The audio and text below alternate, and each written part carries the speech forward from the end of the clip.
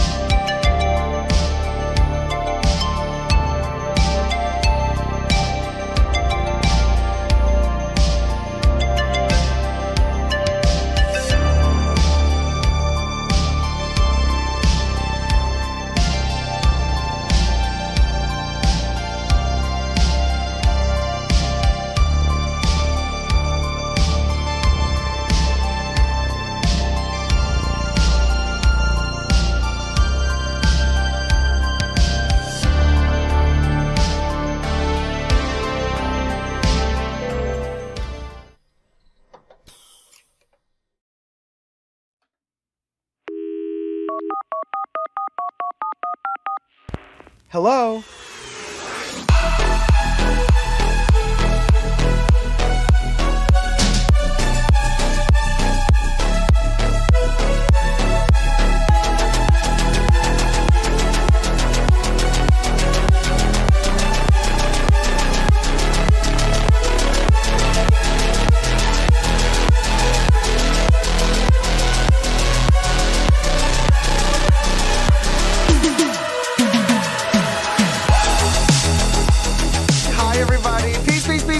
Welcome to the Pink Oasis in the Fashion Bunker on this, a very late live stream on a Wednesday. Hi, Carrie. Hi, Paul. Hi, Shelby. Hi, Dee Higginbotham. Hey, Andy. Andrea Myers. Gloria Latinos. Chizes. Corey K. Teresa McGuire. Hi, Terry. Sylvia. Mahonis Kileki. Maldal. Ellie. Jizzes. This is the beginning of the live stream, so I'm just gonna come in like Madonna. When I was very young. And I go, wait. Nothing really mattered to this hoe. I can't sing the whole words like they were in the thing because they're copywritten. But IYKYK, bitches, because Jesus just went to the Madonna concert. Whoop, whoop, and he survived. It was his first Madonna concert, and we're so excited. This is also one of the reasons I'm a little bit late because, like, he gave us a call, and we were there with him watching. Nothing really mattered to me. Because of you. All right, so actually, thumb up the live stream. We got a heck of a topic. As you can see, we're in Barbie Pink land because we're going to talk about Chanel Cruise Collection a lot. And you know, it's all about Los Angeles. It's all about the pink colors. It's all about that fabulosity. Chanel just launched the collection today on their website. We got prices. We got photos. We got shade, honey. But first and foremost, Jesus, listen, I got to do this. I'm gonna call you. Jesus, can I call you? Because like I want to hear from you quickly how the show was. We have to have a live moment. Madonna's hip recalibration tour 2023. But before I call Jesus, I just want to quickly say, for the replay crew, yes, replay crew, it's a thing. So basically, if you're watching me live now during the live stream, hi, this message is not for you.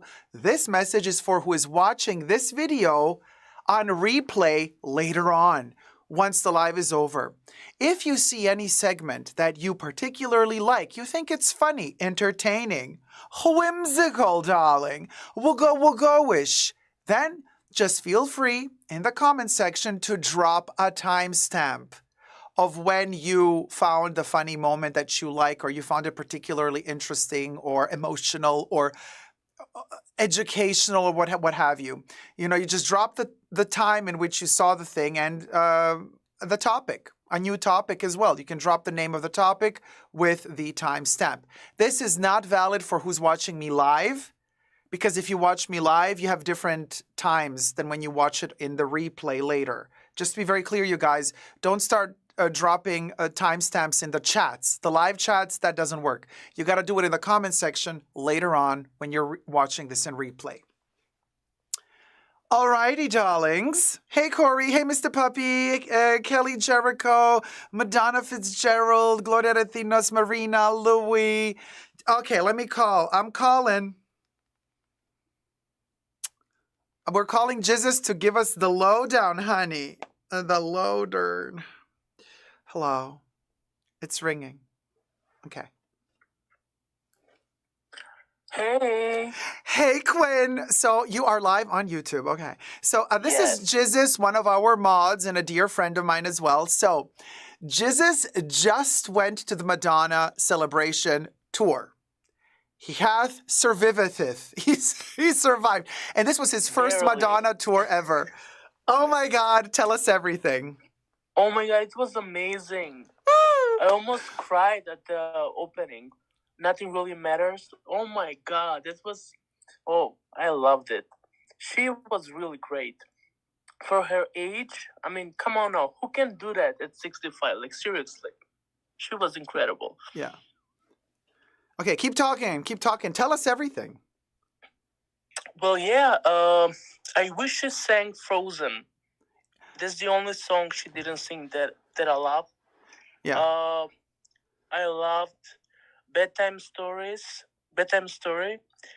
It was really interesting, kind of AI type of background. What else did I love?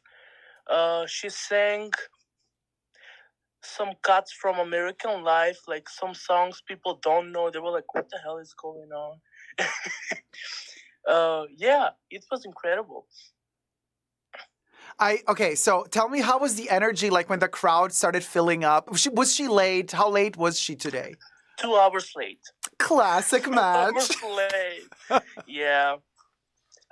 People didn't really know the songs all that well. It was mostly like elder, like, I don't know, people in their late 30s maybe and up.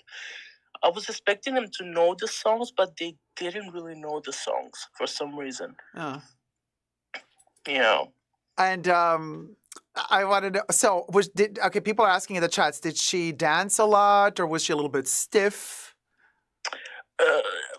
I mean, for her age, she did really well. I mean, let's be honest. Let's be realistic. Like, what do you expect her to do? Like, she was nice. She was good. You know? I loved it because you guys, Jesus called in at a certain point. I mean, called in. I mean, he's calling in now. But I mean, before the live stream, he called and I with the camera, and I could see the stage and I could see Erotica. She was, I think you called me when she was performing Erotica. Oh my God, it was so amazing. I felt like I was there with you. It was so cool. Yeah. Okay, you're playing it like cool. No, I'm just really tired. I'm like, but yeah, I'm so happy I got the chance to see her. Maybe for the first and last time ever, really. Yeah. Who knows if she's ever going to tour again, Oh my God, it's so amazing. Okay, did you get any merchandise? No, I did not. Oh, I told you, get the mirror. Get the makeup mirror. I can get it online. Just sell it online. Oh, okay. Yeah. Oh my gosh. So what else? So what was your favorite song? Oh, that she performed live? Die Another Day was really nice live. It was very like performance art. Yeah. People didn't know it. Yeah. Very satanic kind of, very like with the whole Aleister Crowley type of ritualistic stuff. The pentagram. She did the whole shebang. Yeah. She did it, Henny. She went. She also sang I Will Survive, an acoustic version on the guitar. That was really emotional for me. Yeah. Yeah, that was an emotional performance for sure. Yeah. And did she give an encore? No, she never really does. She just goes. Yeah. Yeah. When it's over, it's over. She just disappears. Also, Bob the Drag Queen kind of opened the show and he performed a couple of times. But I kind of didn't really pay attention to him. No, he's invisible. She overshadows him. He's just annoying. I mean, Queen. Queen. Queen. Bob the Drag Queen. Yeah. So he did not get any merch. And Gloria is asking, did she do the old poppy stuff, Material Girl? She didn't do Material Girl, no. But she did some songs from the 80s, of course, the hits. Okay. Corey is upset. Corey says 2 hours, that's disrespectful to the audience. I mean, it's typical Madonna. It's a classic. You got to know, Corey, if you're going to a Madonna concert, you know. If it says it starts at 8, it's going to start at 10. 8 equals 10 in Madonna time. Period. So this is the first time you saw her live. How was her energy on stage? I know you weren't like front row, but you were still close enough to feel her. She did what she had to do, but I kind of feel like she's saving her energy for the next show. That's what it felt like, because she has another show in the same city. Okay, so tomorrow. Let me tell you where it's at. So you guys, I've seen 5 Madonna tours thus far. different eras and certain tours several times. We'll go. And I can tell you definitely what Jesus is saying, I agree. It's kind of true from my own experience as well. What does this mean? This means that I have also experienced her sometimes in like weird cities that are not like major cities for her. So I also felt like sometimes she plays like certain cities, she's not going to give her all. She's going to kind of, go under energy so that she can really deliver. Like she's going to deliver in New York. She's going to deliver in London. She's going to deliver, in Paris. She's going to deliver in Milan. But if she goes to like, well, I don't know, like Manchester, she ain't going to deliver in Manchester. I'm sorry, Manchester. She was trying to engage with the audience, but everyone was super silent, kind of very distant. She was like, what is going on with you guys, you Germans? Yeah, right, you were in Germany. So the concert was in Germany. So, I mean, she's not a big fan of Germany to begin with. It's just good money for her, I believe, allegedly. So Germans are kind of stiff. Yeah. Allegedly. Yeah, the crowd was kind of dead, to be honest with you. Oh my God, Mika Brock says in the chats, I'm 100 years old. I went to her Blonde Ambition tour.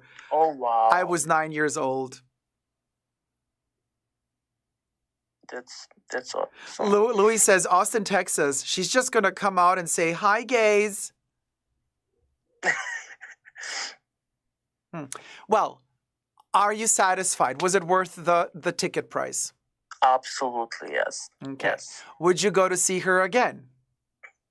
For sure. Definitely, yeah. I love Madonna. So it was good. So you liked it. The recalibration tour is definitely something to do.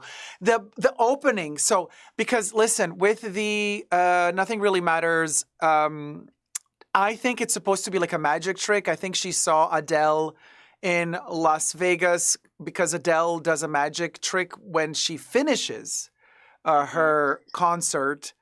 She just disappears in like a cloud of confetti. It just like all kind of falls down, and as it falls down on her, she's gone. She just disappears. And I thought the beginning for Madonna is supposed to be a little bit of a magic trick. Like she's supposed to appear on stage in this bubble of fog, like smoke, like she just appears in the smoke. That's what I kind of think she wants, but it never really works because whenever I watch on YouTube, whoever filmed the opening, I kind of always see her before the smoke appears. So I don't know if stuff is going wrong, but did it feel like she just appeared out of nowhere when the show began, or was it a little bit like, oh, there she is getting ready, and now the smoke is getting ready. Now she's behind the smoke, but I see her, or how was that? You could see everything, the backstage, everything from that perspective where I was sitting. But I feel like the stage design is a bit too simple. I don't think she had the chance to do what she wanted to do. Maybe it's a budget thing, No, she has a budget. She has a lot of money. But the thing is, she was sick and then the knee and all that stuff. So she's not dancing as much as she wanted to. A. B, usually with Madonna tours, the ones that I've been thus far, it's a little bit unfortunate how they develop them in terms of the scenography. Thus far, every Madonna tour I've been to, it only really works when you're in the pit, when you're in the golden circle, when you're like down, looking straight forward. That's when everything works the way it's supposed to work. It's almost as if like she also sits in the front when they're like kind of structuring what it's going to look like, and she kind of only looks at it from that perspective. I don't think that she gives it a lot of thought for all of the side seats. So I do believe like for the people who are really in the front, they get that full-blown ginormous experience. But the second you're like kind of on the sides and sitting up, you get to see it from the top down. And then you get to see the weird runway, the little like things where they're running. And then you get to see the whole architecture. You don't see that architecture when you're in the crowd on the main floor looking frontal towards her. Then she just kind of appears, in different places, and you don't really see the whole kind of weird catwalks that she has that you see when you're sitting high up and you watch it in bird perspective. How was it for you to see those two moments when she kind of flies in that little cube and sings those? I mean, it's fascinating. Like, it's interesting. It also looks very, not safe for her to be up there. Well, she's But it's locked really in. They tied her into the thing. Yeah, She's buckled in. She has a safety gear. it's kind of not necessary, but I guess it's interesting I think she saw that from Beyonce, and she also wanted to fly like Beyonce flies in her tour. Oh yeah, in Dubai. And also she wanted Beyonce's new tour, the tour she's on now. Beyonce's flying a lot. She does it there as well. Oh, she flies all the time on her new tour. She's on a horse. They lift her. Anyway, a lot of Beyonce fans, so I'm not going to throw too much shade. Queen. So, but also I found very Beyonce-ish of her to wear that, which some people are debating, and some people are saying it's a Versace outfit. Some people say it's from Demna's brother, the other one. But I saw a lot of Demna fanboys. A lot of them. Like, well, you are in Germany. You are in Germany, after all. Yeah, so I guess they have absolutely no connection to the world. You know how Germans are. They just think they're the best always and forever, allegedly. Anyway, Queens. So, but that kind of outfit that had like kind of all the mirrors when she did Ray of Light, that people say it's Versace, but some people say it's not. That is also very much Beyonce. You know what I mean? It is, yes. Showgirl. Did she have the knee brace on today? No, she didn't. She didn't have that on. No. But she had those kind of skin-colored tapes on her knee. I didn't see that. Yeah, I those don't are think hiding. She had Yeah. them on. Yeah. And what was your favorite outfit when you see it live, not just on photos? My favorite outfit, I think the opening outfit. Yeah. The first one. So Jean-Paul Gaultier with a little bit of Japanese cultural appropriation. We live. I mean, the costumes are a bit simple, very like costumey. Yes. If you know what I mean. Yeah, because she needs to perform in them. No, but that's normal. That's... Yeah. Love but it. I'm not really wowed by them. It's not like I love them. No, but this is but don't forget, this is what Madonna has been doing since the 80s. This is one of her strengths. She, unlike Beyonce, who, again, turns into this sculptural moment always, and it's way too much. Madonna is very clever.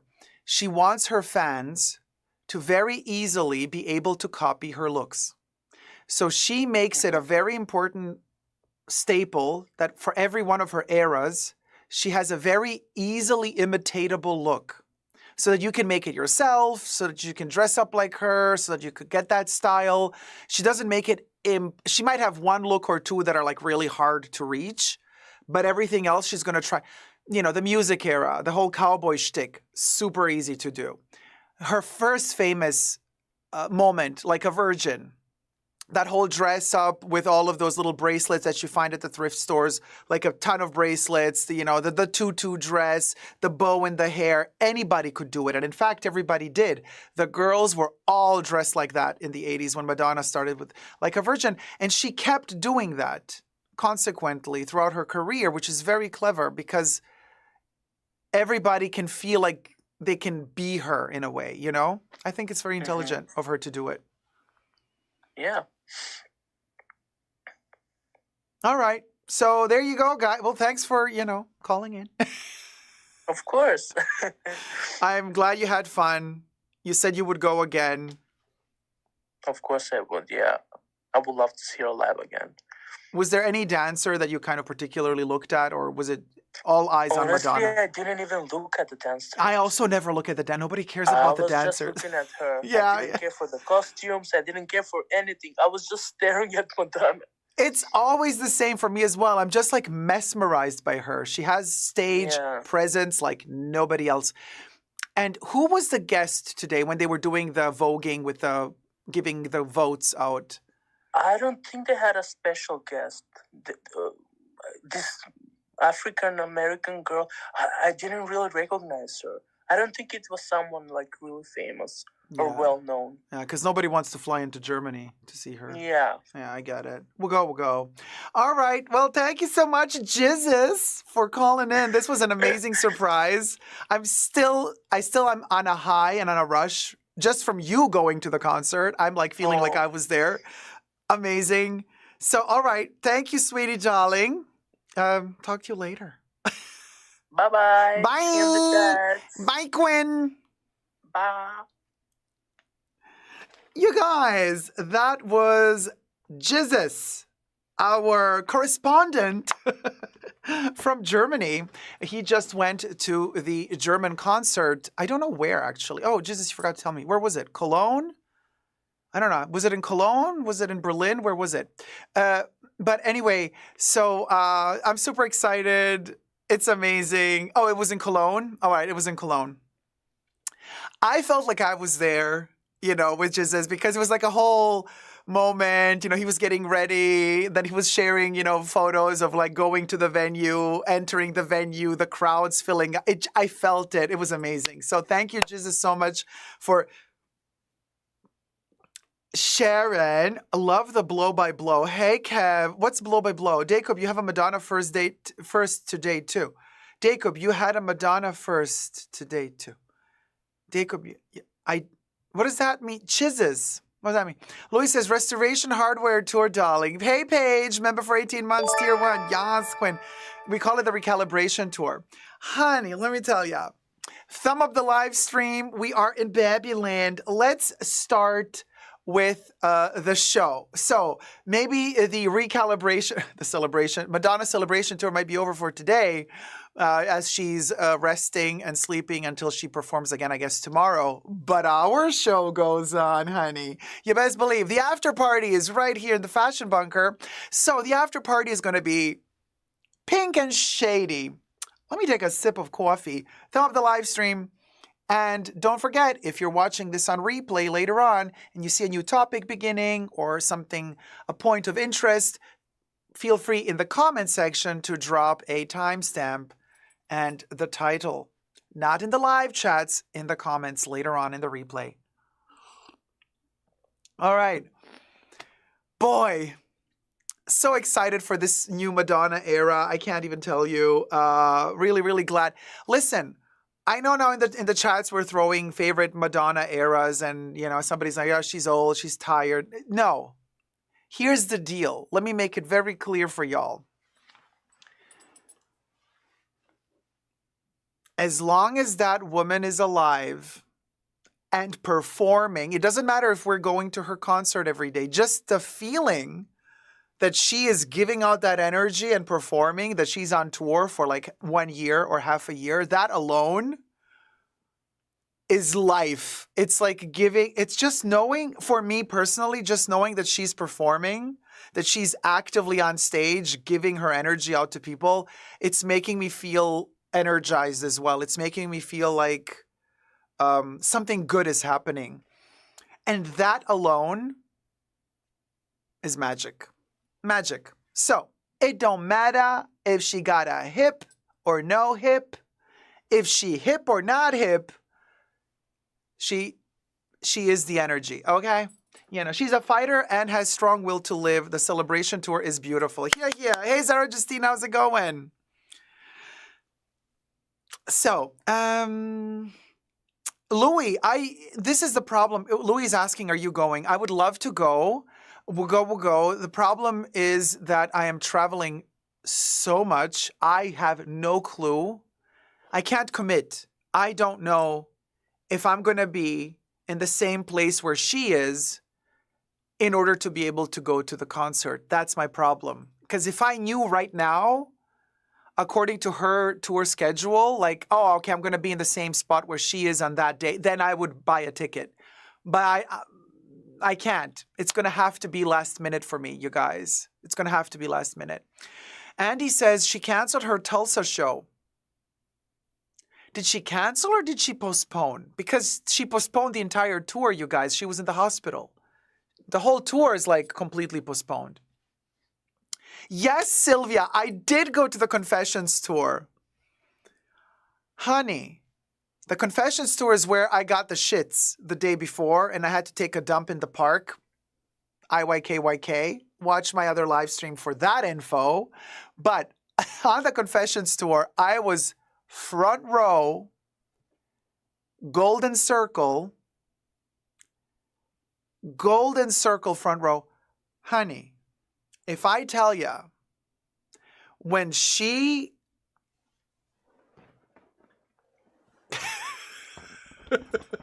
Now, she did not come down in an eyeball, but she came down in a huge disco ball. You know, that's the beginning of the Confessions tour. Like this huge disco ball kind of falls down on the stage. Hey, Madge. We'll go.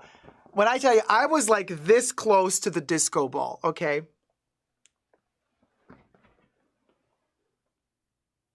You know, when Donna Summers, you know, that whole Donna Summers, you know, I Feel Love begins. That's the Confessions tour. The disco ball comes down and then the music pumps higher and higher and higher. And at one point, the disco ball just like opens up and she's inside. Ah!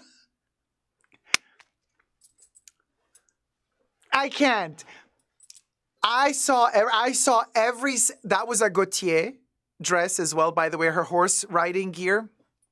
That was Jean-Paul Gaultier. The hat, the whole little ribbon, so cute. She was adorable. That was right around the time when she started plumping, you know. So she was still very dry and it was like, oh man. Yes, front row, baby. I saw that whole concert right there. And I was tired because, of course, I spent, you know, a long time traveling to get to the venue the day before and blah, blah, blah. And then I'm not the person who's going to dress up in regalia for the concert. You know what I mean? I was not flashy and glitzy. She did not make eye contact with me. I was not interesting enough.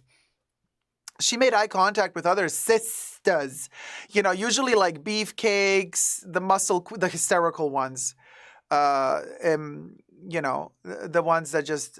you know, the ones with the cowboy hats. IYKYK. I was very low-key, wearing Yoji Yamamoto. I was all in black. I was that person. I was the IYKYK person. If she were clever, she would have looked at me. But no, she wanted to look at the beefcakes. Anyway, it was amazing, amazing. Confessions tour. I also saw the Drowned World tour. With that ugly haircut she had back then. Then I also saw her, the Sticky and Sweet. I saw that twice. I saw MDNA. I also saw the Rebel Heart tour. We'll go. She lost me with Madame X. I did not want to see that one. But yes, Ollie, the Marlboro Men. Anyway, we'll go. How she's doing this after having just had a septic shock, I can't even. Corey, she's Madonna, baby. She's Madonna. Hey, V-Sense, I went to Hard Candy and MDNA. Yes, Quinn. Chizus is like TMI. Whatever. We're in the fashion bunker. If we have the shits, we can say it. What? Like, none of you ever had those issues? Love the smoky eye, gorgeous. Thank you, Zara. Wait, Bubbles, did you say something? No.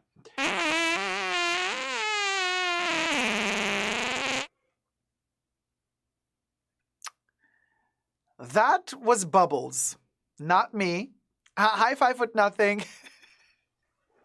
Oh, really, Corey? Your favorite Madonna anything is Evita. Interesting.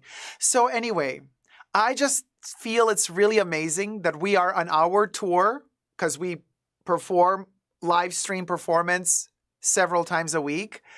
And Madonna's on tour. And so I love kind of having this little update moment, like what is she at? What's happening? Where is she performing when I'm on the live stream as well? I think it's a kind of a nice little moment. Plus we had Jizzes go to the concert today, so we gave it a little bit more time. I'm not going to talk about Madonna so much every time, but it was just kind of nice today to have this little, you know, connection. All right, y'all.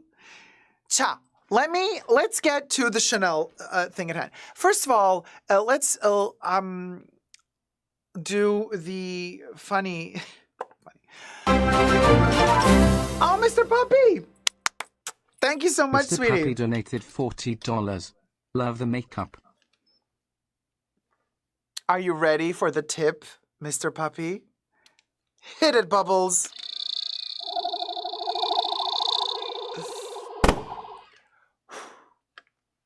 Thank you so much. Love the makeup. Thank you. Thank you. Thank you. This little kind of gray silver smoky eye that knows but doesn't know. It knows but it doesn't show.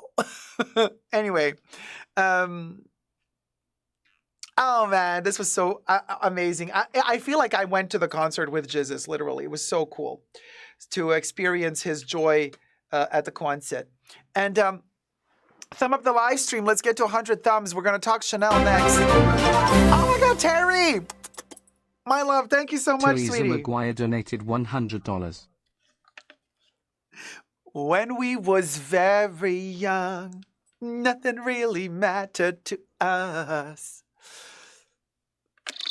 but making ourselves happy. We was the only ones. But now that we have grown, everything's changed. We'll never be the same. And then she was so clever. And then she says, because of you. And there's an echo, you. And then she makes it very clear. She's saying thank you to the fans. Clever little manipulative little sneaky thing. Loves it. All right, y'all. So let's do Chanel. Chanel! We're going to talk first. I want to start with, before we get to the bags, I want to do the accessories.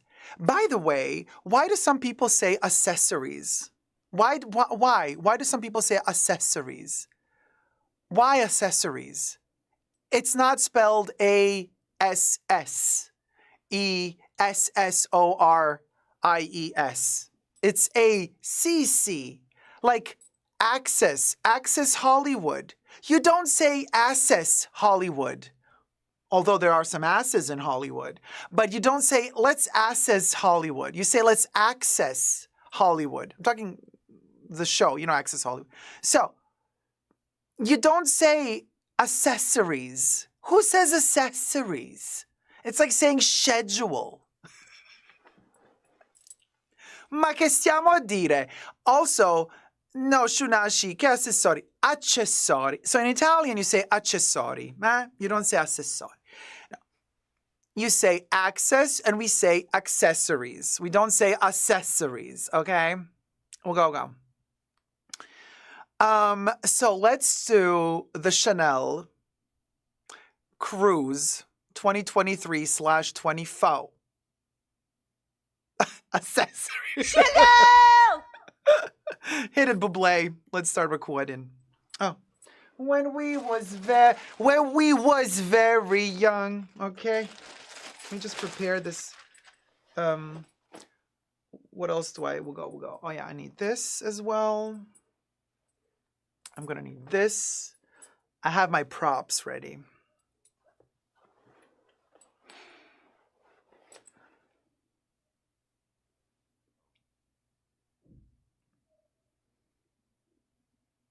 Hi everybody, Dacob here. Welcome back to the Fashion Bunker. We're talking Chanel Cruise Collection Los Angeles, Venice Beach 2023/2024 Barbie Chic Fantastique, honey. We're going to analyze what the Chanel website just dropped.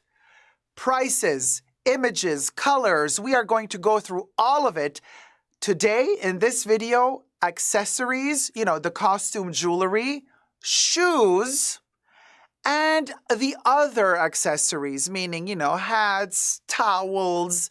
We're going to live that Los Angeles Chanel Barbie life together. First and foremost, subscribe to my channel if you haven't already. Push the join button next to the subscription button. Become a member today. Get access to extra perks. You can also join me on Patreon. Super Dacob, all spelled together there as well for extra perks. Thank you to my members and patrons who have already pledged.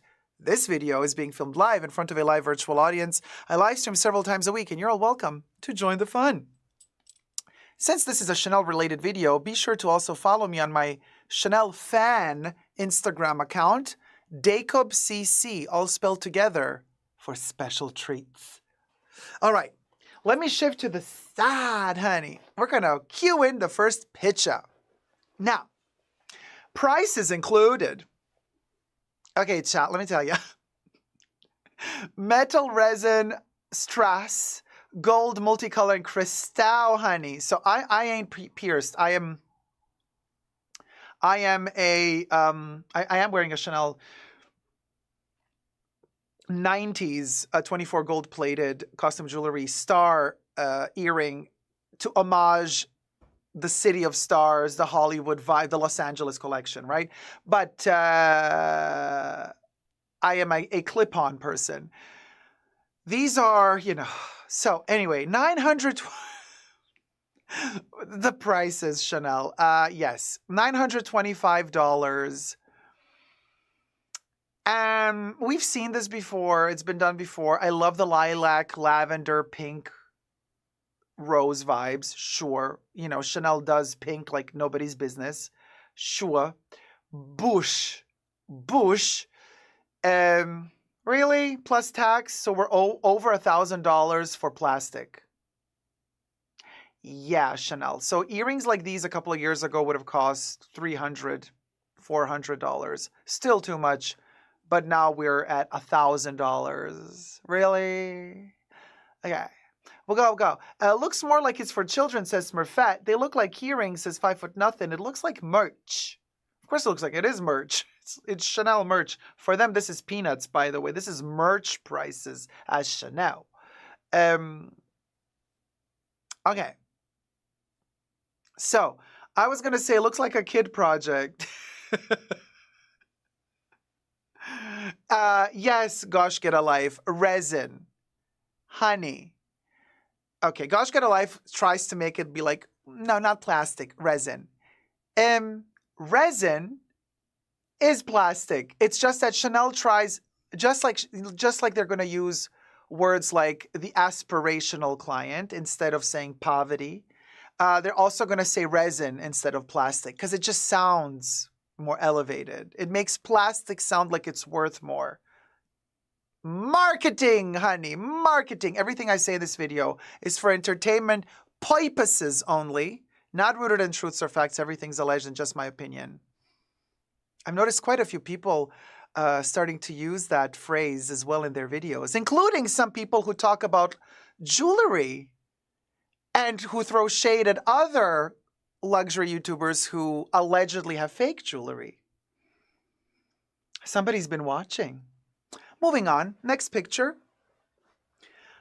Pendant earrings, again, in the resin. $875. This is really bad. And you know what's really bad about this? Listen, I'm all for this kind of little sketched out Chanel No. 5 bottle. Live-in ferret. Like live-in ferret. I just don't like this random little tiny nugget of a crystal. Just randomly like... Here, I get it. They put it there because it's supposed to be the wax seal for the badrouchage. But this, honey, what is that? It looks like there's a chip in the bottle. No. And also that, well, now we'll go. So anyway, pendant earrings, still not clip-ons. Still just perforation, the recalibration perforation.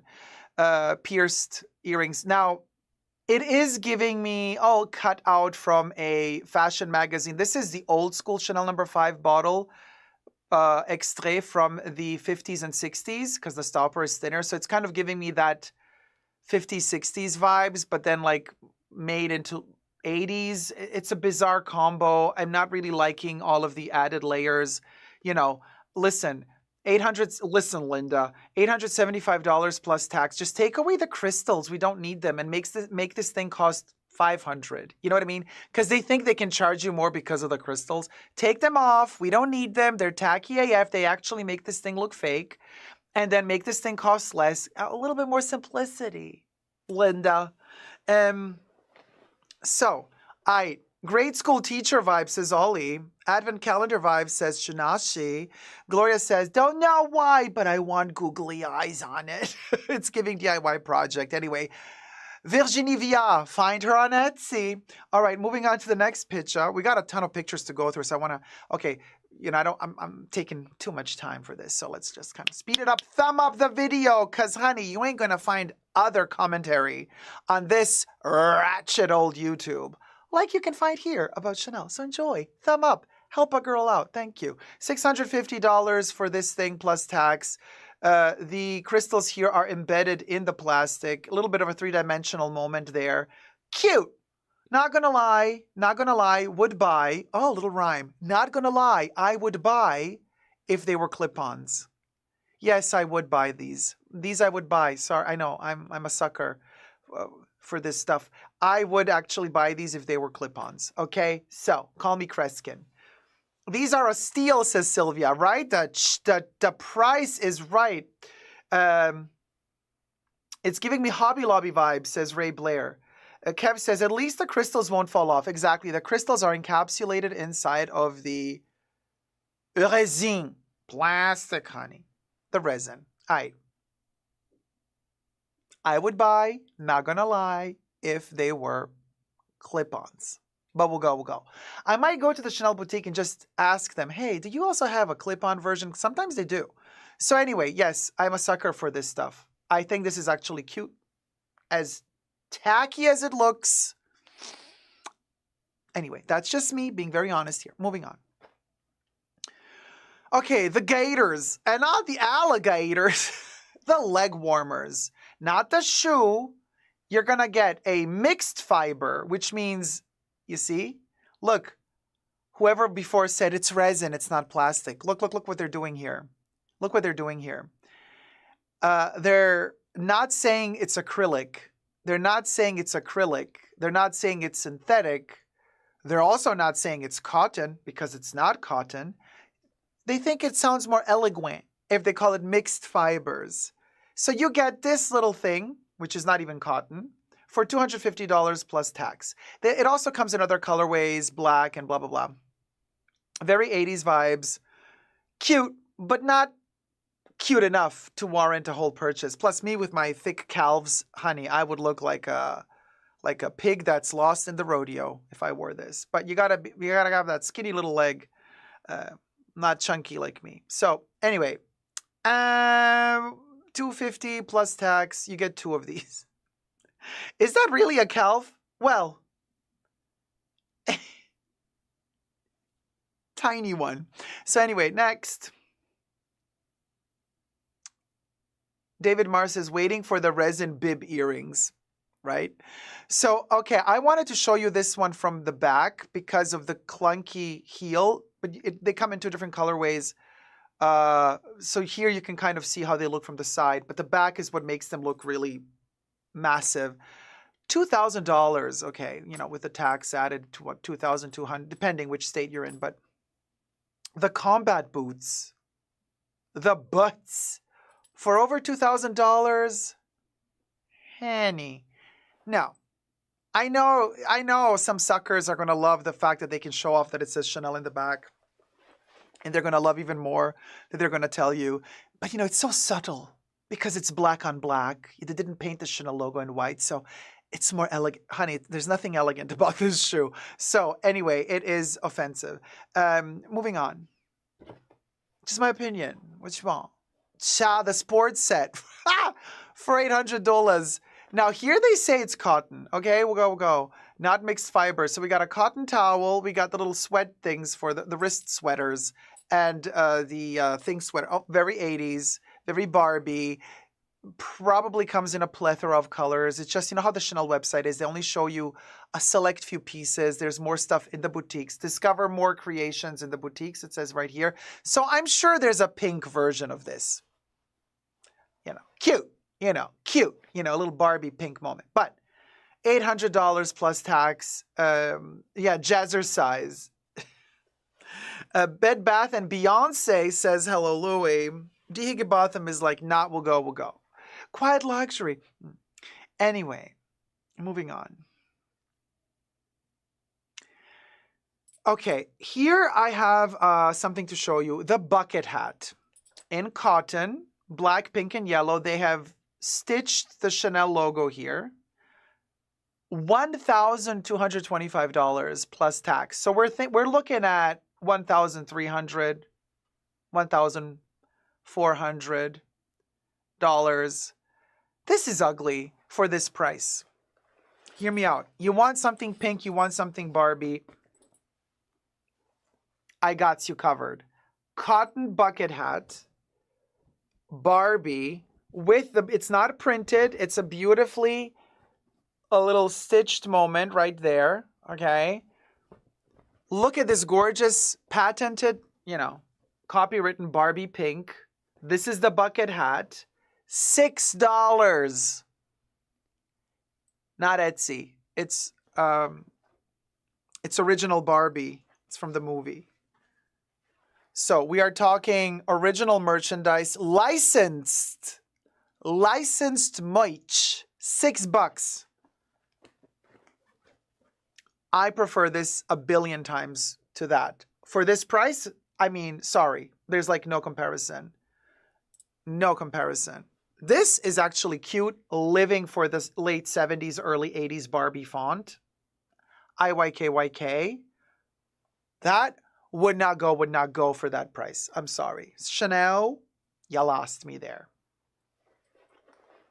It's a bucket hat, for crying out loud. All right, moving on to the next one. The hair accessory, $625. You can actually detach this little twilly from the scrunchie. Now, the last time I purchased one of their hair accessories was Cruise 2021, so it's 3 cruises ago. $380, $400. Now they charge you $625. Silk jacquard, black and multicolor, and there's other colors available. Y'all, would not go. Chanel, it's the pricing for me. No, Now, all of these, you see how they're kind of making the different colors for every Chanel letter? We've seen it also on the bucket hat. Remember, I got a pair of sunglasses from the Beverly Hills limited edition boutique collection. These came out right as the fashion show was shown around 6 months ago. And in fact, these were exclusive only to the Beverly Hills Chanel boutique. But then later on, a limited amount was also available online, and now they're sold out everywhere. This is why I'm showing them to you, because that's the vibe. You see? Look, it's the same exact color combo. The yellow sea. Oh no, it's not the same color combo. What am I talking about? So anyway, not the same color combo, but it is a. Anyway, Queen. So, but that's the vibe of the cruise collection. Very Barbie-esque, living for these. I wear them a lot. I adore them. And they come in this little pouch with the double C in pink. It's a special boutique exclusive with the double C here is in pink, only for these shades. So anyway, that's the vibe. Okay. So just showcasing some special little limited edition pieces. Moving on to the next. Okay, now here we have clip-on pendants.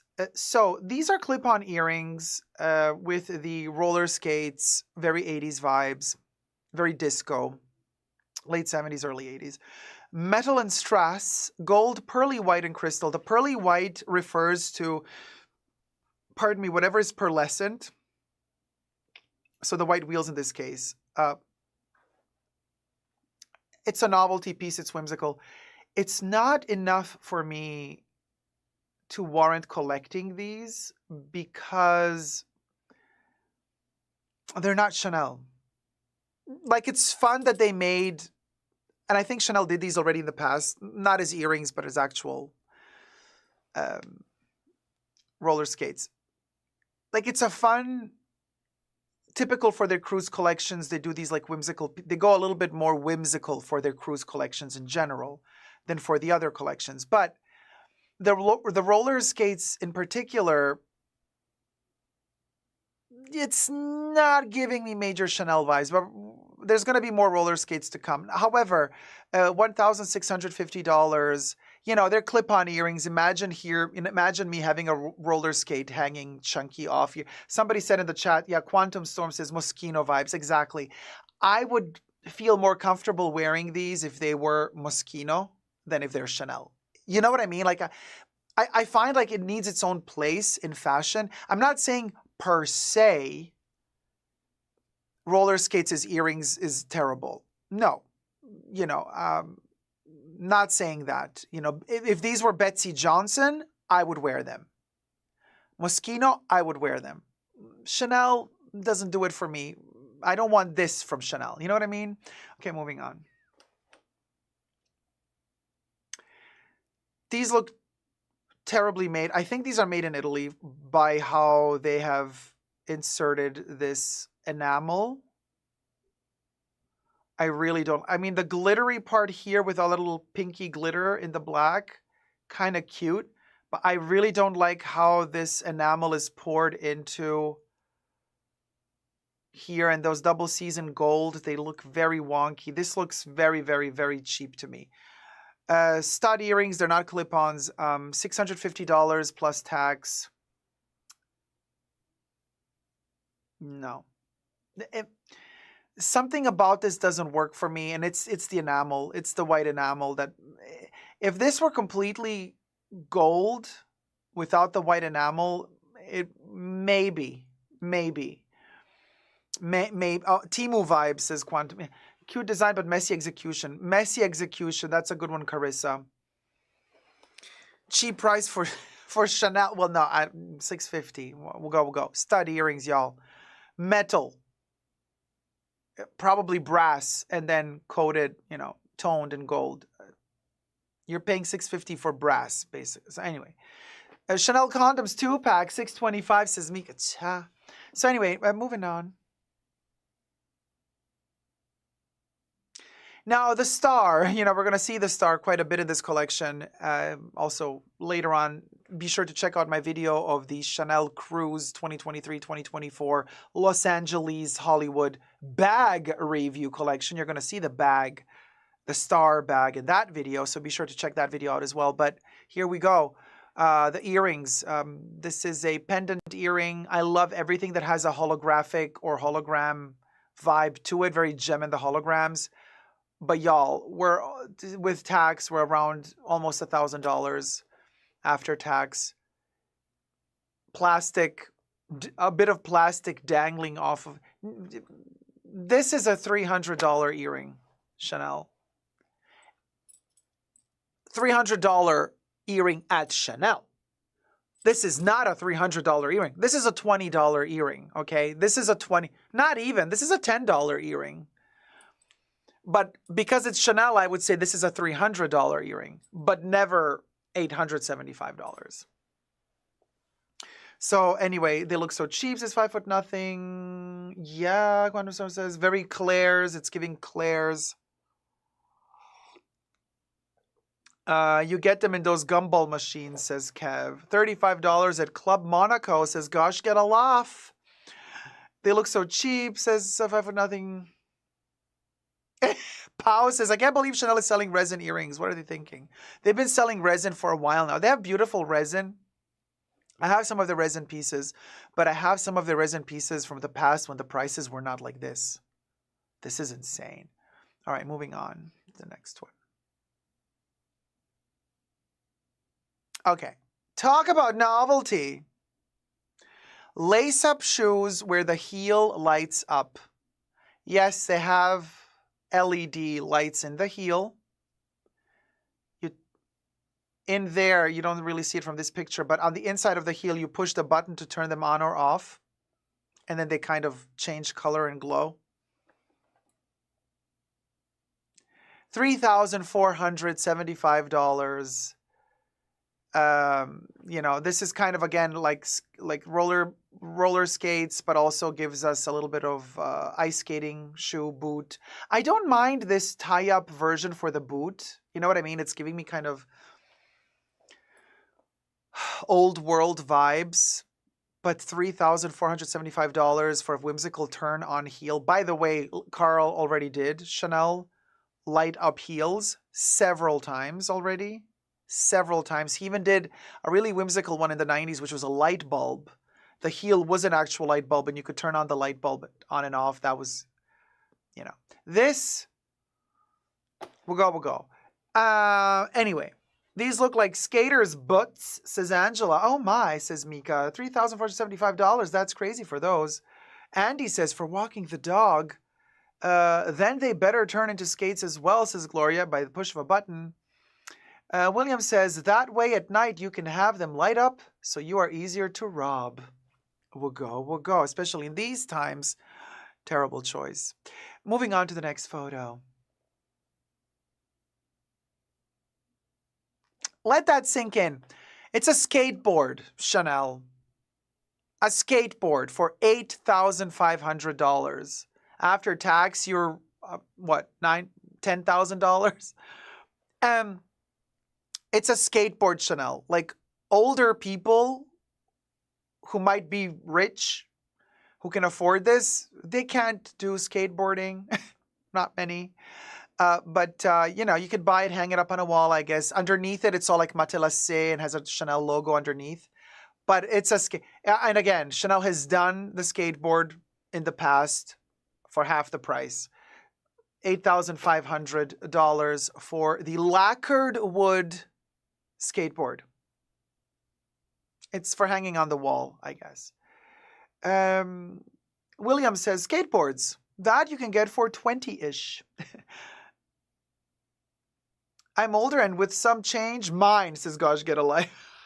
Mika says, Hermes would sell a skateboard for like 2,000 LOL. I don't know how much, it depends.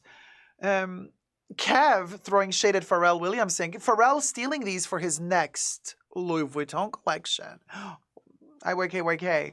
Anyway, you can keep your skateboard, Chanel, or sell it to the nouveau riche who have no clue what's good for them, allegedly. Moving on to the next photo.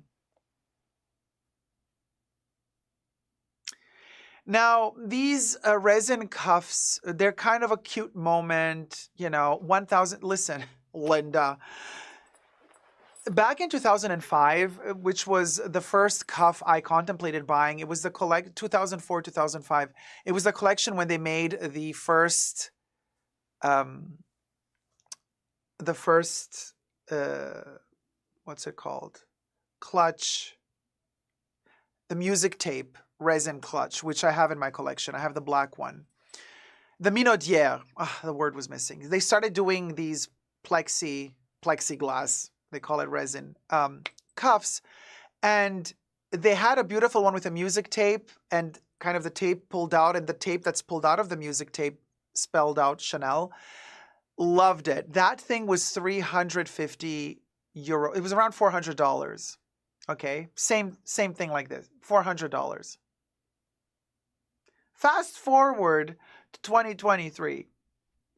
We are at $1,300. Nothing changed in the style of the cuff. I mean, it's a magnetic, it closes with the two magnets. If one of those magnets fall off, ciao.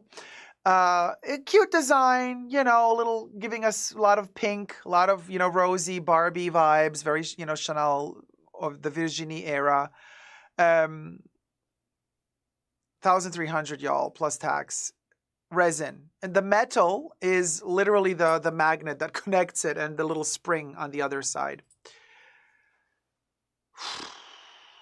The price has really become insane. Cuff for the wrist, but it does look like a cozy, says Gloria. Washi tape. April says washi tape.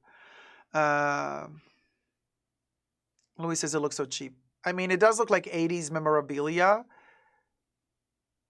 I just don't see the justification of this price. Okay, there's no material here to justify this price. You're literally, at this point in the game for Chanel, they're putting these prices because they're Chanel.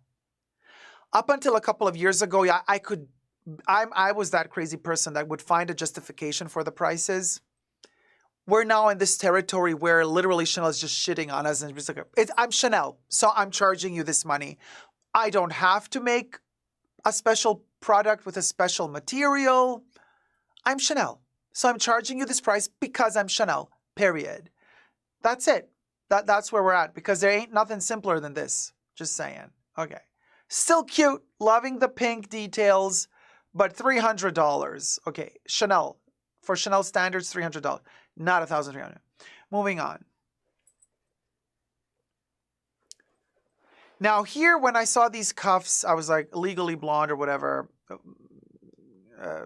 Playboy Bunny. And I thought, usually when they have these fluffy things, it's usually rabbit fur. they did not care to even give, which is good. Hi, Pina, looking at ya. Fantasy fur. You see, again, we're back to that game, that marketing game that they play. When they don't want to say plastic, they say resin.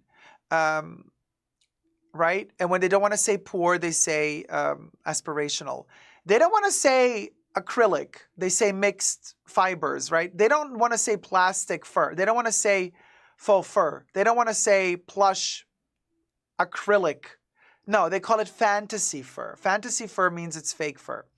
But they want $1,650 as if this were mink. Okay, it's not mink. It's faux fur, metal, so it's probably brass and glued on a glued on piece of plastic fur for $1,650. Made out of Visionese pink beaver, says Jizzes. Cha, okay. Moving on to the next one. I can't with y'all. All right, here we have another version of just a little bit, you know, the other cuff was a bit chunkier. This is a little bit slimmer, and it has the holographic Chanel spelled out, and it's a little bit more less expensive. $1,150 for this version of the cuff in resin. Moving on. Exactly, Louis. Compared to Vivienne Westwood, you can buy an entire outfit for $1,650, while at Chanel you can buy one cuff. Here is, I guess this is the same cuff from before, just a different angle. I just wanted to show you the interior, how it looks like, the black resin on the inside. And the magnet is, here is the magnet hiding in there, and on this side is the metal spring. Okay.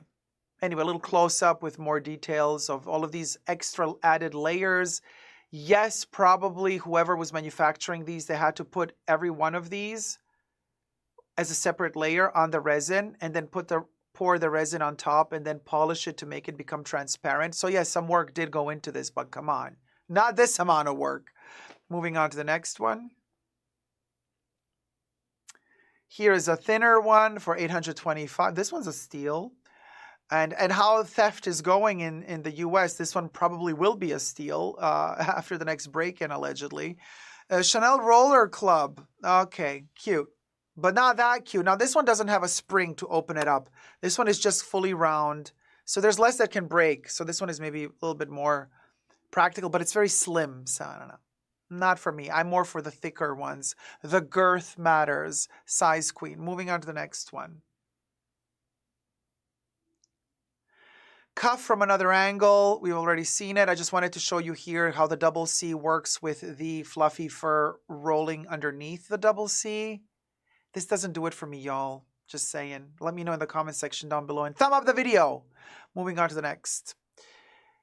Chop. Okay, you know what? We'll go. Like, if you're a fan of cars, cabriolets, the Barbie vibe, and Chanel, and it's a brooch. $550. This again was one of those things that was around $400, $300 in the past.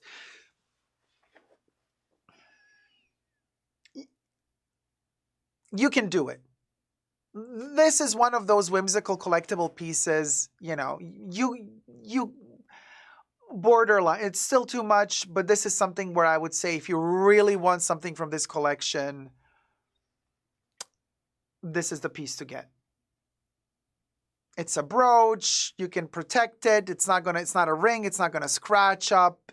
No matter how big or small you get, the brooch always fits you, size doesn't matter. If you really want something that's gonna, sure, it's overpriced, but it's still something that will have a memory. You know what I mean? If you want a momentum from the collection, something to remember 10 years from now, like, oh, I got something from the LA, Hollywood, Chanel collection. Something like this, I would say we'll go. Okay, moving on, but still too expensive.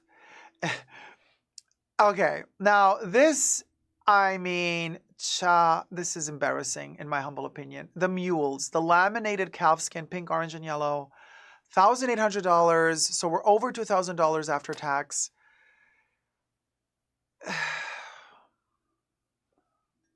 I already know who's going to buy these, and I already know how they're going to look wearing them. This is Miss Piggy. And only Miss Piggy. Everybody else who buys this is going to look like a wannabe Miss Piggy. IYKYK. Moving on. Again, rollerblades, not my thing at Chanel, but if you really wanted a piece from the collection, we're at that brooch entry-level price, $550 plus tax. The crystals are inside of the resin. They're not going to fall out, right? Because the resin is covering them. If you really wanted a moment to remember the collection from, this is the thing to get. I love the color combos, you know, love it. But again, roller skates, price, But if you really wanted a moment to remember this collection from, this and the car brooches, you know, it's cute, but it's not really Chanel. But whatever. Like, we'll go. Sure, why not? If somebody gifted this to me, I would wear it. For sure I would wear it. But I'm not compelled to spend this money to buy it myself. But anyway, moving on. Love the colors, though. Okay, here we go to the stars. So this one, metal resin strass, I honestly, I'm a little bit torn with this one. It looks tacky, it looks fake, but it also looks interesting because the crystals are not outside of the resin. The crystals are inside of the resin. It has its purpose within this collection because it's all about the stars, the Hollywood Walk of Fame, all of the stars on the Hollywood Walk of Fame. You know, the Chanel, it's the star Hollywood collection. I don't mind this brooch as, again, a memento, like a memento, you know what I mean? Like a memorabilia of the collection, but not for this price. Okay, this is a $500 brooch. Still, this is, let me reiterate, this is a Chanel $500 brooch. This is not a Chanel $875 brooch. So, and they know what they're doing here. The price is higher for this one because they know that everybody's going to want a star from the Chanel collection of this season. It's cute in a simple way, says Carissa. Yes, I agree with you. Linda says, listen, Linda, that's cute, but not for $875, right? It's giving sheriff badge. Just Joe, I do have the Chanel sheriff badge from the Paris Dallas Métier d'Art collection from Karl Lagerfeld. I actually have one, and it was way cheaper than this. It was around the $300 mark, not $875. But that was 2014, or 2013, 2014. Moving on to the next. You know, I had to put the slingbacks in here because I just do love Chanel slingbacks. I always will. I own quite a few of their slingbacks. I wanted to add these to this list because A, they're suede, and B, purple and dark purple. Love the colorway and love suede. It's quite rare to find these in suede. I do have this colorway in my private collection. I have this classic colorway in suede. Amazing, but I just wanted to make a note for all of y'all who are considering buying them in suede. Be careful, they stretch out. They are much softer than the classic goatskin or lambskin. So mine are ginormous, actually. I have a lot of their slingbacks and tweed in different leathers and suede and goatskin and lambskin. And I can tell you, the suede is super comfy, but it stretches here in the front quite a bit and your foot just kind of slides through a little bit more. So consider that if you're buying the suede. You might maybe want to go half a size smaller just because it's suede. Now, don't take my word for it and then come for me later when it doesn't fit you, Linda, because maybe this is a different quality of suede, and we know their leather at the moment is what it is. So I'm talking about the suede that I bought years ago. But just bear that in mind. And also don't forget with Chanel, you can always choose the width, B and C width as well of their shoes. But I really love this color combo. And yes, I would buy it. I would buy this. $1,075. Would not go, will go. But still borderline. I still love their slingbacks. I'm a sucker for their classic slingbacks. So anyway, there goes that. Next one. This is a slingback with a slightly thinner heel, and they do have this little ankle strap. So this is a different version of a slingback, and they do have the double C logo in the gros grand kind of sewn into there. You can see it also here a little bit.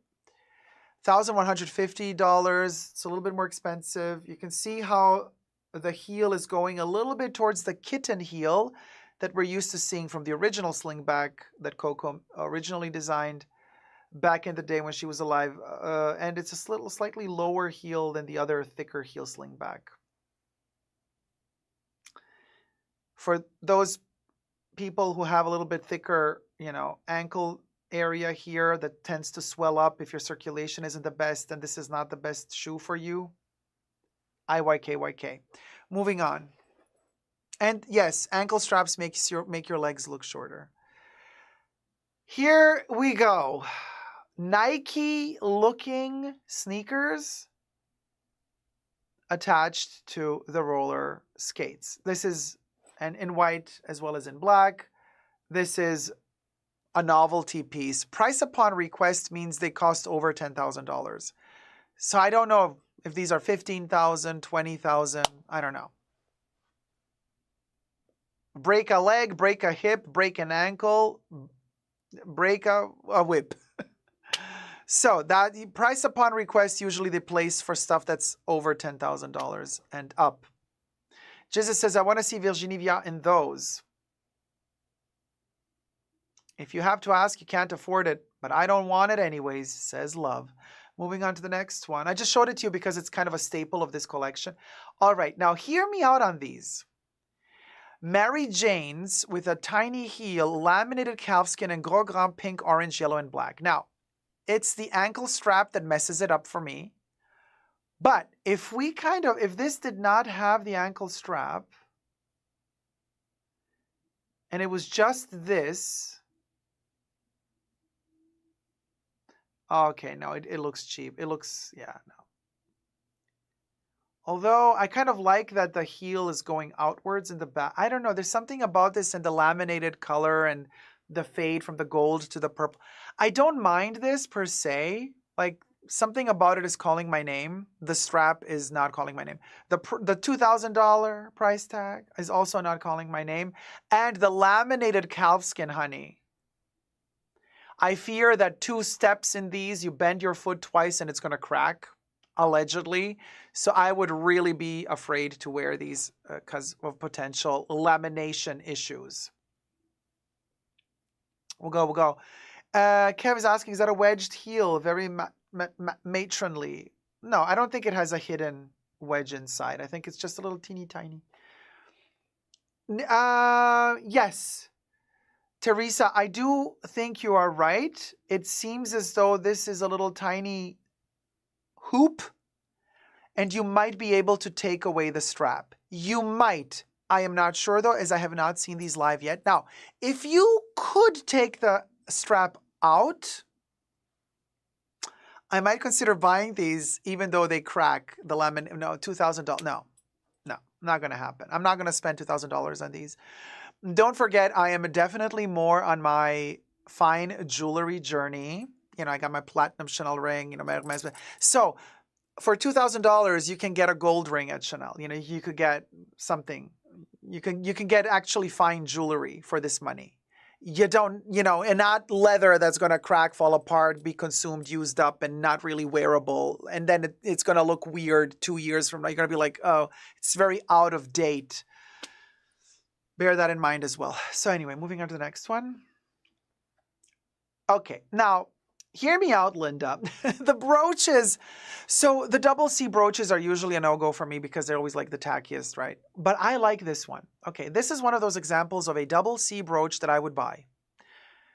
I need to see the size. If this thing is this small, hell no. If it's this big, then maybe. Because if these stones are big, chunky crystals, if they're chunky glass or crystal stones, loving the pastel colors, loving the gold toned metal. if this thing is substantial, because you see, they're not giving us the size of the brooch and the information here, right? I have a sneaky suspicion it's a tiny one. But if this thing was big and the stones were big, then I would actually really like this one. I like it. I like this one. I love the pastel colors. I love that it reflects the light. It's very luminous. It's very light. I never like double C Chanel brooches. I think I only have 2 in my collection. And, I have a collection. But I bought the Paris Shanghai Dragon Scale double C brooch from the Métier d'Art collection. And then I purchased from their Paris London collection back in 2009, 2010, that ginormous double C with the British flag in it. Brooch that turns into a necklace. Those are the only kind of big, like, double C brooches that I have. Everything else I have is more whimsical approach to their brooches. But this is a double C I would buy, given the right size. Price, not so good. I like it. Oh, Johnny said Johnny like it a lot. So Terry likes it. Don't the crystals fall out? No, just Joe. That's a good point. The crystals usually fall out. The tiny crystals fall out of the earrings. This is a bigger crystal. This should be set differently. When their crystals are bigger, usually they don't fall out. It's a different situation.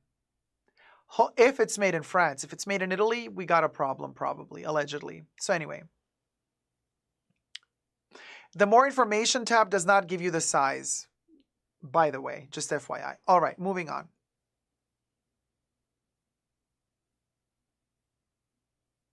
Or maybe it does give you the size, but I didn't see it. Here we got a resin. Again, we have that entry-level price tag, $550. What is this? A planet? A disco? Oh, it's a disco ball. Oh, it's not a... Okay, it's a disco ball. Why a mustard-colored double C for a disco ball double C? I don't get the colorways. Like here is where I want to see a pink double C. I want this pink, the Barbie. I want pink here. That's where they, or this is where the disco ball, these little platelets should be in hologram, like a holographic disco. This should be holographic metallic. It's a disco ball. You're making everything holographic. Why don't you make the disco ball holographic? I don't get it. And then these little crystals. No, I don't like the color combo of this thing. This is like faux pas. So they should have done this better. Zoom better. Okay, moving on to the next one. Y'all, I know that these little things turn and it says Chanel Paris on. It's a key ring for $2,000, $1,750, but then you got to add tax. So we're close to $2,000 for a keychain. And yes, these are actual laces. It's laced. The little metal, teeny tiny keychain shoe is laced. And the wheels turn, allegedly. $1,750 plus tax for a keychain. No, I'm sorry. No.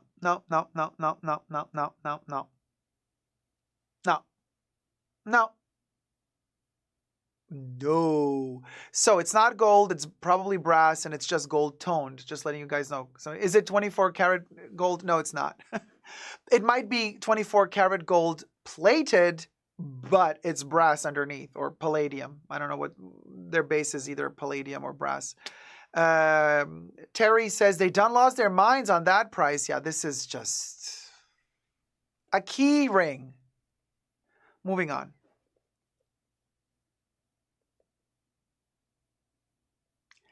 I have no words. This is so ugly. It's resin. It's acrylic. Okay?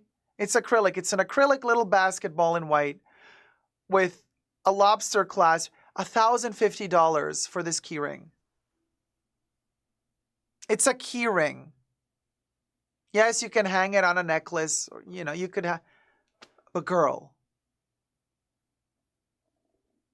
no, it's not a golf ball. It's a basketball. It's a white basketball.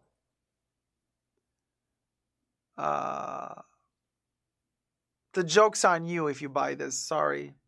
To each their own. Moving on to the next one. Oh, you like it, Quantum Storm? Girl, for 1,000, no. Save your money. Buy real jewelry.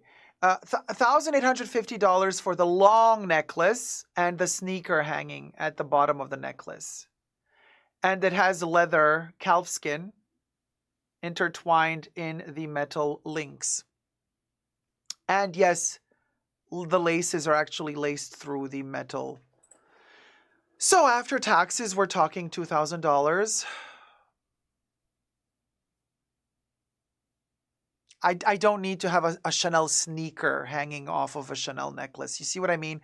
For $2,000, I would rather purchase a vintage Chanel necklace, old school, if you can find it for $2,000 nowadays. Pardon me, but for this money, I would not fall for the FOMO to buy something seasonal that's going to look really outdated 2 years from now. For this money, I would go for a classic Chanel necklace.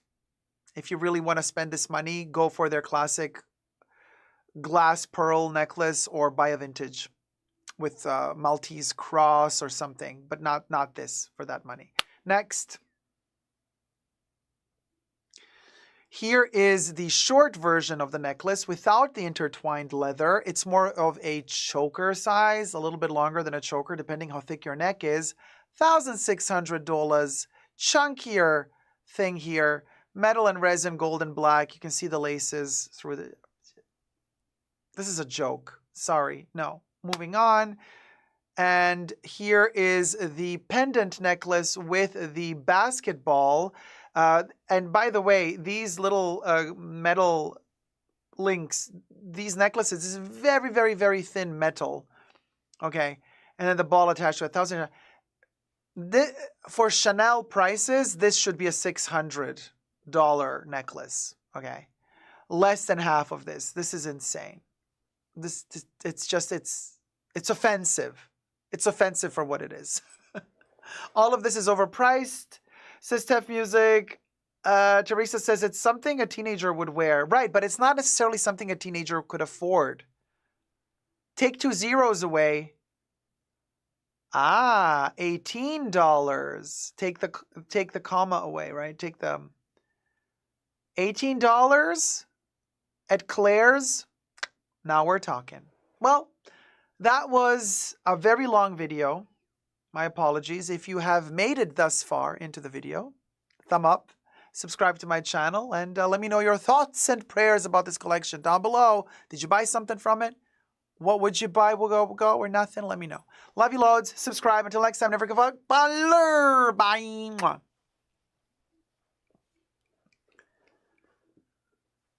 Yeah, I also feel like it took them $8 to make. Like, it's insane, you guys. Thumb up the live stream, please. We got like 250 people watching. And it would be nice if you would support the Fashion Bunker while I put away these glasses. I protect them because they are cute. They're cute. We like them. We enjoy them. We wear them a lot. They're polarized. I was so happy I found these because now, forget it. Forget it. I'll get it and I'll forget it because let me just pack them up quickly before we move on. Thank you for your patience. Thank you for choosing night tie and tie. Not sponsored. I'm just saying it because it makes fun. It's funny because it's a quote from Roger the Alien from American Dad. You can tip your host right here. A thumb up the live stream if you're enjoying it, and consider becoming a tier 1 or tier 2 member today. Gain access to extra perks. Now, let's jump into another instance of Chanel, the thievery of it all. I want to talk about the thievery real quick here, Linda. And I want to do the powder first because I am oily.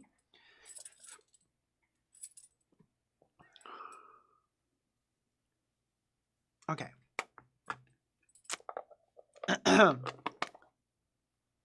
Yeah, I'm going to see a lot of influencers wearing these items. Ugh. I'm going to try to not look at the influencers because they're just really...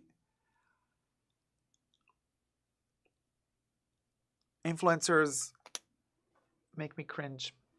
Okay. All right.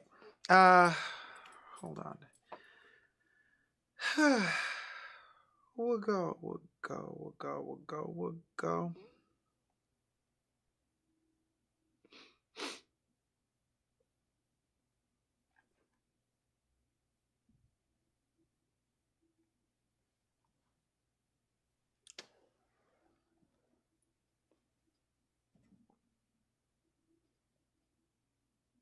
Hi, everybody. Dacob here. Welcome back to the Fashion Bunker. Chanel has been robbed again, and within 2 weeks or 1 week, twice the same boutique. Listen, I got the news here for you. I got the scoop. Let's check all of this out. But first, subscribe to my channel here on the tubes. Push the join button next to the subscription button. Become a member today. Gain access to extra perks. You can also join me on Patreon. Super Dacob, all spelled together there as well for extra perks. This video is being filmed live in front of a live virtual audience. I live stream several times a week, and you are all welcome to join the live chats and also subscribe. But also push the notification bell to get notified every time I post a new video, and follow me on Instagram, Super Dacob Backup, all spelled together, or my Chanel dedicated fan account, DacobCC, all spelled together. As reported by CBS8.com News, San Diego police Fashion Valley Mall Chanel store robbed twice in 2 weeks. Now, what will go, will go. In both robberies, groups of people allegedly, I love how the article says allegedly, same applies to my video. Everything I say in this video is for entertainment purposes only, not rooted in truths or facts. Everything's alleged and just my opinion. So in both robberies, groups of people allegedly ran into the Chanel store in Fashion Valley and quickly fled with thousands of dollars in stolen merchandise. So let me tell you what happened. The first time, it was like 4 or 5 masked people that came in, grabbed whatever they could grab and ran out. And then there was a car waiting for them and then they drove off. Within 2 weeks, they did it again. But this time there was around about 13 or 14 people masked that ran in, took whatever they could take and ran. This time around, there was a lady that gave an interview to this magazine and to the news, and she was there as a witness to what was going on, and she was quite surprised. And what I found really fascinating, what she was surprised about. She delivers a very interesting point, and I am kind of shook that this happened in the way that it happened. So basically, 2 things. First thing, she said that they were all kind of frozen when it all happened. The clients as well as the sales associates. But she said that the thieves, the robbers, they jumped on to bags, the expensive goods, but not any of the bags that were near any client or near any sales associate.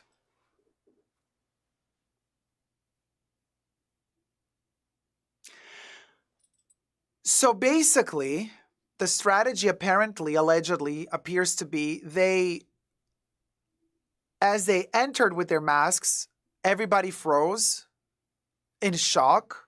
So let's say you're the sales associate. Let's say I'm the sales associate and I froze right here next to this bag. They would not touch me.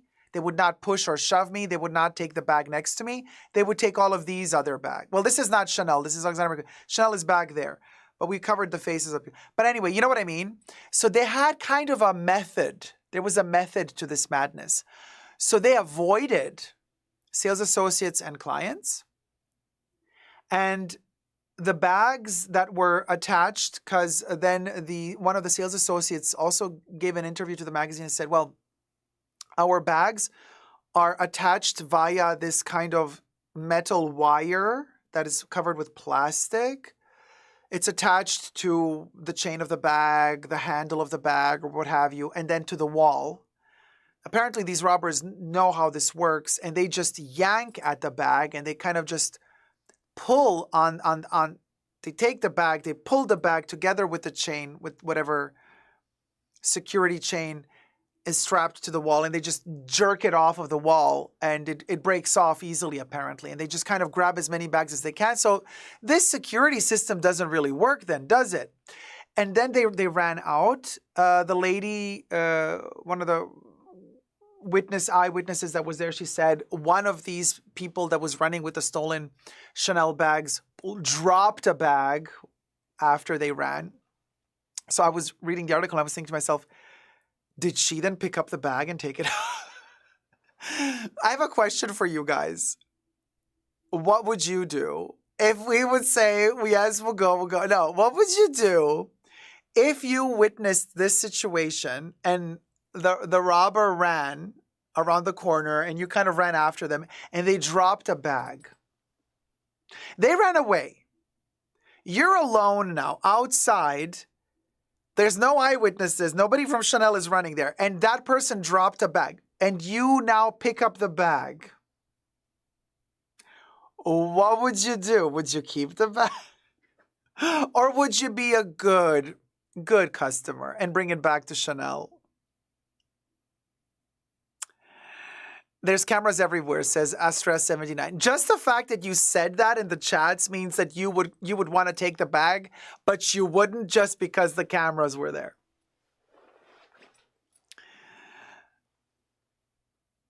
Let me know in the comment section down below. But anyway, so the second thing that was kind of shocking about this interview with the eyewitness was that the eyewitness said she stood around. You know, she hung around for a while. She kept shopping, did other things. She was also under shock. So she was there several hours after the incident. And she said she never saw the police come to the scene of the crime. In all of the, allegedly, in all of the hours that she was there after the incident, no police came. I find that very interesting.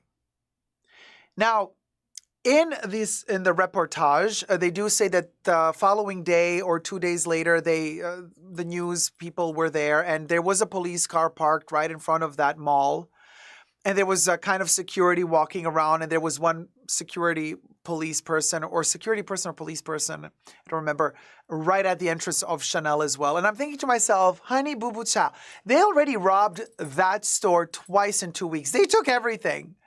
It's stupid of you. You're a little bit too late, aren't ya? Aren't ya? You're a little bit too late now, 2 weeks after 2 break-ins within 2 weeks. Now you're putting the police there. They're like, yeah, no, we're going to do this because now, the holiday season, it might get even more tense. I'm like, yeah, okay, I see it. Sure, put the cops there for the, the more intense situation. For holiday season, there might be more, break-ins. But at the same time, I'm thinking to myself, you're a little bit too late for this. You're a little bit too late. You're a little bit too late. And then another issue, of course, there's a lot of robberies going on. I keep getting notifications on my social media from all of my viewers who keep telling me Dacob and somebody broke into Chanel in San Diego, and somebody broke in somewhere in Texas, and somebody broke in California into Chanel. Like, it just keeps going and going and going. You know that insurance premiums go sky high. If you keep getting break-ins, maybe you're insured and maybe you get some money back, but then they up your premiums. But then the thing is this, that ultimately it's us, the customers, that are going to pay for these thieves. Because for all this loss that Chanel has, they're going to charge us later because they're going to mark up their prices again. They're just going to say, well, all of the money that we lost now, we will make the customer pay for it in the next season when we up the prices. Allegedly, right? And then on another note, though, I just personally do not believe that their product costs so much to make. You know what I mean? Like charging for a plastic basketball pendant on a cheap metal chain, $1,600. And let's say somebody steals that necklace. What did it cost you? $20, $30 to make? So that's technically the loss, plus the shipping costs that you needed to do to ship from the warehouse to the boutique. Stocking it costs, archival costs, storage costs, production costs, shipping costs. Okay, all that together, maybe $150 tops. But you're charging us $1,600 for the necklace. So what is actually your real loss there? You know what I mean? So in a way, it's kind of a weird situation because somebody steals a leather bag that Chanel charges you $10,000 for, but the bag maybe cost them $300 to make. So technically they lost $300 plus all of those other expenses. They did not lose $10,000. Yes, they potentially lost $10,000 because they would have sold the bag for $10,000 potentially. But in actual costs that they incurred prior to the bag being stolen, that's the technical loss that they have. So it's tricky. It's tricky. But anyway, that's the latest news on Chanel thievery. I do believe that all of this thievery going on in America is just going to be terrible for us customers because they're just going to up their prices. You know, something got stolen 50,000 times, they're just going to up their prices. And we're going to have to pay for the fact that the thieves stole the merch. Not cool. Not cool. Not cool of the thieves because they're stealing it for what reason? To sell it to the little man. You know, let's stick it to the man.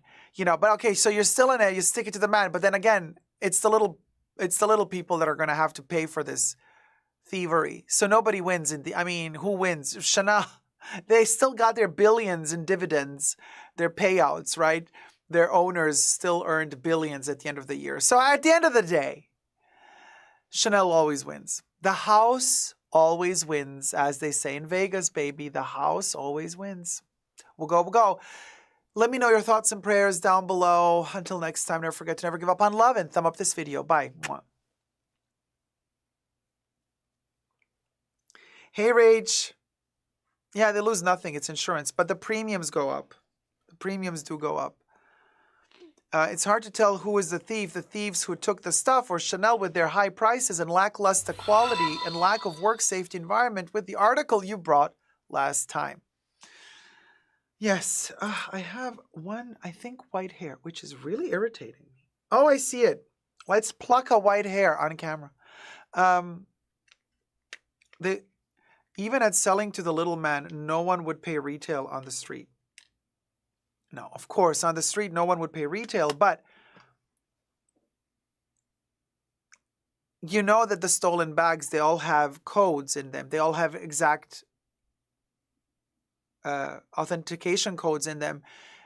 They know which numbers are stolen. If you ever try to bring that bag, let's say you buy it off the street, off of someone, and there's an issue with the bag, you want to bring it to Chanel for fixing, they'll see that that code corresponds to a bag that was stolen.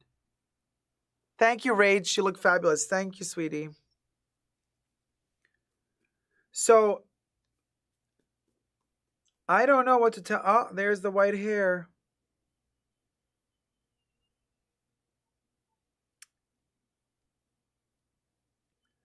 Well, where is that? I see it on camera, but then there, right there. It's so irritating.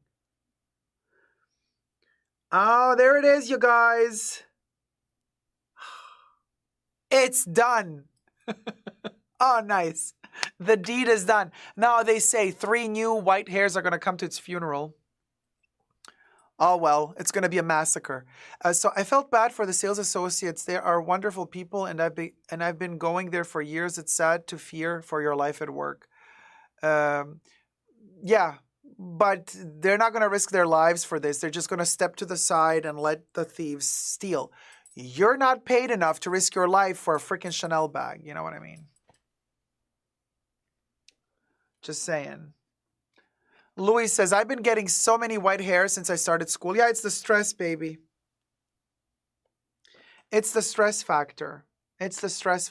It's that time of the live stream where Amy gifts 5 Super Dacob memberships. A1H was gifted a membership by Amy Carmen. Lynn Vo was gifted a membership by Amy Carmen. Anderson Martins was gifted a membership by Amy Carmen. Patty J was gifted a membership by Amy Carmen. Naru was gifted a membership by Amy Carmen. Welcome Tier 1 members. Mwah. And thank you to Amy for being so generous and kind and gifting the memberships. Do I have another white hair? Probably I do. But I don't see it right now. Rizology, yes. Thank you, Amy. Thank you, Amy. Thank you, Amy. So, Nan Z gifted 5 Super Dacob memberships, Tier 1 members. And Danitza L was gifted a membership by Nan Z. Amelia Lana was gifted a membership by Nan Z. Andrea V was gifted a membership by Nan Z. Betty was gifted a membership by Nan Z. Haley A was gifted a membership by Nan Z. 1, 2, 3, 4, 5. Yay! Welcome, everybody. Thank you so much, Nan Z, for being so kind and generous and gifting the Tier 1 memberships.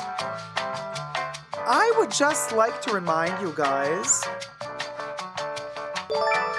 that since today, you can also become a member of the Perfume channel. Essentially Dacob. Yes, there is a membership there as well to support the Perfume fragrance channel community. In case you're interested, for now the perks are very minimal, obviously, because we just began. But there is a membership. You're going to get badges. We're working on it. You're going to get emojis. We're working on it. We have 0 members for now. But there is a membership on Essentially Dacob. So if you wish to join, plus, YouTube told me that if I manage to get 30 members within 1 month, they might give me a perk. I don't know exactly what. But it's kind of hard to get 30 members. They can't be gifted. Like, everybody has to buy their own. So that's kind of in the fine print. You know what I mean? It's like, we'll go. So they're a little bit sketchy. But also that membership is being worked on. Okay, it's being worked on. So emojis are missing. The badges are missing. I just am letting you guys know it's activated today. And I'm going to add all the perks, but just in case, letting you guys know. I know a lot of you love perfumes and like my perfume channel. Speaking of perfumes and Chanel, just a quick note. You know, I bought the Cristal Eau de Toilette, the new version, just about 1.5 weeks ago, right? And I opened it 1.5 weeks ago.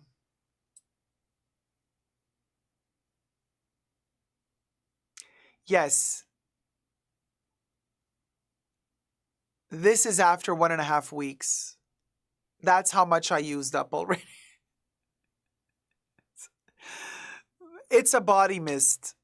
It's that light. You have to really douse in it if you want to really get the effect. If you want this thing to wear for like 5 hours, 30 sprays, baby. I love it though. Yeah, it's gone again. Let me...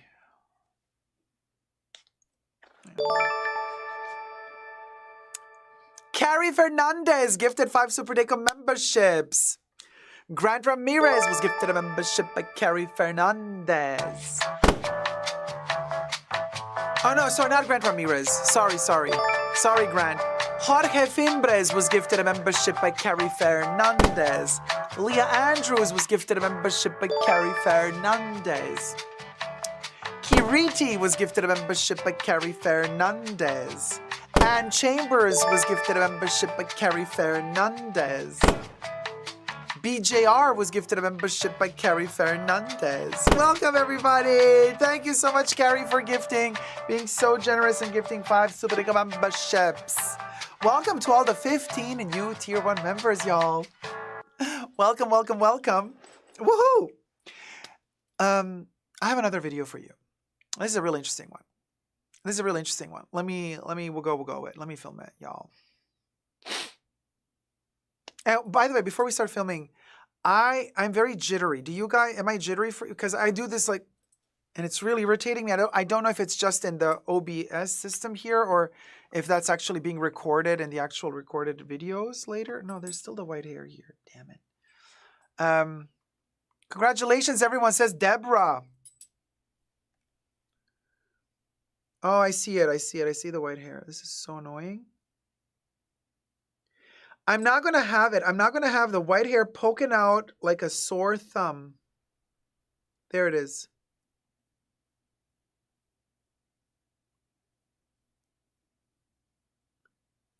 Listen, I have nothing against white hair if like the whole head is white, but not just one in between like 50 non. It annoys me. It needs to be either more white hairs.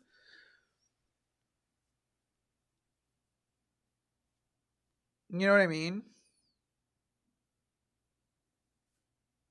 And you see them more now because I have a light right on top of me, so it reflects white hairs like crazy. So anyway. What happens in the fashion bunker stays in the fashion. Never. Never said anybody ever. Oh, Mrs. Free to Be Me, welcome to Tier 1, sweetie. Thank you so much, my love, for joining the membership. And stop pulling them, no bueno, just paint them. No, I'm going to pull them because it's also fun. Is this one white? No, I don't want to paint them. Cover it up with a mascara. Let me pluck a hair. Let a hoe pluck.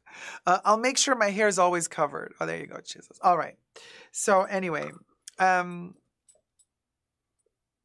Oh, thanks, Alaya, Mag. You're fine. Thank you. Oh, Terry just gifted 5 Super Dacob memberships. And now Grant Ramirez was gifted a membership by Terry Maguire. There you go. David Nguyen was gifted a membership by Teresa Maguire. Letty Boudreau was gifted a membership by Teresa Maguire. 5 Foot Nothing was gifted a membership. Oh, no, sorry. Irene Silahua was gifted a membership by Teresa Maguire. Anya Prakchukwerk was gifted a membership by Teresa Maguire. Yay! Thank you so much, Terry, for being so generous and kind and gifting the Tier 1 memberships to these lovely peeps. Welcome, our 20 new members, 21 new members, actually. So, did I miss someone? No. No, I didn't. Okay. Why are we scrolling up? Chizit says, now you're fine. Elias says, you're fine. No jitters. Okay, no jitters. Okay. Oshidi says, you should wear a hat until you are all white.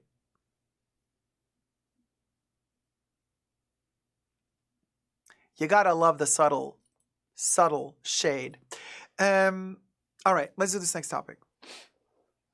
Before a hoe forgets.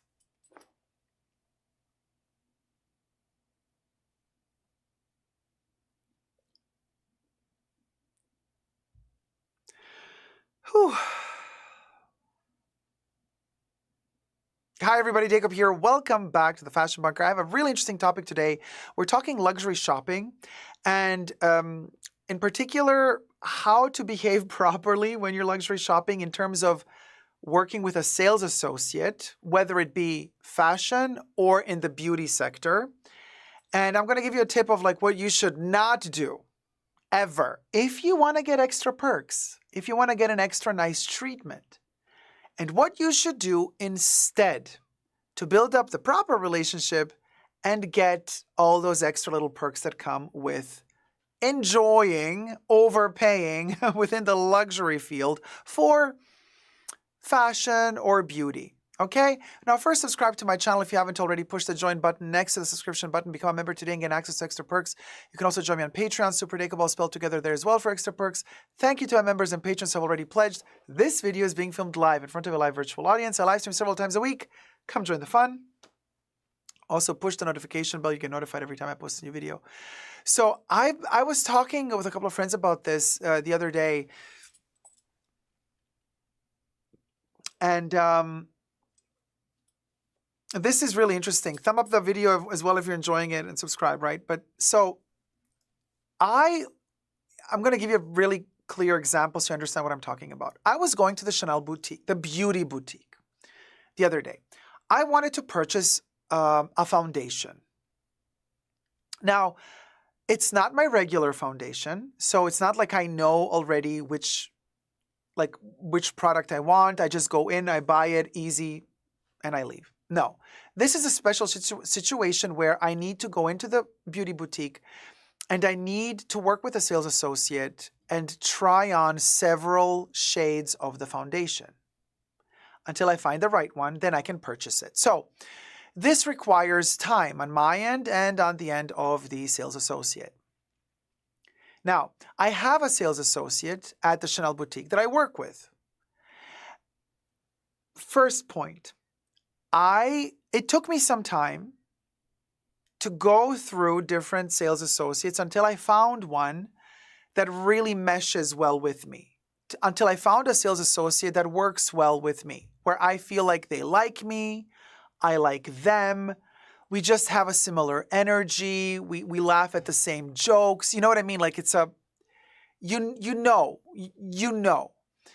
Now, it's a new boutique, it just opened up, so I did not know all the people working there. I had to go several times, and try out several new people. And the first person I worked with, they're lovely, but it just doesn't mesh with me. Plus, they did not give me any freebies after I bought the stuff, right? So I was like, this one doesn't understand what I'm all about. So anyway, I went through a couple of sales associates, finally found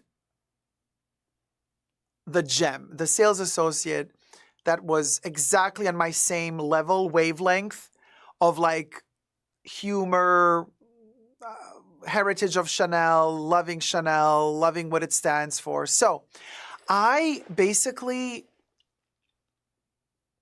loved that person and I bought quite a few pieces and I got wonderful freebies, great treatment. You know what I mean? It was just it was a good vibe all around.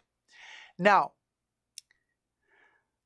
a couple of days later, I need a foundation. And I need to try out the different foundation shades. So I go to the boutique. And first I'm walking outside of the boutique and I'm looking through the window before entering. Is my sales associate inside? I don't see them inside. So I think to myself, well, maybe they're on a break.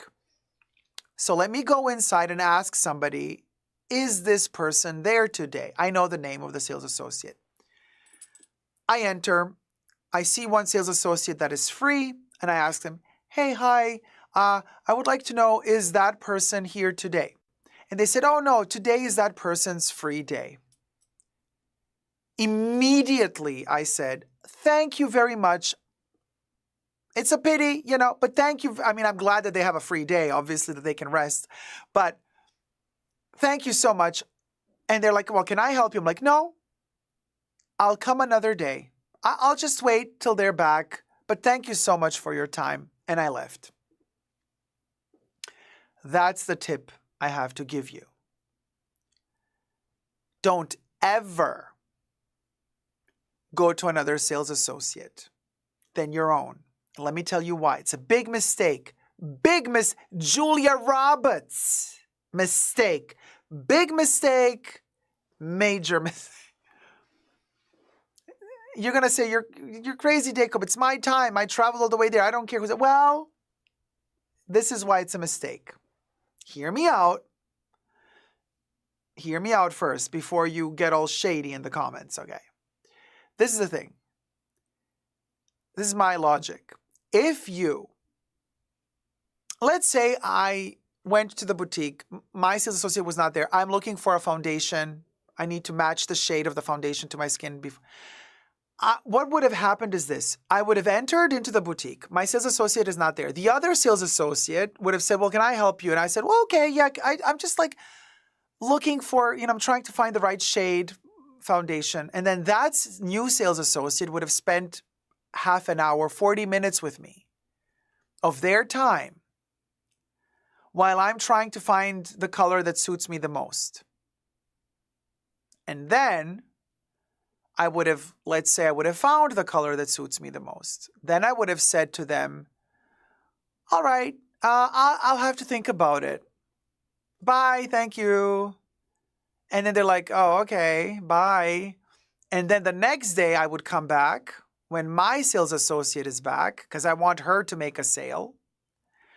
And I would go in and then I would purchase with my sales associate the product that I spent 45 minutes testing the day prior with another sales associate who did not make a sale because I want my sales associate to make a sale. That's shitty because now the other sales associate that actually served you the other day when you ended up not buying anything, they're going to see, hold on a minute, I did all the work and now that other sales associate gets the commission. So they're going to get angry with their colleague because they're going to feel like their colleague stole you from them.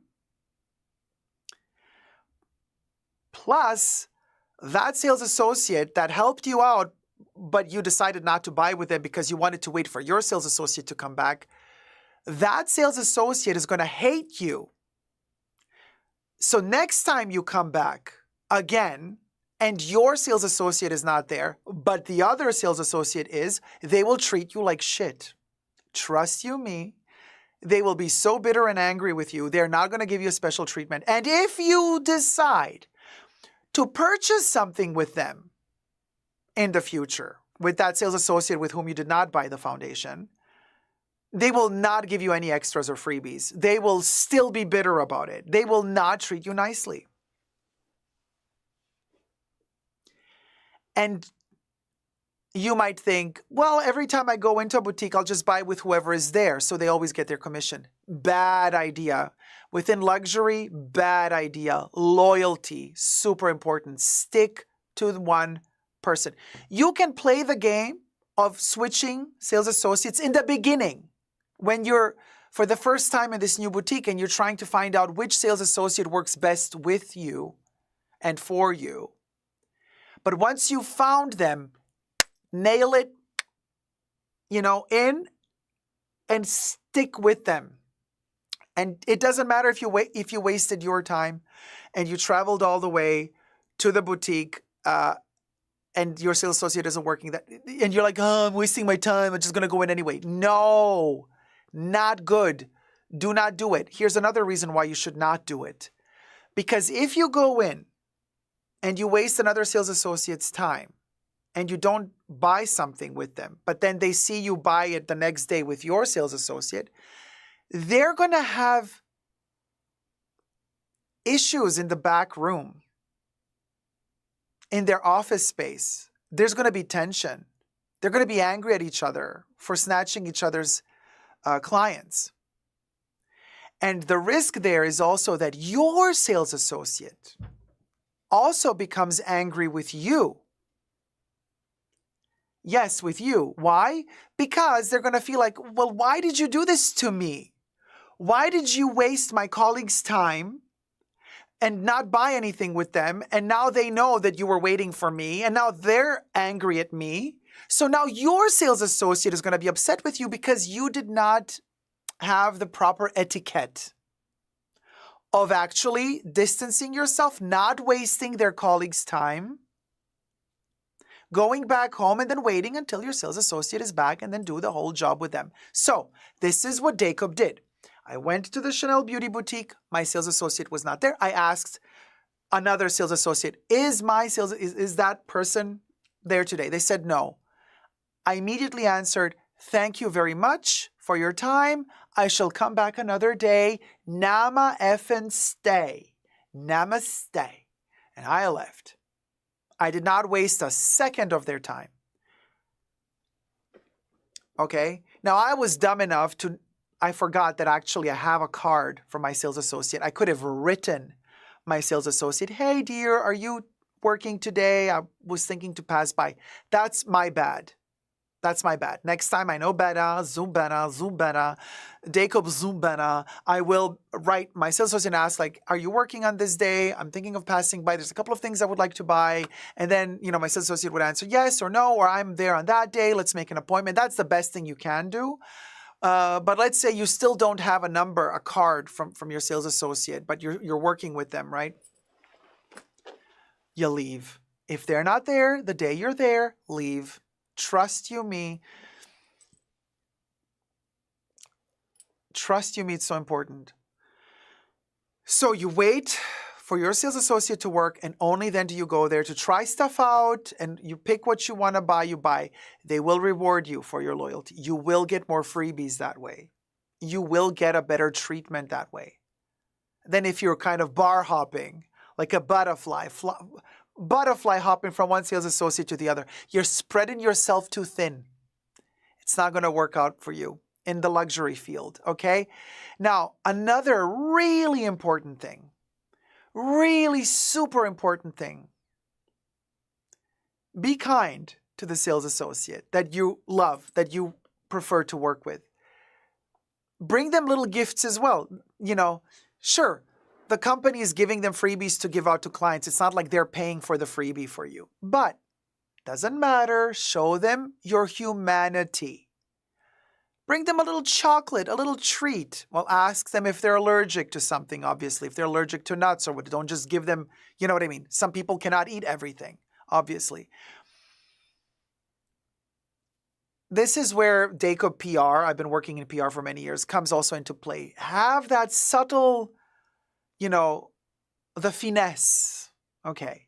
Even if you have a gift, have a little chocolate, you say, listen, I have a little special thank you for being so kind to me. It's a little chocolate. I hope you're not allergic to nuts. Or, if they're Muslim, be sure to not buy them a liquor candy, like rum chocolates, because they're not allowed to have alcohol. Like, these are little things you have to think about. It is very important and elegant. You are, after all, in a luxury field. If you expect luxury from the brand, you have to also give luxury to the brand. It's how you behave, okay? Trust you me. How you behave, it either opens up doors or closes doors. You have to have a very, very elegant way of conversing with the person. And yes, you give a little gift too. Why not? Doesn't cost you nothing to buy a little chocolate treat, but it means the world to them. It's a nice little special attention that you're giving back to a person to say also thank you for being there for me. Coincidentally, I also always recommend doing that for all of the ladies and gentlemen who are at the reception at any doctor's office. Dentist, whatever. I never go to the doctor's office without bringing a little treat for the receptionist. Because, honey,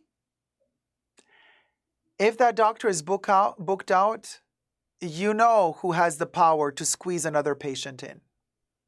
You best believe the power is in the hands of the receptionist. The power of the freebie is in the hands of the sales associate. Can I get a luxurious amen up in here? So, this is loving advice that I'm giving you. I'm not sitting here being the snob asshole, being like, you got to do this, you got to do that. You do whatever you want to do. It's your money, it's your time. I'm just trying to help you out here to get a beautiful service, beautiful experience in your luxury shopping. This is your hard-earned money. Spend it wisely and spend it also with attention to detail, okay? Because luxury is about attention to detail. And part of attention to detail is the right approach and relationship with your sales associate. Thank you so much for tuning in and watching this TED Talk. I hope you've liked it. Thumb up the video if you've liked it. You can follow me on Instagram, Dacob Backup, all spelled together, but also on my Chanel dedicated fan Instagram account called Dacob CC, all spelled together, and also subscribe here. Thumb up the video. Love you loads. Comments and thoughts and prayers down below. Until next time, never give up on love. Bye. So, yeah, we'll go. Like, you guys, I mean, I'm just keeping it mighty real here. I don't want to be, you know what I mean. Amen, right, Amy? Box of macarons, darling. Exact. Hey, Winnie, how's it going, sweetie? I tip my dog groomer and my hairstylist at Christmas. There you go. It's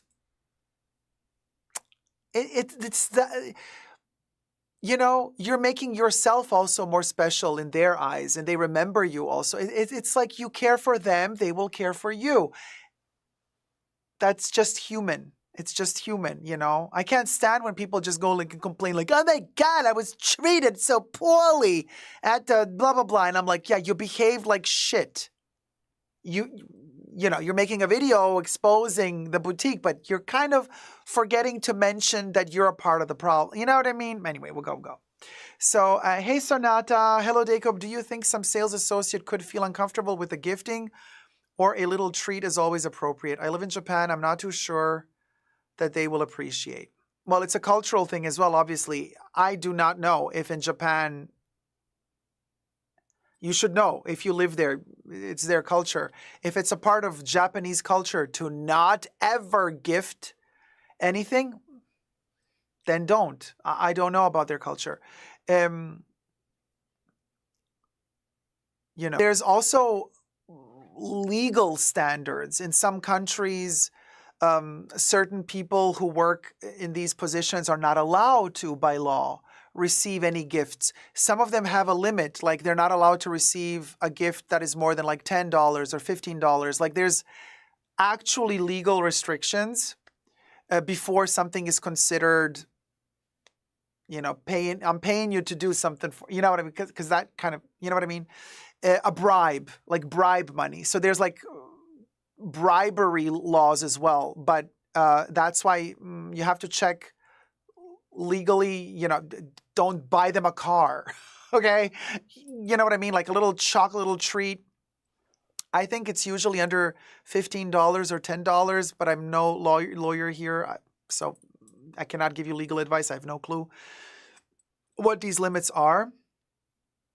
But I do know that in some European countries,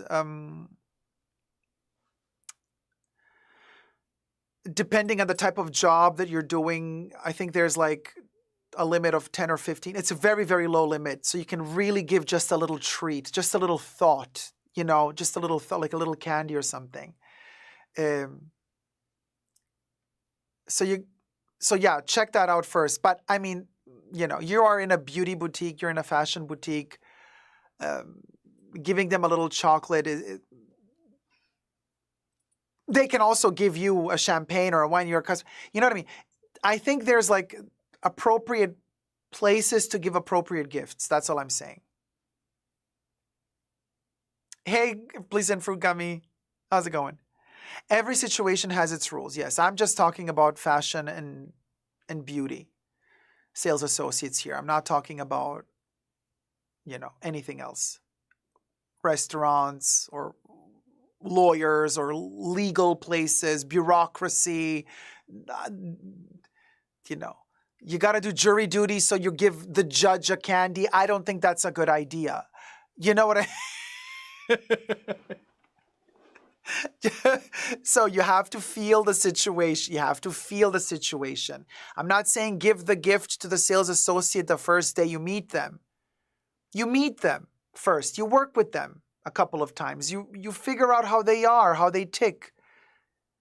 Be receptive to the information they share with you as well. You learn from them. You don't just use them to get stuff. You also want to get to know the person. They're not your friend. Okay, it's a business relationship, but they are showing you kindness, They don't have to offer you a water, a drink. They don't have to give you the extra freebie when you buy something. So they show you also special attention. And then you can also figure out, okay, so you can also show them special attention. It's a very, very fine line that you have to kind of exercise in feeling and learning about it. Mrs. Free to BB, no gifts, just to be safe. Feel it out, how the sales associate is with you. But that video was not necessarily about the gift. The video I made was about the protocol, how to shop with who. Don't go rogue on your sales associate and abuse another one and then go back to yours to pay, to give your sales associate the commission and get the other one to that's what the video was all about. In fact, only at the end of the video I added the comment about the gifts. So just be very clear. All right. So now, what was the other topic in the title? Was there another topic in the title? I'm all over the place. Let me just check. Henny. Oh yeah, the cool girl. Okay.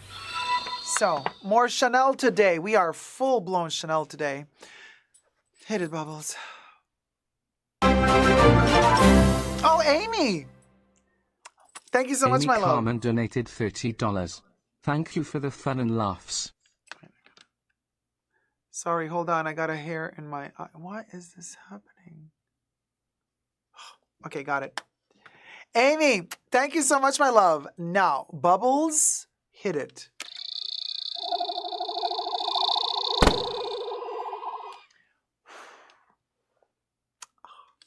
Loving the tip, sweetie darling. Thank you. If I was your sales associate, I would load your bag with extras. Oh, Amy, my love. And I would load your bag with extras too. No pun intended. Oh, Stanley, loving this live stream. Oh, Stanley, my love. Very kind of you. Thank you. Thumb up the live stream, you guys. We have some interesting Chanel talk in this segment right now. We're at 171 likes. Let's get to 200 likes. What say you? Thank you. Okay. Wait, do I have... Oh, this is the white hair. I'm so irked by it. Ah, Winnie, yours and mine.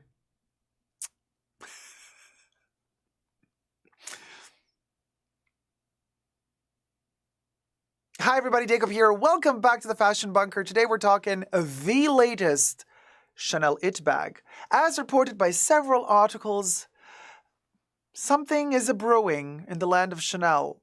One doth wonder, was somebody paid to wear the It bag, or did somebody just purchase it randomly and was photographed by paparazzi?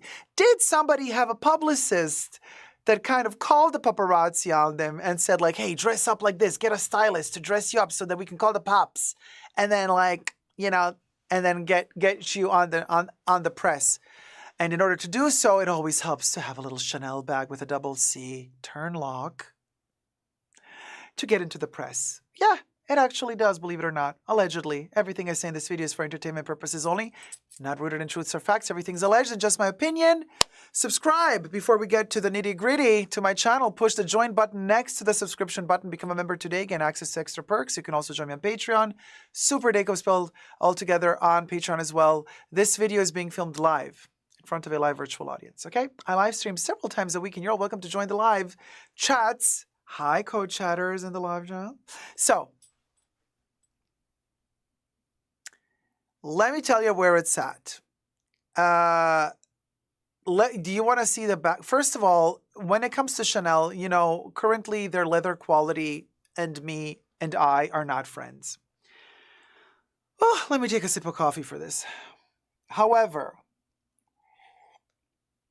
Chanel is quite popular with their fabrics, the textiles. Now, in particular, I always love me a denim Chanel bag. So, I pay particular attention whenever the press and the media start covering or start saying the new Chanel It bag is a denim bag, okay?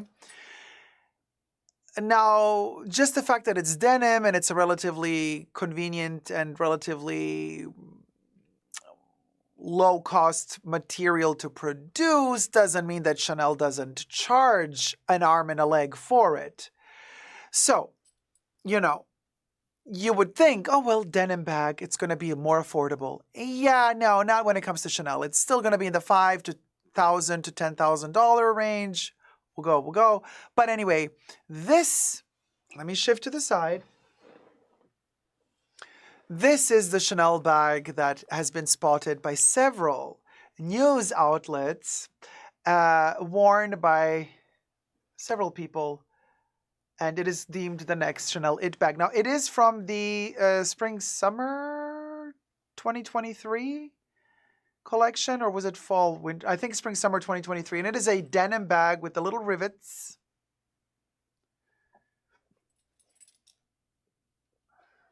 Now, what's the name of the chick who wore it? Blake Lively, I think. I'm really bad with these names. So she was spotted wearing this bag on several momentous occasions, walking through, I think, New York.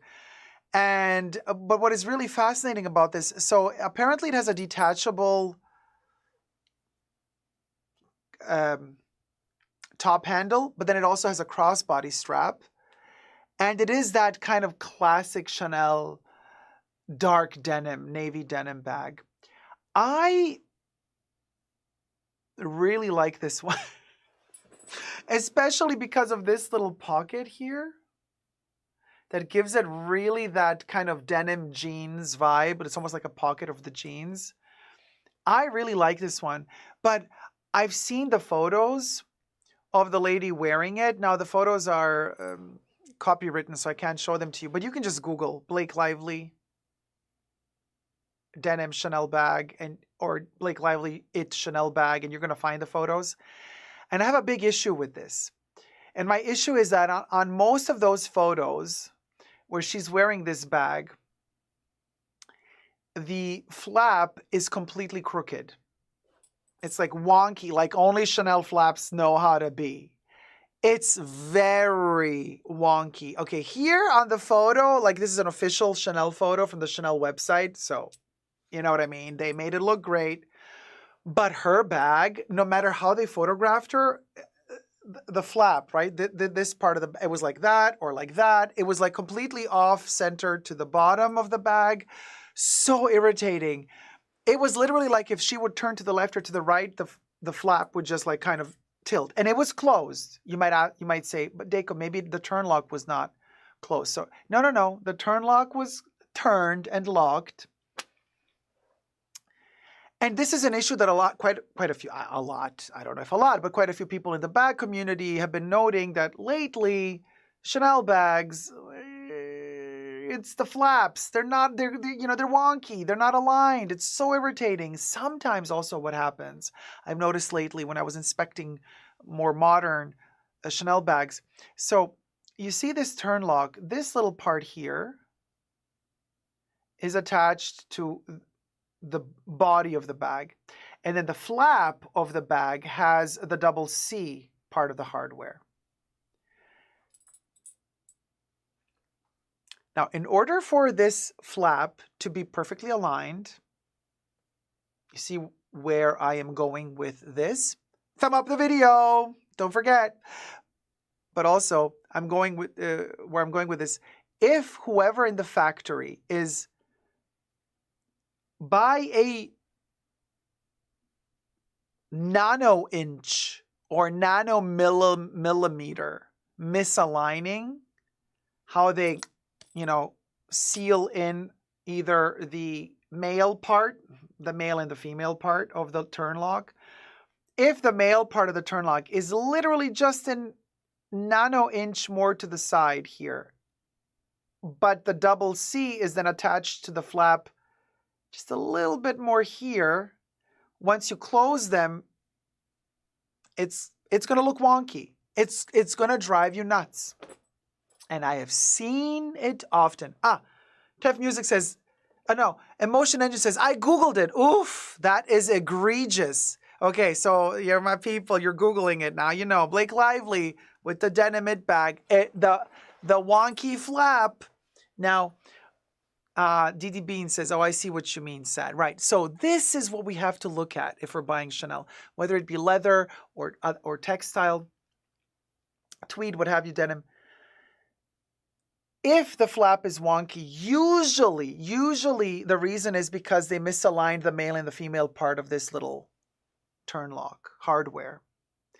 Other issues that can also happen, reasons for a wonky flap, is the grommets here. If they are misaligned just by a little, The chain will tug on the bag differently and the flap will kind of fall. It will not fall, but it will kind of twist and turn. Also depends how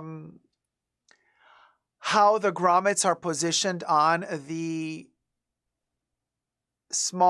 mini rectangular or the mini square, because in particular for those bags,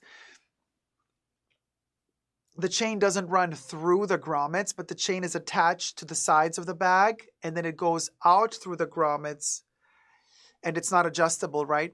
But if the grommets are misaligned, the chains will go out of the grommets at different angles, and that would mean that, again, that's one of the reasons why the minis, for example, have misaligned flaps. The grommets, which is a secondary issue, but the primary issue is if the turn lock is slightly positioned misaligned.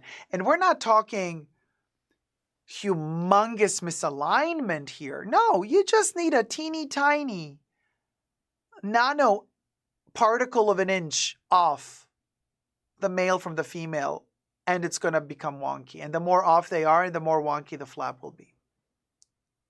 Now, people in the chat are saying it's around $10,000. No, the resale place that is selling this now says it's $10K. But when this bag was new, it was not $10K. I think it was around $5,000 or $6,000. Still, $5,000 or $6,000 is like insane for denim. But now they're trying to sell it for $10K because Blake Lively wore it. Now, I love my Chanel denim. Chanel denim doesn't only have to be the color of denim, indigo, what have you. I'm going to show you an example of my favorite. I have two denim bags, but denim can also be really whimsical and fun. And I have here one of my favorites from the last Karl Lagerfeld Métier d'Art collection, the Paris, New York, Egypt collection. This is a graffiti cotton. This is also cotton. So it's a denim that has been covered and painted with graffiti. It is the love of my life. I have here the fanny bag in the denim with leather. And it is from the Egyptian Métier d'Art collection. So this little beauty here is from 2019. So I purchased this one in the Chanel boutique when it came out. I actually told my sales associate, as soon as it comes out, please call me. I want to get it immediately. This is a great example of how Chanel works their textiles and woven materials and like cottons and how they treat the denims and the cottons. Look at this glossy gold and the graffiti. This is so, so, so beautiful. The interior... So this bag is so fascinating how it's constructed because it does have these added, I have green screen on, so everything that's green looks transparent. So it looks weird now, but it has these little, you see this little plissé on both sides to create a three-dimensional shape to the bag. So if you fill the fanny bag, it kind of has a nice little rounded shape, and then it has all the leather on the sides. And then inside is a beautiful silky gros grand, very classic, old school Chanel. This is from the era when Coco Chanel was still alive. They would line almost everything with gros grand. It is a beautiful material that Chanel utilizes. All right. So anyway, why am I showing you this? Just to tell you, like, I know my Chanel textile bags. I love them more than their leather bags, really. But it seems like Chanel has caught up with us. So when this bag came out, it was around $2,800. This one from the Métier d'Art collection. This thing for $5K, and it's much smaller than this. Like, you see how insane their prices have gone up during the pandemic. But anyway, just letting you guys know. So this is kind of the latest it Chanel bag, according to the press and the paparazzi, the paps. But according to me, you want to go with the more whimsical cotton jeans denim Chanel pieces because these are the bomb, in my humble opinion. Yeah, this looks more classic. I would not say no if somebody gifted it to me. But the fact that this thing costs double the amount of this one, no. I do not tolerate that. I'm sorry, Virginie. Zubena. Let me know your thoughts down below. These colors and the texture work well together. Fun piece, says Shelby. Thank you. There's no comparison, says 5 foot nothing. Love it, says Kimberly. Really nice, says Tanisha. Fantastic. Thank you so much. Collector's piece for sure, says Deborah. Oh, says Rachel. You're loving it, huh? Well, thank you, guys. Yeah, this is my little beauty. 29 Rue Cambon is one of their haute couture addresses or addresses. Now, this is, 31 Rue Cambon is the famous one, but 29 Rue Cambon. Chanel owns that entire street almost, basically. But they also have their ateliers at 29 Rue Cambon. That's the reason why 29 Rue Cambon is listed here. It's also for their métier d'art workshops and stuff like that. So anyway, love you loads. Let me know your thoughts and prayers down below. Thumb up the video and subscribe. Bye. Yeah, it is super metallic, and I've had it since 2019, so 20, 21, 22, 23. 4 years old. It's keeping up very, very well. So this is really good quality. And it didn't chip, it did not peel, it did not crack. This kind of metallic finish. It's not metallic everywhere. It's kind of a mix, right? But it's very well executed. Kev, we're gonna get to the new bum bag. Patience. We're gonna get to it. We're gonna actually get to it now.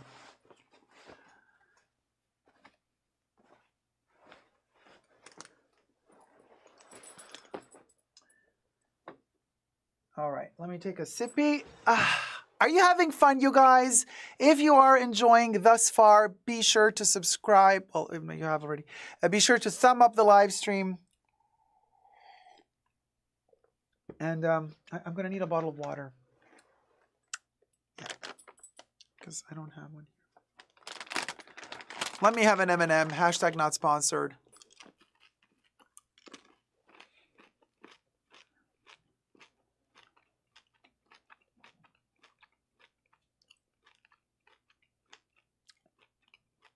Oh, they made it in canvas or Amazon. Yeah. Yeah, it's the lambskin that's like, I miss old Chanel quality so much, it was just different. Yeah, it was. Oh, Miss Taffy Pulls, I'm having an extra wonderful time. Thank you for all the fun. Oh, thank you so much, Miss Taffy Pulls. Subscribe, thumb up the video, y'all. And Ms. B says, so happy you're still on. Yay. Also, love that Chanel bum bag. It's so unique. Yeah, it's one of the loves of my life. And it's so easy to travel with. Oh, Dee, for sure. Dee, I'll do you one better. I think denim is a classic. It never goes out of style. You can never go wrong with a denim bag.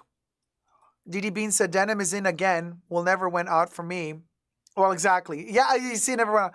Louis Vuitton denim, what are your thoughts? I've been sick, so I missed a few shows, so sorry. Okay, so I have not given my opinion on the denim yet. It's a monstrosity. Are they insane? Those prices. What are they thinking? Charging, what, $7,000 for a denim Louis Vuitton bag? No. Absolutely not. Absolutely not. But denim is the way to go. I really wanted the 22. Yes, I know. The 22 bag was a miss for me. I had to bring it back. The leather one. But I really wanted the 22 bag in velvet and in denim. But the price, I was like, no. I'm not going to give them $6,000 for a denim bag. No. Even I have my standards. They might be low, but I have them. They might be very low, but I have them. Yeah, it was black velvet. They want $4K for denim pants. Yeah, no. $4,000 for denim pants. Like, why? Like, why? Oh, because you can, because you're Chanel. Oh, okay, that's why. You see what I mean? It's a little bit embarrassing that that's the only reason why Chanel is charging so. It's embarrassing for them. It's embarrassing for them. Like, yeah, well, look, we can. We're Chanel, so we're gonna like. But these pants are not worth that much. Their quality is not worth 4,000. The production value is not 4,000. Like you're just charging this because you're Chanel. You know what I mean? And it's embarrassing. It's gone way over the limit. Yeah, it's the arrogance. It just makes it so unattractive to me.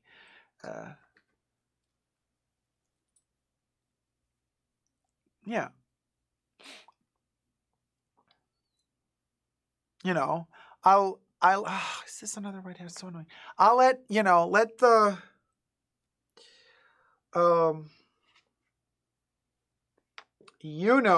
let you know who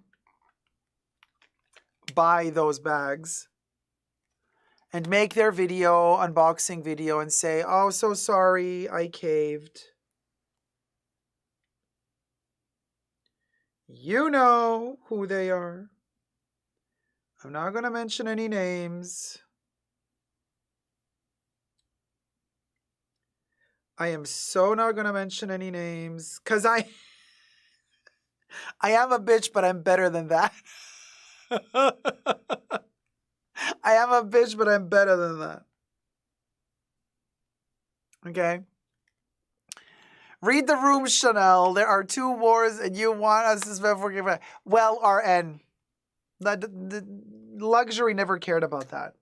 Let's be very clear, you guys. Luxury does not care that there's the word that we can't say on the live with a W. They don't care about that. They don't care. They don't care. They do not care. They don't care about the money situation. They don't care. They find it very fabulous that despite all the odds, they can still exist in this world and charge a ton of money because there's that 1% of the rich who can still afford to buy it. No, because you can't return them to Chanel, Corey. They were not going to give you the money back.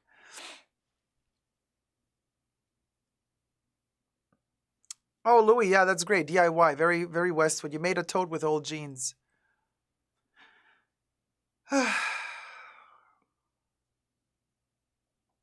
I'm not sure if you're implying. I'm not implying anything. I don't know what you're talking about, Oshini. I don't know. So, did I touch base on everything from the title? No. The bags are missing. So, let's do the bag video next. So, Cruz, newest cool girl, and CC Rob. Okay, good. All right.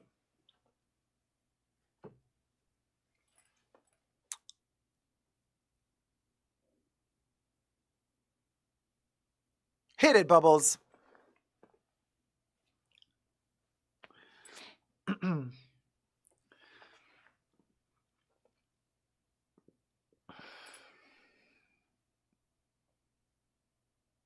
Hi everybody, Dacob here. Welcome back to the Fashion Bunker. Today we're talking Chanel Cruise Los Angeles, Hollywood, Venice Beach bag collection, Cruise 2023/2024. We've seen the runway. We've seen the runway in Los Angeles at Paramount Studios, I believe. They filmed it. We've seen the basketball court. We've seen the Chanel star bags. Literally star-shaped bags. We're going to talk about all of that now because Chanel has just released officially on their website most of the collection with the price tags. So let's see. Are these new whimsical novelty baglets worth the money? I have this gorgeous little Barbie-esque background for the occasion because the whole collection kind of looked like the Barbie movie. Coincidentally, Chanel did do a ton of clothes, accessories, and bags for the Barbie movie with Margot Robbie. In fact, we do see in the movie one scene where Margot Robbie wears the infamous Karl Lagerfeld from the 90s heart bag, Chanel heart bag, with the chain top handle, except Chanel also made a video on their YouTube channel and on their website where they're backstage in their factory filming how they're making the bag, especially for Margot Robbie for the movie, in a colorway that was never released in the 90s, but it was made especially for the Barbie movie, in the shade of Barbie pink and Ken blue. And yes, Barbie / Margot Robbie does wear the infamous 90s Karl Lagerfeld heart bag in one of the scenes of the Barbie movie. Of course, the bag has a special one-off color made just for the movie. Oh my God, Chanel is teasing us like crazy. So the cruise collection is kind of inspired by the Barbie movie, and it's giving us the Barbie vibes. So let's see if the bags fulfill that need in us for constant pink hues, metallics, all of those iridescent colors, holographic colors. Is this the collection, the Chanel bag collection, to win over all other Chanel bag collections? Is it? Let's find out together. Subscribe to my channel if you haven't already. Push the join button next to the subscription button. Become a member today. Gain access to extra perks. You can also join me on Patreon. Super Dacob, all spelled together there as well for extra perks. Thank you to my members and patrons who have already pledged. This video is being filmed live in front of a live virtual audience. I live stream several times a week. Come join the fun and come join the live chats. You can also follow me on Instagram, DacobCC. All spelled together is my Chanel dedicated fan account. And then I also have the Super Dacob backup main Instagram account. Go follow me there as well. Cue in the first bag. Everything I say in this video is for entertainment purposes only, not rooted in truths or facts. Everything's alleged and just my opinion. I will share with you bags and small leather goods in this video. There's a lot to go through, so let's be quick. This is reminiscent of the 31 Rue Cambon bag. They have done the flap card holder, shiny calfskin gold tone metal, reminiscent of the folded flap. This is cute. $775. This is what Chanel deems to be the aspirational client. They're going to buy this. You can't afford the bag, you're going to buy the wallet. And you're going to get the FOMO for their cutesy pastel colored wallets every season. Yes, you are. And you're going to say to yourself, oh, what's $775, plus tax? What's $850? Okay, I can afford I can't afford the $6,000 bag, but I can afford this year. Next year, you're going to buy another wallet, and it's going to cost more. It's going to be $900. And the next year, you're going to buy one for $1,000. And before you know it, you would have spent the amount of money that you could have spent on one bag, but you're going to have 5 wallets, and you're not going to use them. This, for me, looks cute, but it's the worst thing you can buy at Chanel. Just saying. Moving on. Another aspirational client piece. I chose to show you this one with the close-up photo, so you get to see the charms for this season, the cruise collection with the skateboard. I mean, this looks so tacky. Look how bad the double C is. And then the star. This is a card holder. Y'all, this is lambskin card holder, flat. Maybe it has one slot in the back and one slot in the front. Or maybe it just has one slot. I think it might have 2 slots. Anyway, $850. Just no, I'm sorry. And the charms are terrible. And these little crystals, honey, these are going to fall out in my opinion. But anyway, look how teeny tiny. 3 times 4 inches, whatever. They're lambskin. I'm not liking how dry it looks already on this photo. I'm just not liking it. Moving on. Wamp their trip, it says, what the hell is the point of that little thing, says AM. To put broken dreams in it. The charms ruin it, says Deborah. Here's another little close-up image that I'm showing you of a classic card holder. $1,050. Now, coral pink, beautiful color. I adore Chanel's coral pink. I also love their ballerina pink. This is their mirror, the little Barbie mirror that Chanel came out with this last summer. Love the coral pink. I do have the coral pink heart bag. But again, the charms, $1,050. You see, it also comes in with a different. No, this is the one we're watching now for $1,050. Then it also comes without the charms, but the double C here I think is in the kind of oil spill hardware. So might be a little bit less than $1,050, but $1,050 for a wallet this small, y'all. This is a lot of money for something that.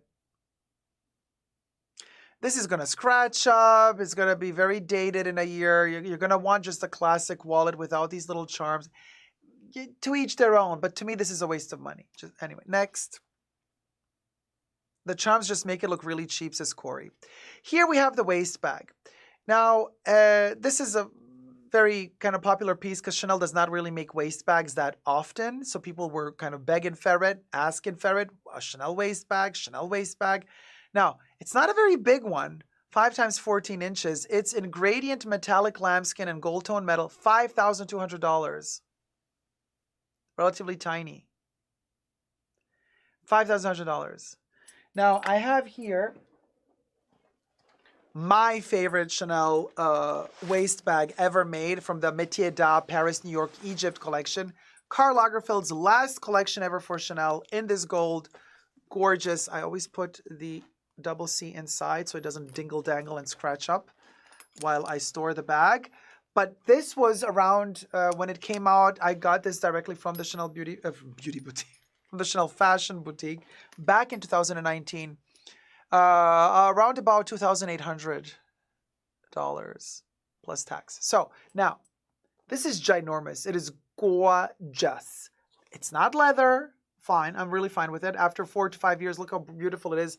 Not a dent or crack in it. We are in it to win it, baby. This thing is $5,200.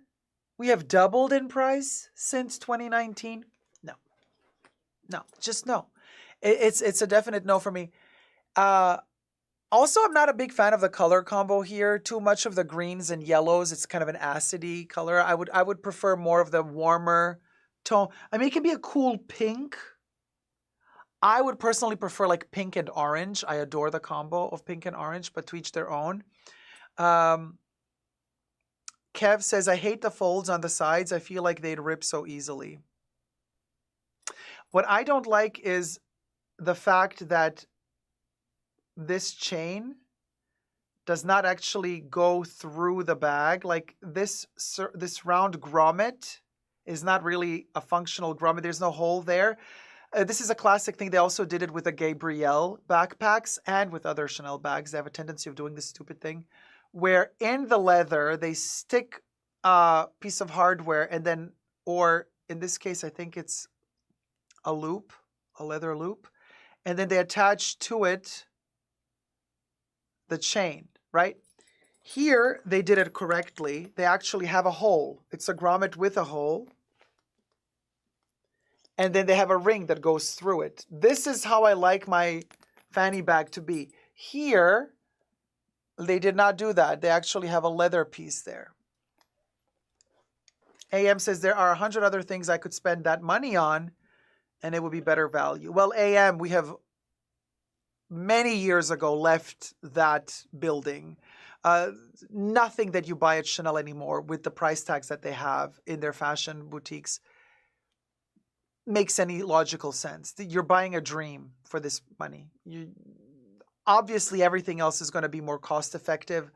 Everything else you could possibly imagine would be more cost effective than this. Are you kidding? Obviously, this is a twilight zone. Okay, we're in the twilight zone here. Corey says, I feel like it will start peeling. So anyway, I'm really happy that they finally did a fanny bag again, but I'm not a fan of this one. And I'm not a fan of the size. It's a bit too small for me personally. But for a tiny, petite person, this could be cute. So, next. The pouch. So this is a small leather good. Lambskin with strass on white metal coral pink. There's a little tiny star right there on the double C for the Hollywood, LA moment. And then I think there's a little crystal there or something. Y'all, this is a flat, tiny bag. Okay, 7 times 10 inches. With tax, $1,700. Roundabout? No, I'm sorry. Just no. I'd rather, prefer this here. And this is a freebie, right? This is from the beauty boutique. They give you you buy a mascara and a Stilo U eye pencil, and you get the pouch for free and this gorgeous tweed. I prefer this, and I paid $78 for the mascara and the eye pencil, and you got this for free with it. I prefer this to this. And I'm just thinking to myself, why is Chanel always give you... I love this blue, navy black, and I love the other beige version that came out as well, but why don't... They know what people spend money on. They do all the pinks that you love so much. They do the pinks, the lilacs, the coral pinks, the magentas. Oh, they do it for the pretty penny.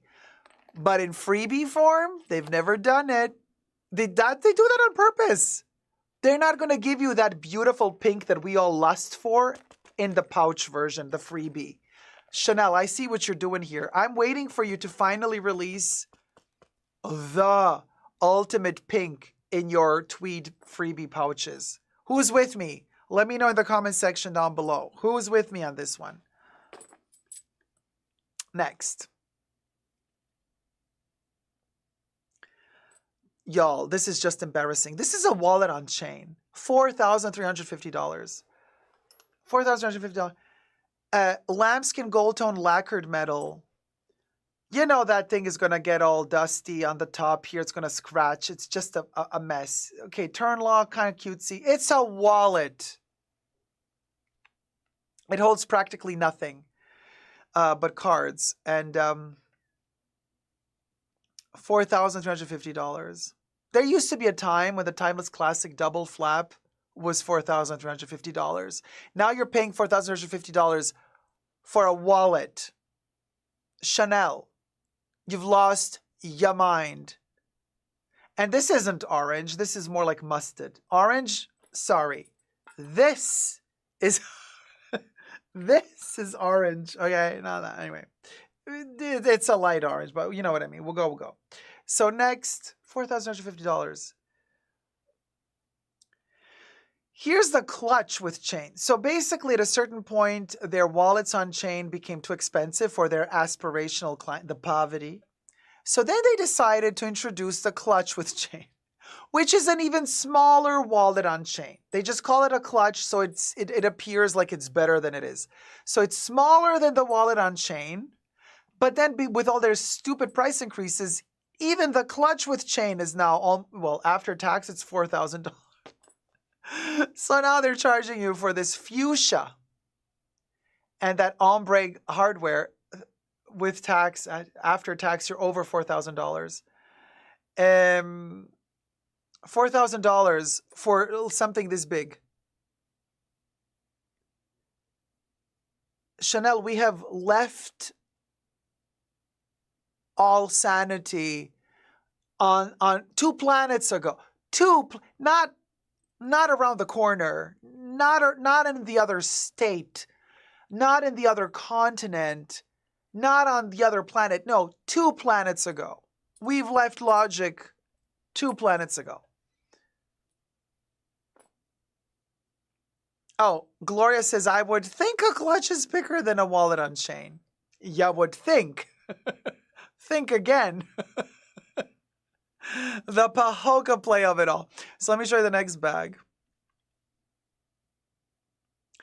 Now, as much as I'm loving the iridescent mirror goat skin, silver tone metal, and silver effect of this thing, it's giving me major fake vibes. $4,150 for an 8-inch bag. Clutch. It's not a bag. It's a clutch. Clutch with chain. Love the iridescence, honey, but it's giving me Zara, H&M. It's giving me H&M for Zara. Collaboration. And Claire's. Love the iridescence, nevertheless. I'm a sucker for glitter, okay?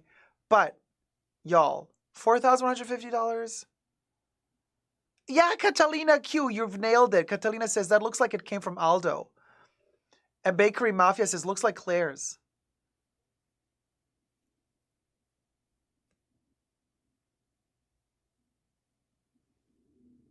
Anyway, there you go. That's the price for 8 inches.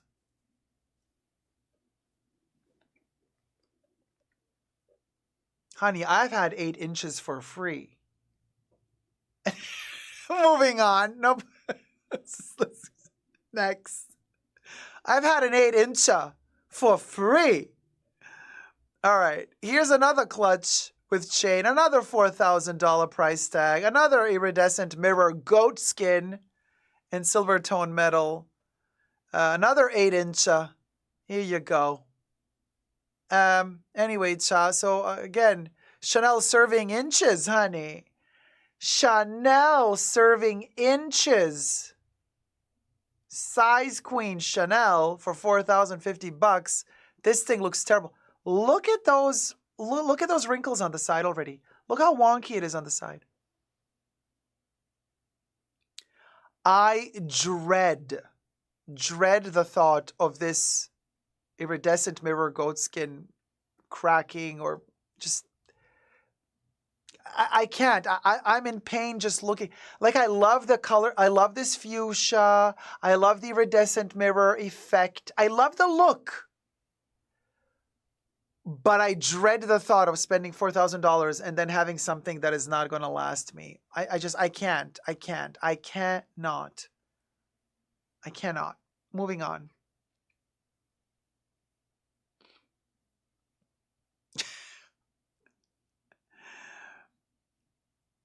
$5,500. Small bag with top handle, pearly lambskin, and gold tone metal coral pink. I know who's going to buy this bag. They're going to unbox it on their channel, and they're going to say, "Oh, isn't she glorious?" Sure. Anyway, yeah. Is it cute? Yes. But we got to have some principles. You might be able to, maybe you're the person who can afford this. Okay, so you are that person that can afford this, but are you that dumb to want this for this money? Because at this point, it just becomes you're either that needy of showing off that you can afford it, that's why you buy it, because there's no other reason. There's literally, it's not worth it. It's like so not worth it. $2,500 limit for this bag. Also too expensive, but we're talking Chanel standards. $2,500, I would say, limit. $5,500, honey, for 8 inches. We're still in the 8-inch area here, okay? And then pearly. Pearly is always tricky. What? Pearly, well, is it going to peel? Is it going to scratch? Corey says, someone's student loan money is going to buy that. Not for that price. And peeling off later, says Phoenix Mom. Kudo says, AM says it's pretty, but it also looks like a child's handbag. Oh, yeah, of course. But it's cute. It's very Barbie. Anyway. Catalina says, we're still at the strip mall with this one. I love the yellow gold, the more intense yellow gold with the pink. Like, love it. I love this bag, okay? I love the bag. This ain't happening. All right, next. Y2K vibes, ginormous double C. If you're going to show off, might as well show off in tackiness galore. This looks totally fake to me. Loving the purple, however. Lambskin gold tone metal, $5,100. Still in the 8-inch area. We're talking baglets. Small messenger. Honey, there's nothing messenger about. Messenger, are you kidding? Messenger where? Who? This is not a messenger. This is too small. Messenger just because it has, that thing to close everything. But this thing, no.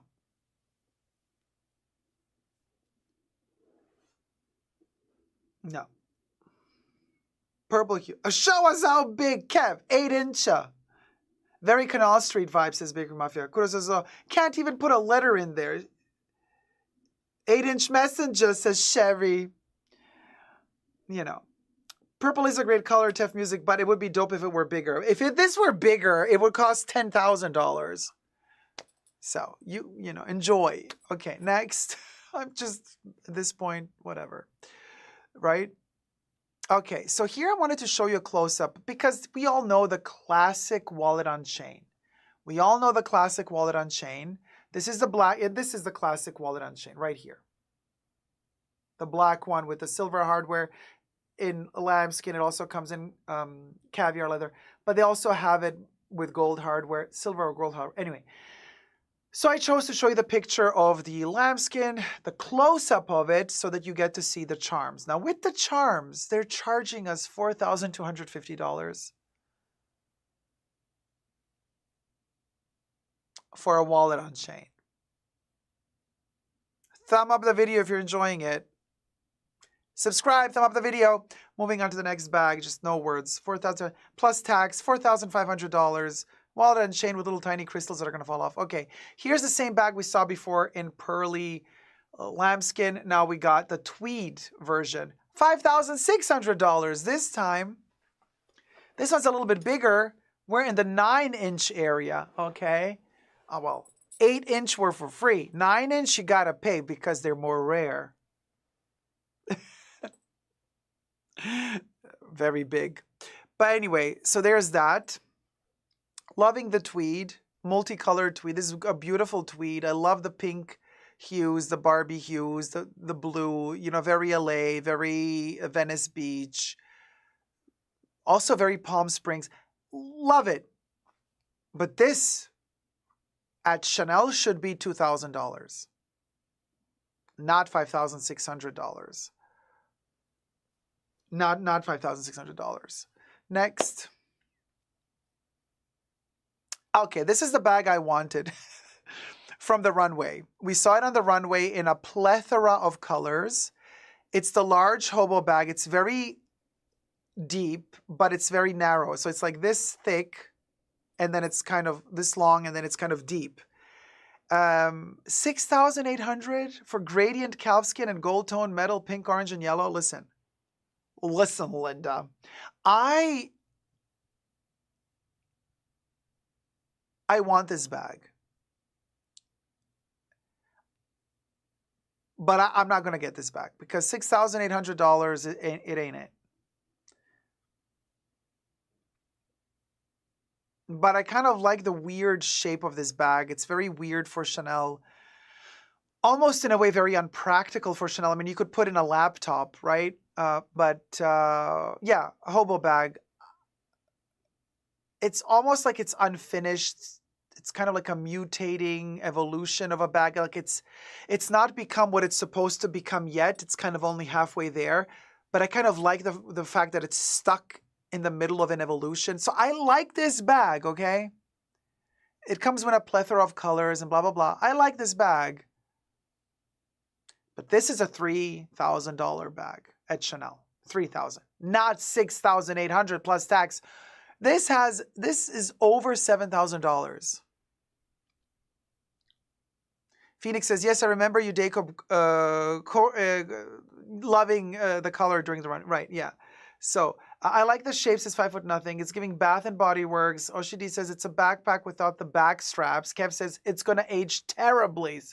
Kev, this is a good point, Kevin. I'm also thinking 5 years from now, we're going to see this bag on the pre-loved market, and it's going to have at least half of this price chopped off, if not even more. Mark my words. Next.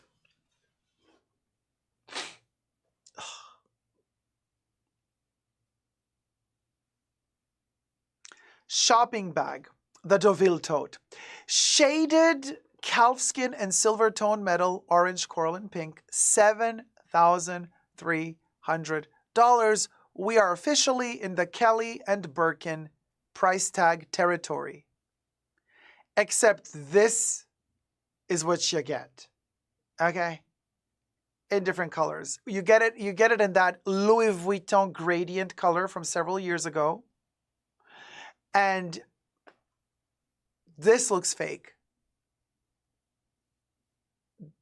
this looks like something you got on Canal Street. So, you know, you do you, boo. You do you, boo. $7,300. Frozen Luxury says, what in the Steve Madden gift with purchase is that? It's like one of those baglets you get. You buy a perfume with a body lotion and then they give you the freebie. Embarrassing. And you know they're going to wear this. And you know who's going to wear this. And you know you don't want to have anything to do with them. Next. Here we go. The first of the star bags. This is in satin. It's not even leather, y'all. The piping is leather. The piping is leather, but the main body of the bag is satin and gold hardware. Faded gold tone hard, like a light gold tone hardware. So the star handbag, another 8-inch, almost 9 inches, $5,400. This is so bad. This is so bad. And I've also heard gossip that in certain countries, you need a spend history of $500,000 US to be offered this bag a year. Allegedly. Everything I say in this video is for entertainment purposes only. Just my opinion. Everything's alleged. Shout out to my dear friend Jessie from Jessie Style. Go subscribe to her channel. She has more deets on this bag. Hi, Jess.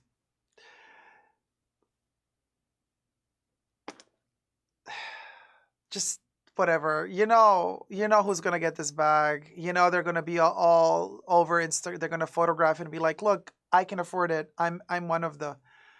And then next season they're going to buy another shaped bag, and it's going to be the one that they can afford. And they're going to forget about this one. It's just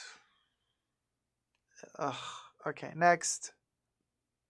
And this is the satin, $5,400. Price upon request for the clutch, embroidered satin sequins, glass beads, strass, gold tone metal, yellow, purple, pink, and black, 10 inches long. It's a clutch. If the price is upon request, it means that this clutch is over $10,000. Okay? So this clutch, $12,000, maybe more.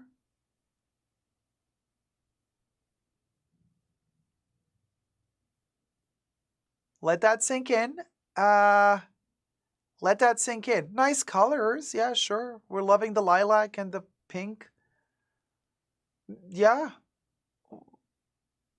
But what is Chanel trying to say at this point? That what are they trying to say? Like, this is really for the elite. They really want to be that brand. They really want to be the brand that caters to the billionaires, and we all know where the billionaires get their money from. That's some shady business. So what is Chanel telling us? That they actually cater to criminals? So Chanel is trying to get criminals to buy their stuff. Is that what you're doing, Chanel? Because that's the vibe you're giving me.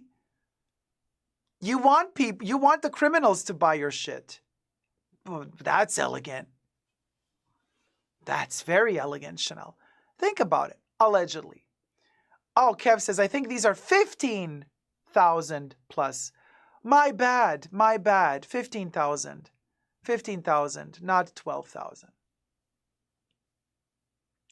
Ski Couture says, Chanel sells couture real estate by the inch.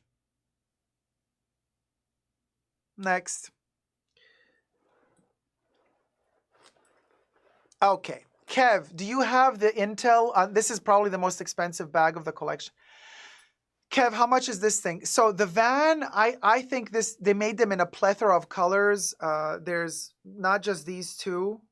There's other colors as well. Price upon request.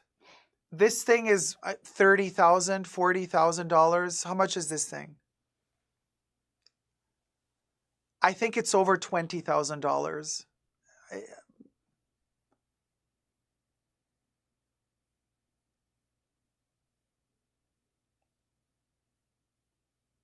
It's a minivan minaudière. It opens up in half. It splits open like this, and then there's like a leather inlay. Yes, exactly. Oshidi. It's a display case bag for the rich. Michael says, is it 45,000? No, I don't think it's 45,000, but I think it's around 30,000.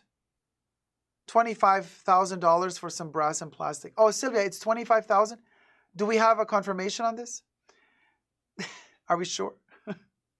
It's yeah, and you know what the saddest thing is? Los Angeles Cruise Collection, this Volkswagen situation, like surfer, it's giving, this old school van, it's giving us hippie vibes, it's giving us living the free life. So it's giving us actually living a low-key life for no money, but it's charging us luxury prices. So it's kind of mocking the people who have less money, the people who are living a very low budget, like, the surfers and the hippies. It's kind of mocking the hippies, saying, well, we're going to appropriate your style and your vibe. We're going to appropriate that, but we're going to make it not affordable for you. We're going to sell it to the rich. Classic. This is, again, really in poor taste. I'm sorry, Chanel. Ski Couture says, this van is going nowhere. The rich are going to buy this, and it's going to be really embarrassing. Looks like a toy purse for a girl, says Linda. Listen, Linda. Yes. Anyway, it's just my opinion. Is it cute? Sure. But hey, a lot of things are cute. My Chucky mug is cute. To some. It costs more than the real van Emotion Engine, right? Next. The baguette bag.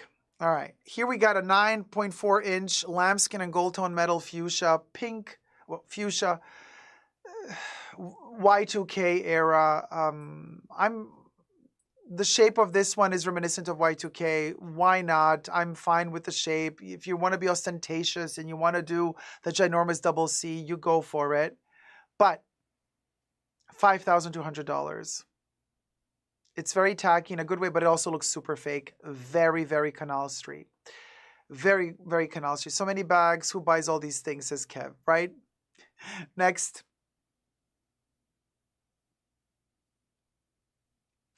I wanted to put in one of the timeless classic double flap bags in this selection as well, just for the sake of it, right? But in the seasonal colorway, we've seen that little handle bag as well in this tweed, the multicolored tweed, but now we also see the classic 1112 double flap in tweed, $9,800. So this thing is $10,000 after tax, $10,000 plus after tax. In tweed. That's where we're at right now. You want a leather Birkin or a tweed Chanel? If you could choose between the two for the same price, which would you choose? Let that sink in. Moving on.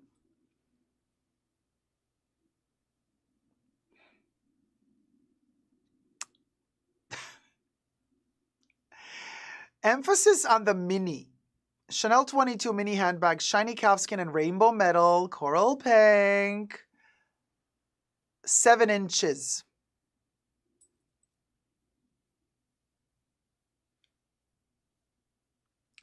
$5,300. And you cannot detach all of these really annoying chains and pull things. It's terrible. Terrible. Terrible. Love the color though. Love the hardware. Love the color. This is an $800 Chanel bag. Not $5,300. Next.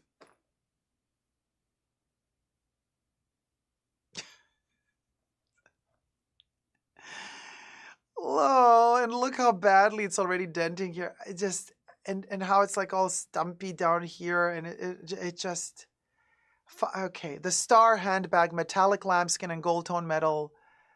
$5,900 for 8.8 inches. They're giving us many variations, 4 variations online, silver, gold, and then the tweed fabrics, and then many more colorways in the boutiques. I'm sure there's also a pink and blah, blah, blah. So this is over $6,000. Not even on top of the Christmas tree, 5 foot nothing. Kids section at Marshall's, says Oshidi.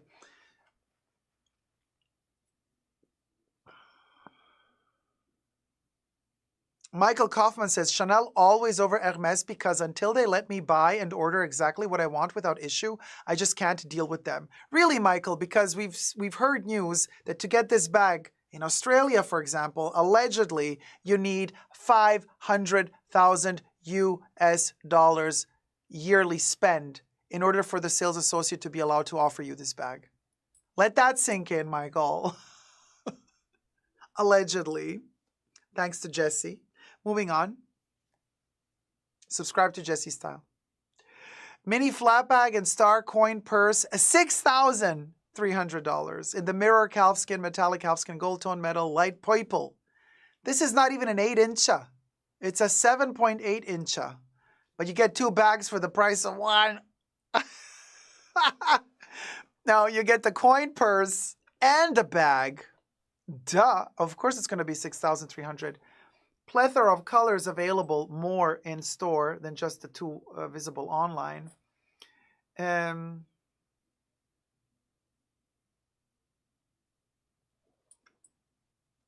Patty J, there should be no pre-spend for any of the bags. Technically, it should be illegal, if I'm not wrong, to do such a thing. But just saying. $6,300, moving on. It's so ugly. Look at all the folds. Look at all the wrinkles on this little thing. I can't. Next. Oh my God. Okay. The sequin. We needed a sequin bag, you know. Anyway, a small flat bag, $6,900. This is a 8.2 inches. Sequins, gold tone metal, white, yellow, pink, and blue. You know, these sequins are going to get attached to your clothes, hair, whatever. They're going to pop off, break. This is always a hazard to have one of these bags. But anyway, if you got the $7,000+ after tax for something like this, be my guest. Next. We had the clutch with the landscape. Now we got the mini flat bag. So this is a single flap, mini flat bag. Price upon request. So if the clutch was, like Kev told us, $15,000, what is this, $20,000? Price upon request, this is over $10K. So what is it, between $15K and $20K? Chanel, what's it going to be? Why, Chanel? You scared of letting us know how much it costs? You embarrassed, Chanel? Well, what gives, girl? Next.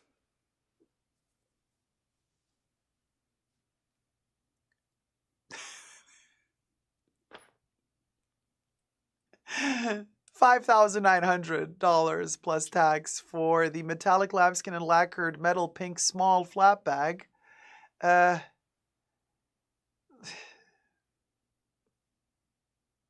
Next. I actually really like this one. It has sequins and it has little stars, and I love this My Little Pony meets Care Bears meets Gem and the Holograms. Like, this is actually my favorite bag from the collection. Yes, it's embroidered satin sequins, glass bead. This thing is going to fall apart just looking at it. It's unwearable probably because these things get attached and stick to everything. But it's just beautiful to see. I think this thing is really, really nice on the eye. Okay. Price upon request. What, 15K? 20K? So forget about it. 15K, 20K, not okay, but it's cute. This one's cute. I like the Care Bear vibe, Gem and the Holograms vibe, you know. Next, 6 inches, 6.4 inches. It's the square mini, right? Okay, now this thing, backpack, look at this little futuristic moment here. They want you to what? Go jogging with this bag, so they made it ergonomic. Backpack, backpack, backpack. Metallic lambskin and silver tone metal silva, $5,800. They have other colorways as well.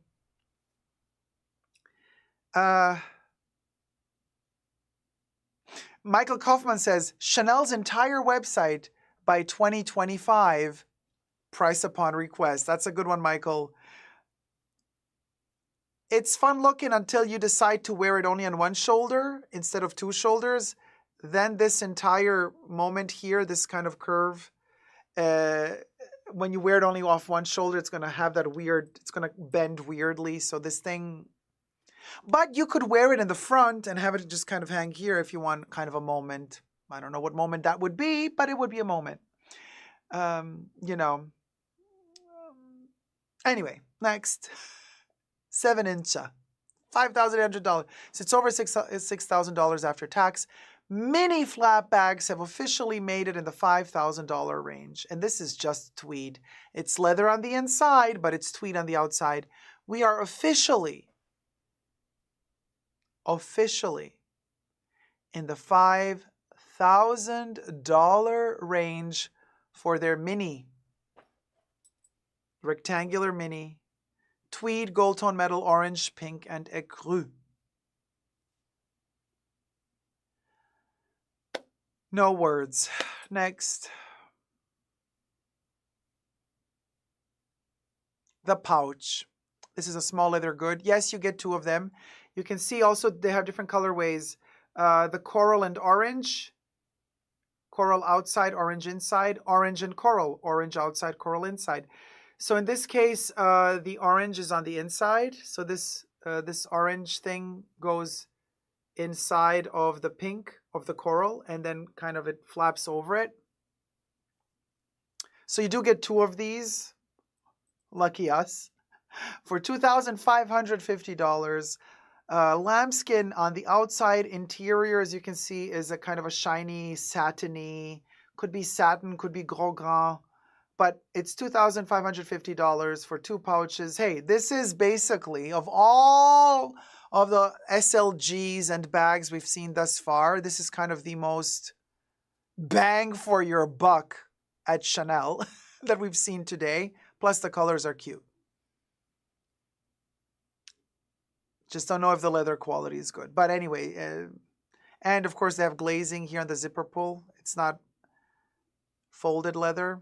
So, but this is where we're at. That $2,550 is the most affordable at Chanel.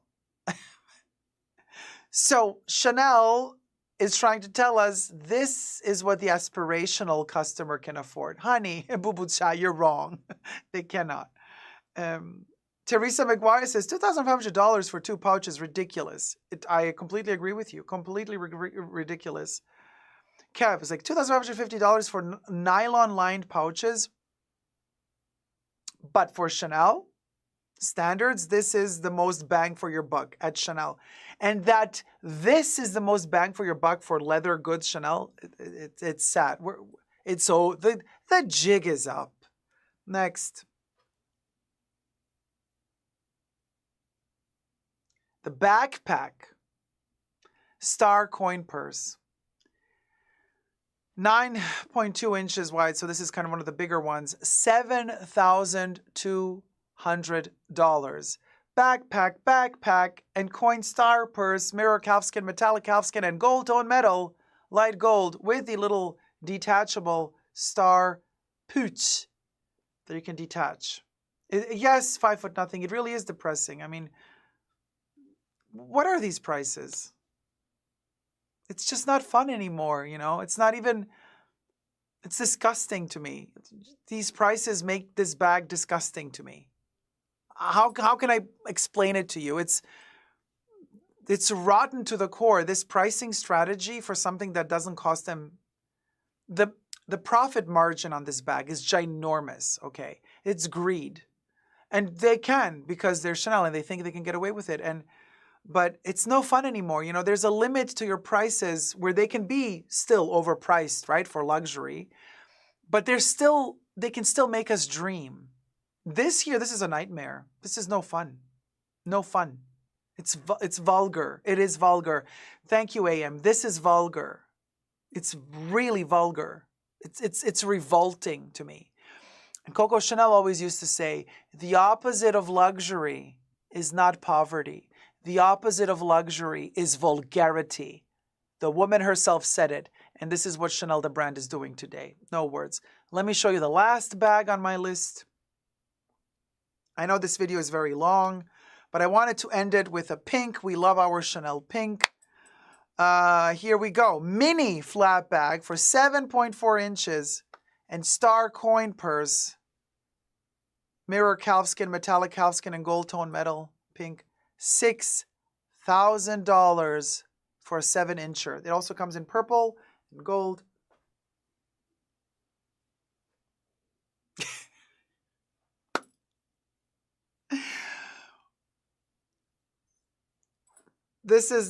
We're talking a bag this size.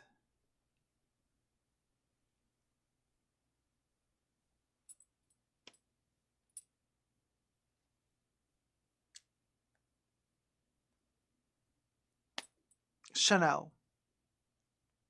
Emotion Engine says $6,000 for a coin purse? Girl.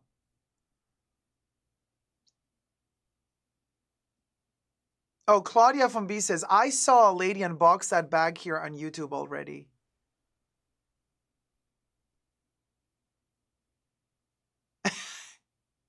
The person who buys this bag and is proud to unbox this bag for this price, in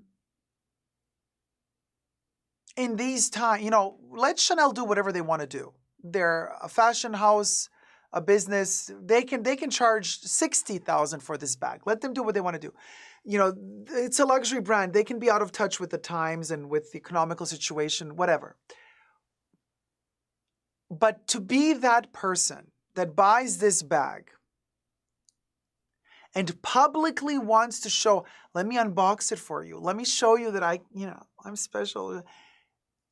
To be that person that buys, to be so out of touch and tone deaf to certain dynamics in this world today, and to think that unboxing this is cool, buying this and showing it off on social media is cool, to think that, it just,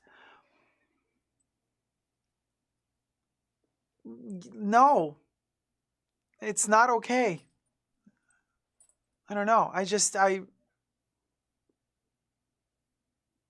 What kind of person are you? And just let's be clear here. I'm not saying what you should do with your money. Oh no.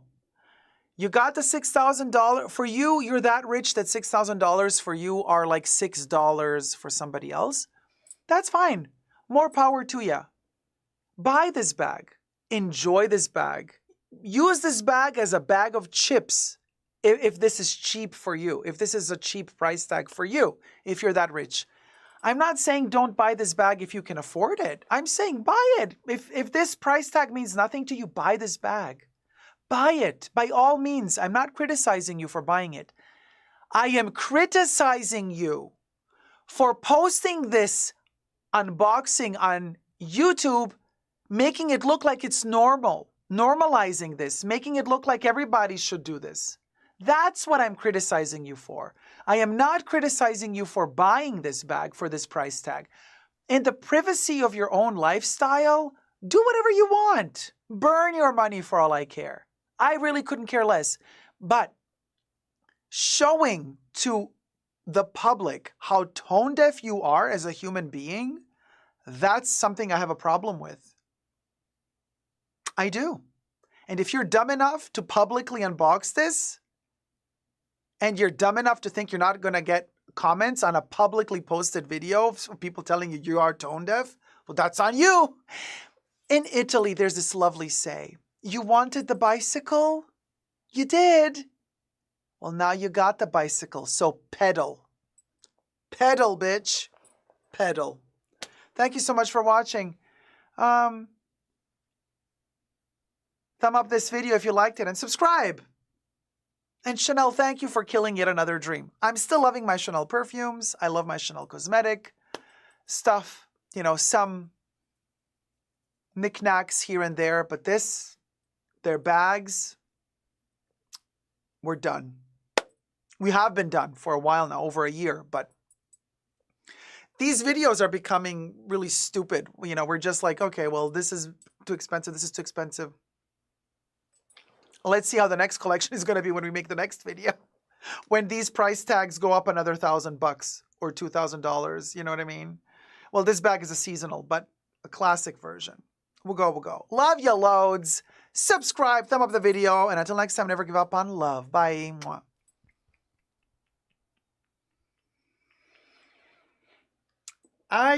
Barbie couldn't even afford these prices, right? Listen, you guys, whatever. At this point, I don't even care. You know, people throw shade at me, and then they're going to say, like, oh, thumb up the live stream, by the way. They're going to say, you know, they're like, well, then don't make the video if you don't like it. No, bitch. I'm going to make a video, even if I don't like it. I'm gonna. What's it to ya? How about you don't watch the video if you don't like my video? How about that? I'm going to make a video because I have a point to make. I have a point to make about all this bullshit. And I'm upset. You know why I'm upset? I'm upset because fashion and luxury and these brands and their heritage, they used to mean something. They used to, there was a dream connected to it. There was a history connected to it. There was a sense of pride in creating something with quality, with a story behind it. Now it's become milking it for the memory of the glory times that it used to be. And I'm just so sick and tired of this.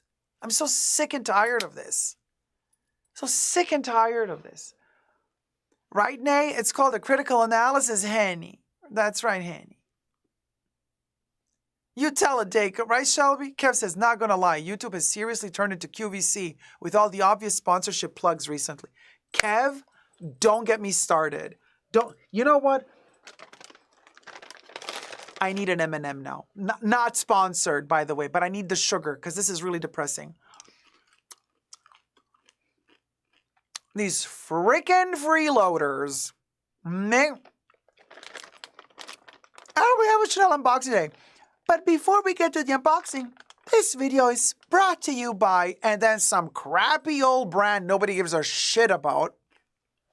20 minutes of the crap that the person showing you the crap would also never wear that crap because the video is an unboxing of a Chanel bag. That's what they want to buy. They want to buy the Chanel bag. But in order to afford the Chanel bag, they got to sell to you their shit product. They got to sell to you the shit product that they don't want to wear so that they can afford buying the freaking bag that you, idiot, clicked on to watch their video because you can't afford it, so you're going to watch them unbox it. But they're going to mess with you double. They're going to mess with you because they're going to try to brainwash you to buy the shitty product nobody wants. And then they're going to mess with you again by showing you a $6,000 bag this size and make it sound like, you idiot, how can you not afford it? Everybody can afford it.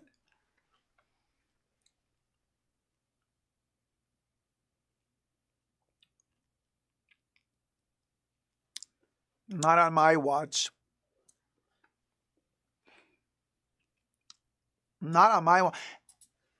And it's thanks to you guys, to your support, because you do the tips and then you're members and you do Patreon. That's my sponsorship. You're the guys who are making it possible for me to make these videos without posting them later and then making, you know, a 20-minute video sponsorship inside of the video.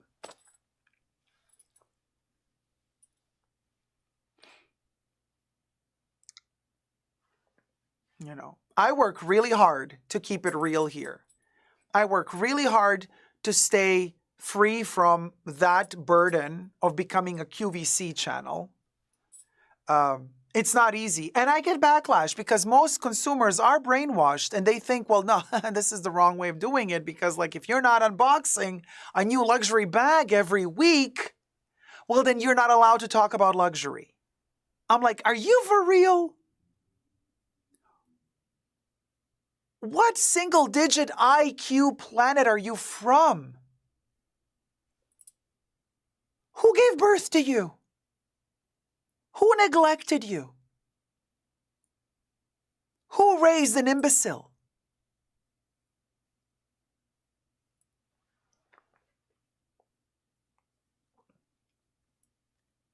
Like, what? Girl, I'm sorry, but like, I'm sorry. I'm really, it really irks me because I get upset.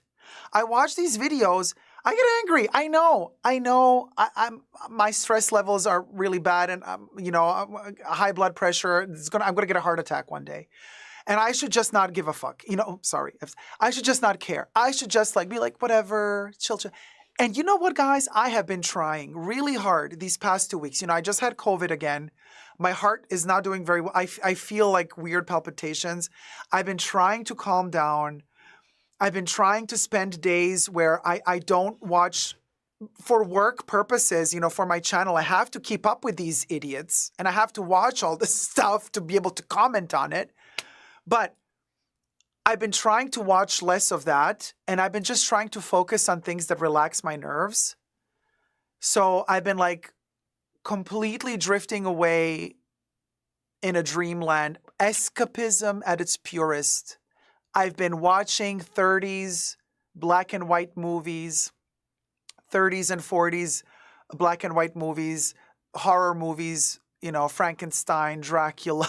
Like those beautifully shot black and white, very slow paced, relaxing stuff from the past that we know, so it's safe. There's no uncertainty.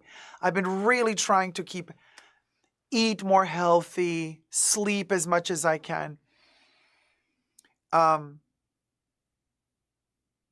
Because I feel it. I feel like it's becoming insane. The levels of all of this craziness of these people. Who do they think they are? Teresa says, Dacob, you are the most true, the truest, most honest person out there. Oh, Terry, thank you so much. And I know how much you appreciate the channel and me. And I know the amount of love and how much help you always send, always the tip. And you're always extremely supportive of the channel. It really means the world to me. Thank you so much. And I know you know. I know you get it.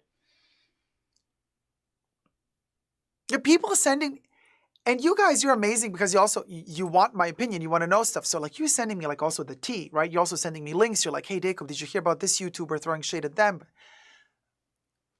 And sometimes I just get a headache because I'm like, oh my God, here we go again. Here we go again because there is this one, somebody sent me this story about this one chick throwing shade at this other chick for having fake jewelry. And several people have been writing me hey, check her. I never heard of this. I never heard of any one of these two. I couldn't, who are they? So anyway, since a lot of you wrote me about it, I'm like, okay. Let me, oh, Heidi. Oh man, love you too, Heidi sweetie. donated $20. Love you, Super Dacob. Heart, heart, heart. Hit it, Bubbles.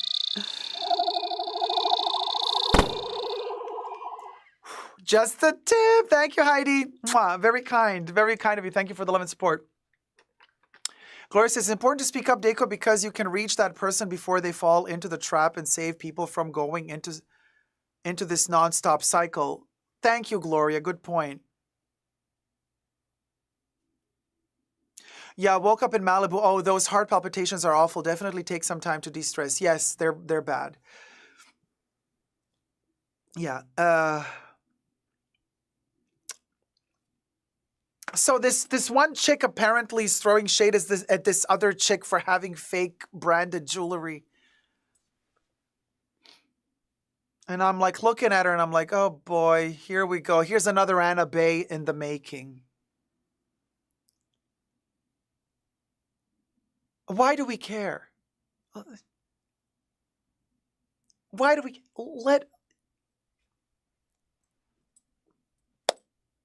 let a girl buy fake jewelry? Let her tell you on camera that it's not fake. Who cares? Who cares? Who cares? Literally, who cares? Literally, who cares? What is fake? What is fake?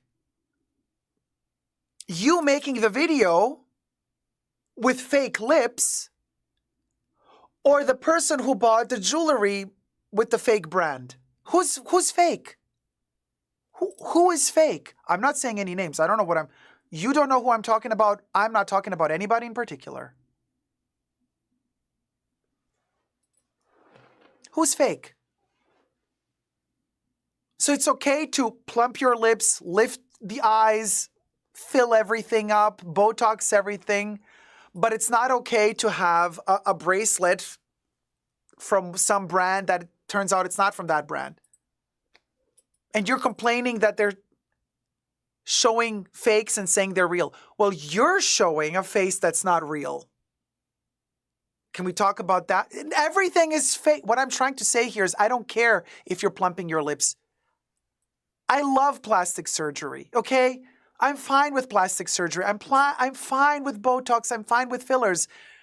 I'm not saying I'm not fine with that. Don't miss the point I'm making here. The point I'm making is, let's go back to the Bible. He who hath not sinned, cast the first stone.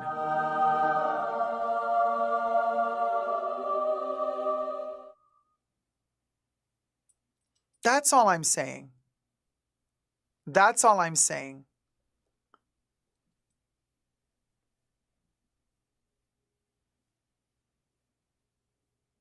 That's all I'm saying.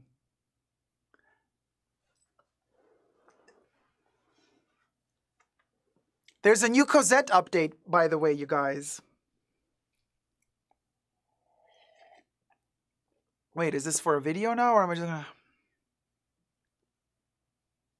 Yes, Caroline. He who hath not sinned cast the first lab-grown diamond. Hold on, let me check my iPad. I have an incoming news flash.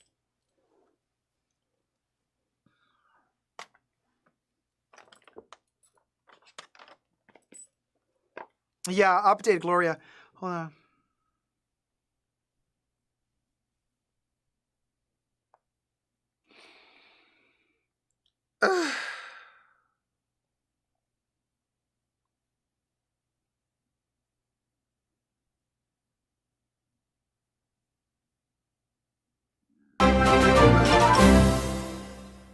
Oh, 5 foot nothing. Thank you so much, my love. 5FD Nothing donated $50.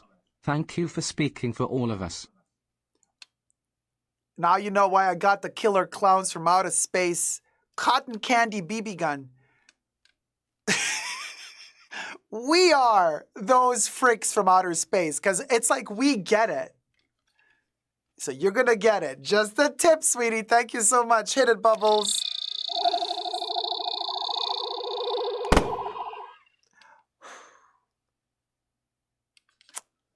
Living ferret. Oh, Terry, for sure. I have nothing against lab-grown diamonds. Absolutely nothing against them. So hold on. I'm just reading through this.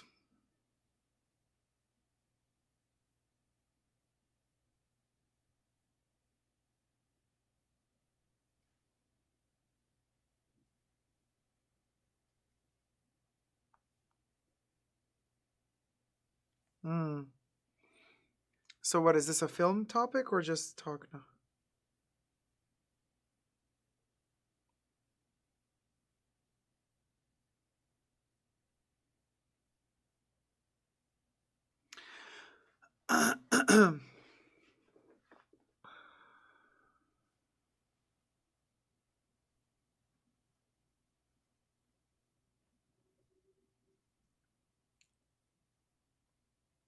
Okay. All right, guys. Okay, I figured it out. Let me do it like this. Mm.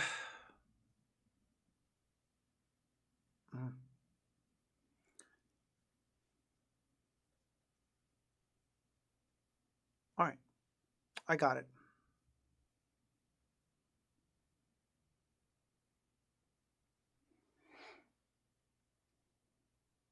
Hi guys, Dacob here. Welcome back to the Fashion Bunker. I just got a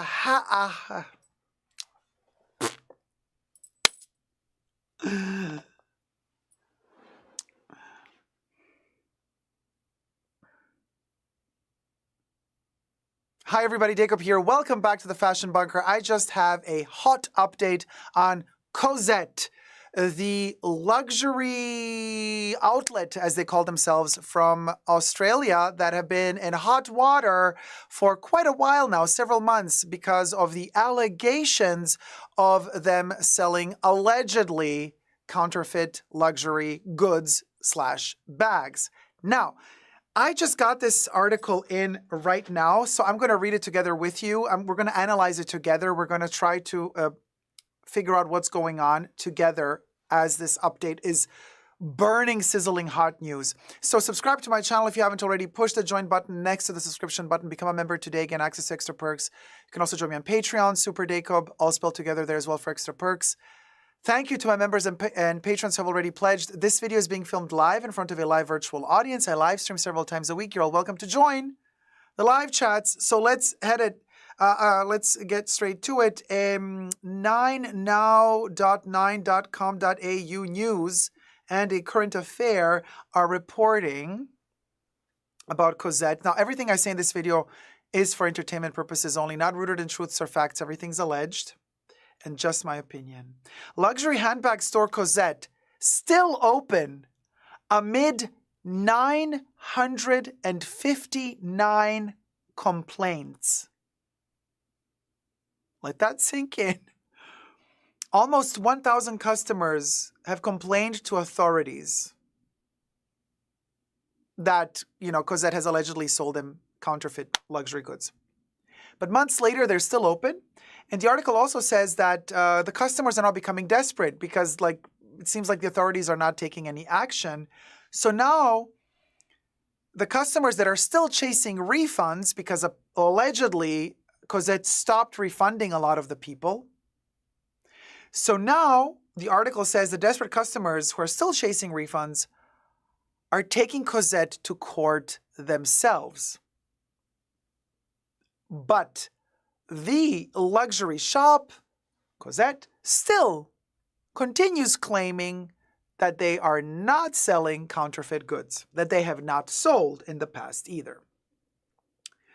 One customer is reported to have said that people who don't have a lot of money and save up a long time for these bags, it's a shame they have to go through this. I completely agree. This is terrible. This is devastating.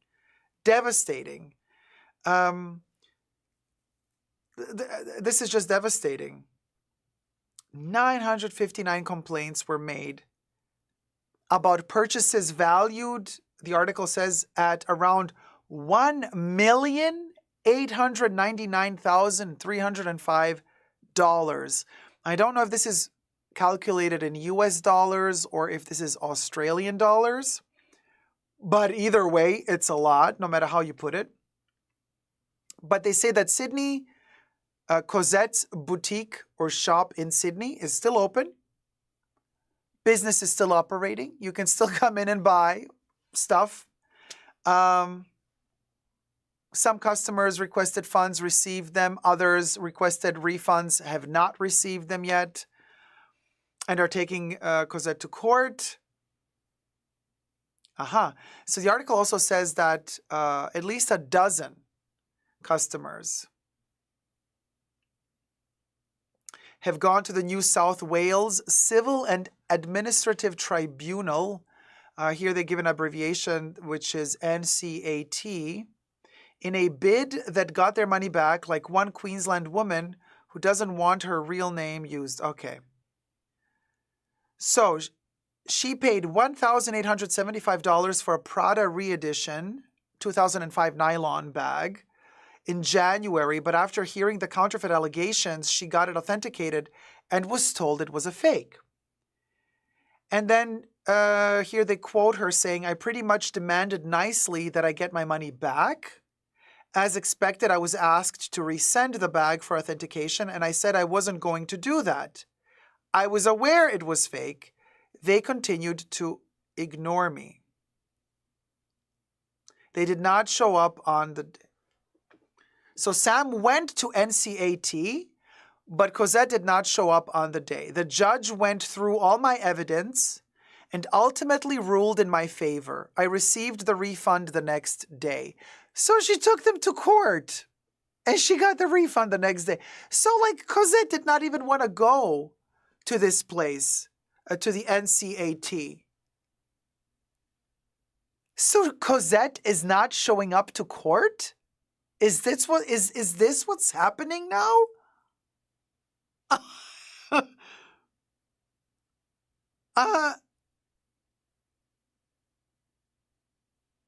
Somebody else said, I bought 5 bags from Cosette. They've done an automatic refund on 2 of them, and I'm still claiming for 3. She said, I spent over $10,000 with Cosette. And NCAT did not rule in her favor because she took them also to the NCAT, allegedly. So she's stuck with 3 handbags, which so far have been authenticated as real. Well, maybe some of the bags are real. We don't know. Oh, my God. Wow. And then they ask her, like, how did this experience make her feel? And then she says, like, now it's, like, really hard for her to trust any retailer that say that they are licensed resellers of any branded items. Yeah. Oh, apparently Trustpilot also revealed that it has conducted an investigation into the authenticity of the product sold by Cosette. Trustpilot issued apparently a statement in which they say our automated fraud detection software, that sounds sketchy, has detected high volumes of fake reviews. Oh, I see. Oh, okay. Oh, we're talking about authentic or fake reviews, not bags. Aha. So Trustpilot says, well, let's read the whole sentence. Maybe they're implying that somebody else is posting fake comments, not the customers. Let's see. Our automated fraud detection software has detected high volumes of fake reviews. In the past 6 months, 70 out of a total of 205 submitted about the business have been removed by our detection software under suspicion of being fake. In June 2023, we issued a legal cease and desist notice to Cosette, informing them of their violation, demanding they stop their abuse with immediate effect. So Trustpilot, what I'm reading between the lines here, not really even between the lines, it seems quite obvious. So Trustpilot is saying that Cosette, or Trustpilot is alleging that Cosette allegedly took down negative reviews because they were allegedly claiming that the reviews were fake, and then allegedly placing positive reviews instead, and Trustpilot was taking the fake reviews. Jaw drops.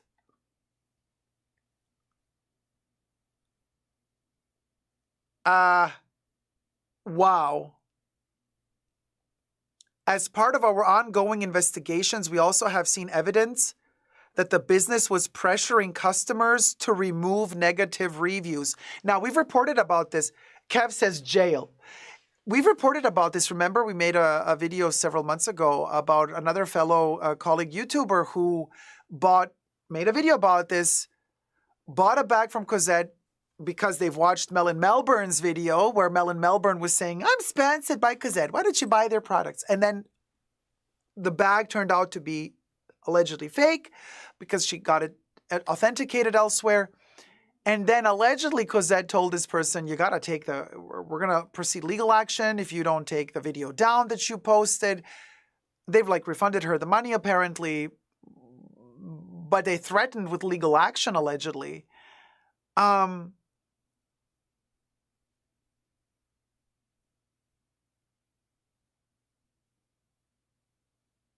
This is wow. How does what sort of corruption does there have to be in order for a business like this like to continue operating despite all of the evidence pointing in a certain direction?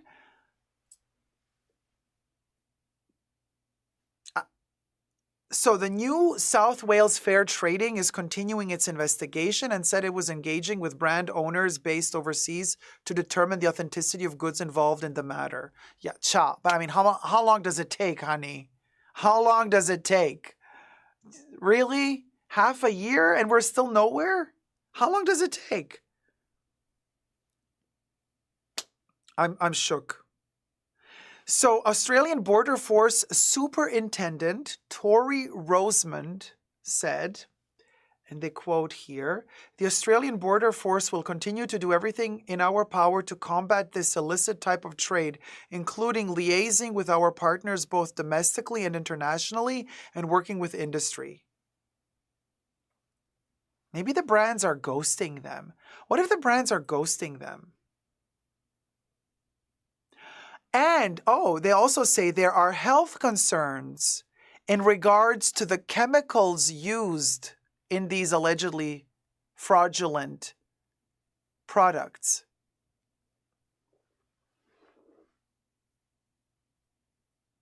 So what are we saying here? Are people going to start like getting cancer because they like had like weird materials used in their bag? What are we what this is a twilight zone at this point. Rosemond says, whilst the Australian Border Force protects the borders against such things as narcotics and weapons coming across, dealing with counterfeit goods is not a victimless crime, and we take it just as seriously. You're taking your good time, though. Huh? You're taking your good time. But Cosette has also issued a statement, and Cosette states, Cosette stands, so I'm quoting Cosette's statement here. Cosette stands by the authenticity of its products. We have arrived at this conclusion after looking at both who supplied the product to us and where the product originated from.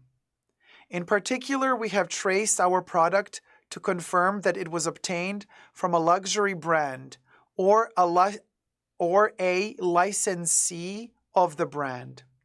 Our authentication process relies on the integrity of the supply chain. Cosette has used third-party authenticators from time to provide an additional assurance check.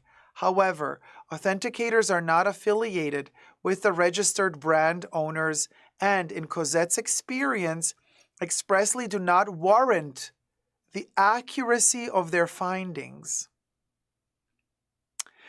Unfortunately, Cosette has found those services to be unreliable. Well, didn't Columbus discover America?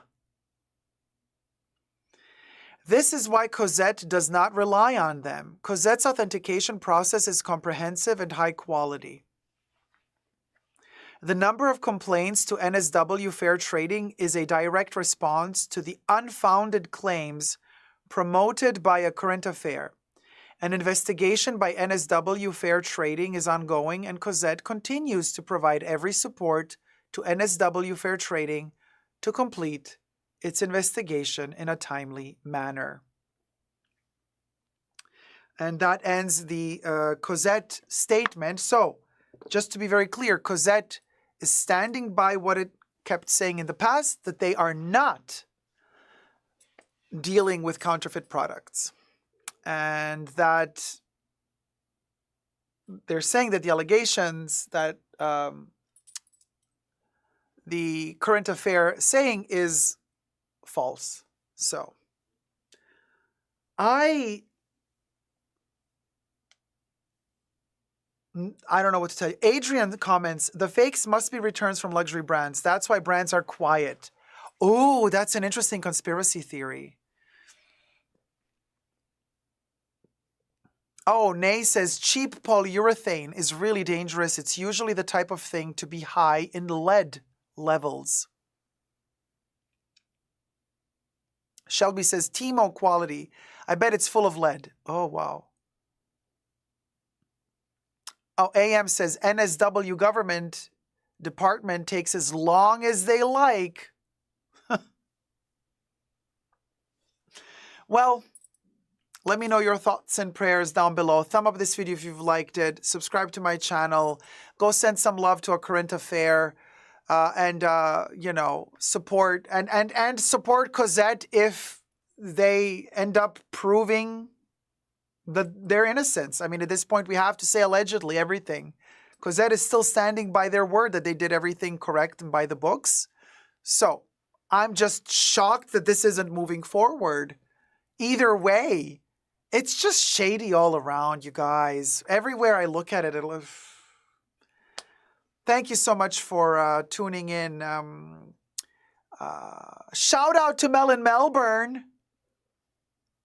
The shade. Love you loads. Take care. Bye.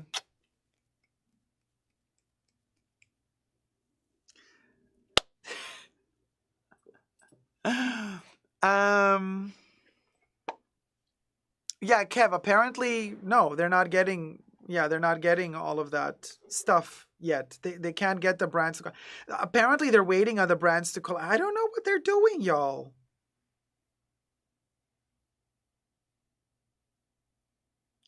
Shook.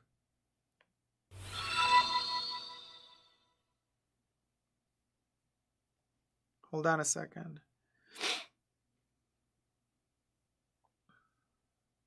Shook Eth.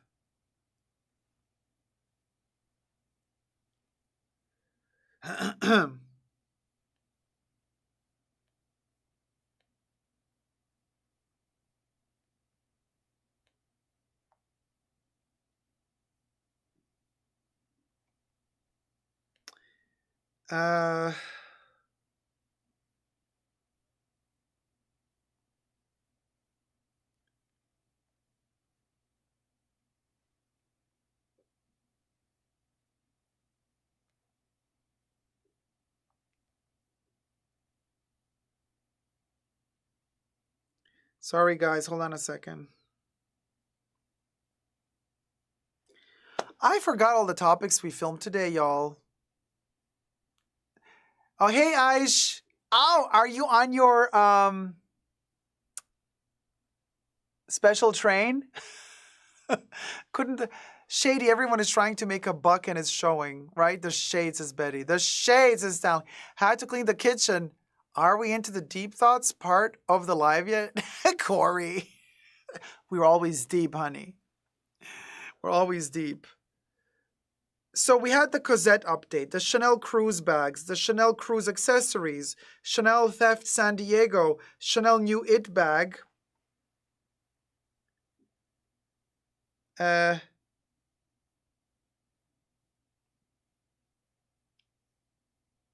What else? Which other topic did we have?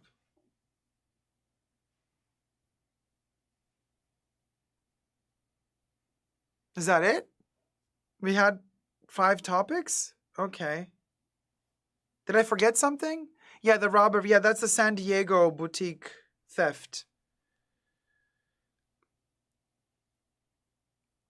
No, concert was not filmed, Shelby. Yeah, the concert was just like an intro. We didn't film that as a separate topic. So I think that's it. We had 5. We did the robbery. Corey, yes, we did the robbery. No, but we did not do it. We're not the robbers. We're not the robbers. We're not the robbers. Maria. Maria. Shout out to Mim. And we'll go. Yeah, the Chanel new it bag. Why do I feel like we filmed one more topic and I don't remember what it was? Hide the bags. You guys,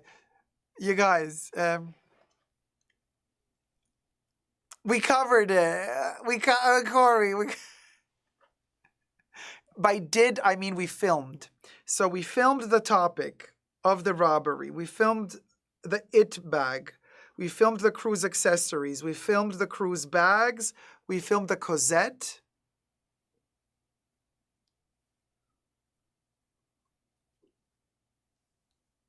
Yeah, 5 topics. I think that's it. We'll go. Y'all, we'll go. I forgot to show when we were doing the Chanel Cruise collection. Yeah. Jesus Christ.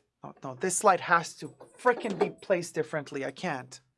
Okay. So the light almost broke everything here. I just love this Ken. This is... Thank God he doesn't look like Ryan Gosling. Otherwise, one eyeball would be down there, one would be up there. So, but this is the Ken from the movie, the Barbie movie. Yeah, I'm really glad he does not look like Ryan Gosling because I do not want chameleon eyeballs on my Ken. Zmelstar says, hi, Dacob. The other day, my brother was playing Final Fantasy 15. I was watching him play and I noticed something very peculiar. Vivienne Westwood's store with a wedding dress in the window. In Final Fantasy? Huh. I don't know. That doesn't make sense because Final Fantasy is like in the past, right? Or is it in the future? Yeah, I love him too, 5'0". That reminded me a lot of you because of the respect and love you have for Vivienne. I have a photo. Would you like to see it? Oh, yeah. Send me superdacob@gmail.com.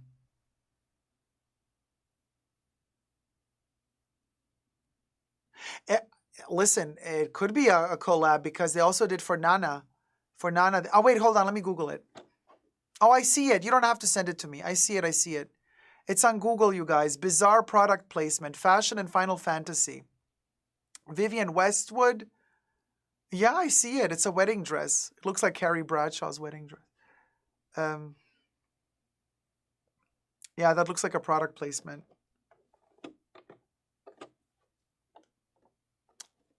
Love the pink hues.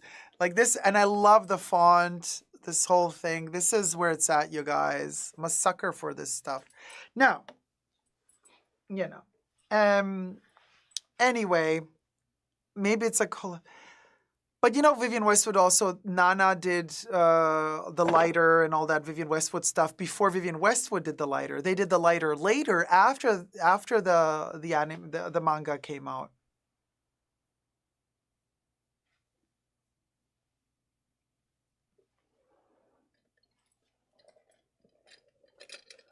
So,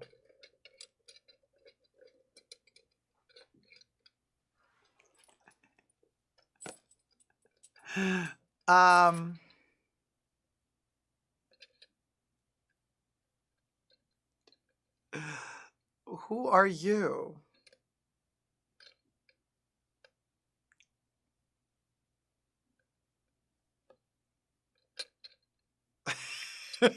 Oh boy.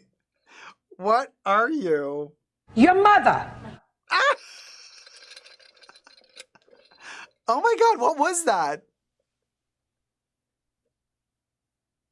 Huh. Anyway, that was a bizarre, what was that? I don't know. Who knows? Bizarre. Well, I thought I saw something, but anyway. So that's so interesting. I never knew that about the ring and the lighter. Yeah. Who is this? I don't know. I think it was alive, right? No, Ismail, thank you so much. No, I saw it. I saw it already on Google. Thank you. What are your thoughts on Chanel's 1932 diamond collection? Would you ever buy into the fine jewelry range? Blufffinch T, you should check out my video on that topic. I actually made a video about their 1932 platinum and diamond collection.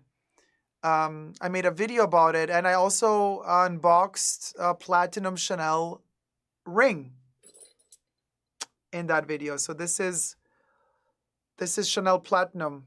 So to answer your question, yes, I actually buy into fine jewelry from Chanel or Hermes in this case. And I can do you one better and tell you in the future I'll be buying more jewelry, fine jewelry than anything else really, because that kind of makes sense. It's also easier, smaller, takes up less space.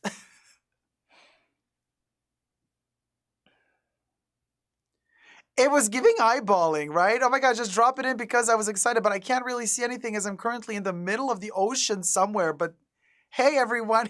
Hey, Joyful Remorse. Girl, are you swimming in the ocean?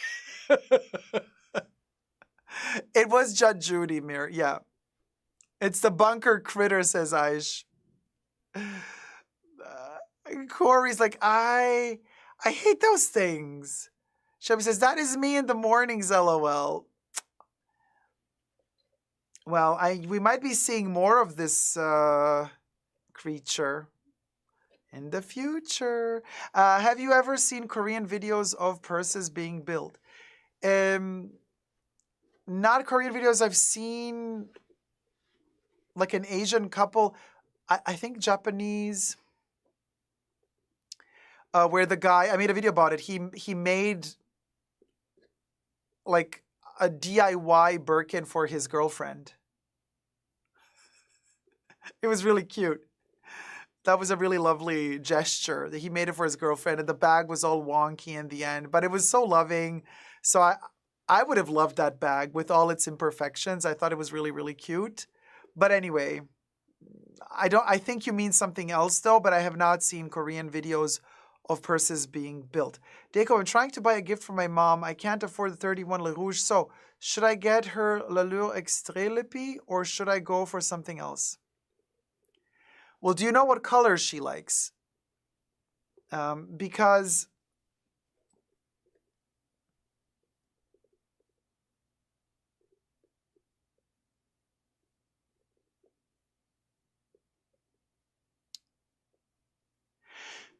if you don't know what color she likes, but she likes just a gesture of applying like a lip balm or something, I would recommend you to buy her, because I've been testing it out since a while now and I am hooked. Oh, you're going to take the one she already has now? Okay, so here's what I have tested on my lips and it's really amazing. The Hermès lip balm. It doesn't have a color. It's refillable. It smells medicinal, like in a good way. It's really good on the lips. It's amazing. So you can also get lip balm with color.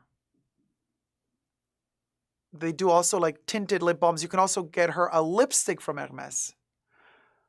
But the lip balm, the colorless Hermès lip balm, now that is amazing. It really, really, really good. Really, really, really good. Very pleasantly surprised at how good it is. Very pleasantly surprised. For out and about, I take that with me, but when I'm at home, I have Vaseline. And I have one of the samples Chanel gave me once, their little luxury extrait de crème 5 ml little glass jars, right? So once I've finished with I use the cream up, so I have an empty jar. So I fill it up with Vaseline. So in here, I just refilled. L'extrait de crème is not extrait de crème, but it's Vaseline. And this is the best lip product ever. Vaseline is where it's at, in my humble opinion. Period. And it's very affordable, but Vaseline is where it's at for me. But yes, RN. You can get the colorless lip balm from Hermès. It's beautiful. It's substantial. It's heavy. It's not the cheapest because you have to buy the original first. You have to buy the container, but then every refill is cheaper, right? But it's not the 31 Rue Cambon lips. Like it's not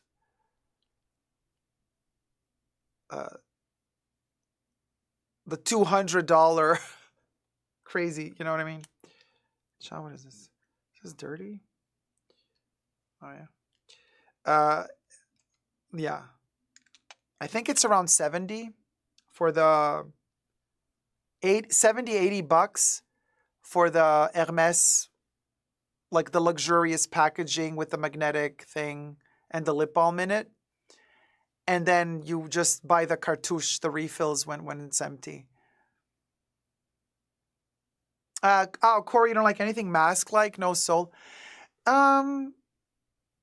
No, these guys have a soul. They're actually from the Jim Henson studio, a person that used to work with Jim Henson. So, and I love Jim Henson, and I love the Muppets, and I love The Dark Crystal, and I love Labyrinth. So this is one of the artists that used to work for Jim Henson and made these Boglins in the 80s. So anyway, the Boglins I find have a lot of soul, actually. I need the refills, but they are never available, says Kev. Okay, RN. Well, you're welcome. Yeah. I use Vaseline, totally keeps hydration. If I go out, I put Carmex on top. For sun protection. Yeah. Okay, Kev says 75 for the full tube and 40 something for the refill. Thanks, Kev. Yeah, so if you do the Hermes lip balm, there you go. Kev just said it in the chats. $75 for the full tube with the luxurious packaging. It also comes in a pouch. It has its own pouch. Super cute. Smells divine. Very medicinal and healthy smelling. And then 40 something for the refill.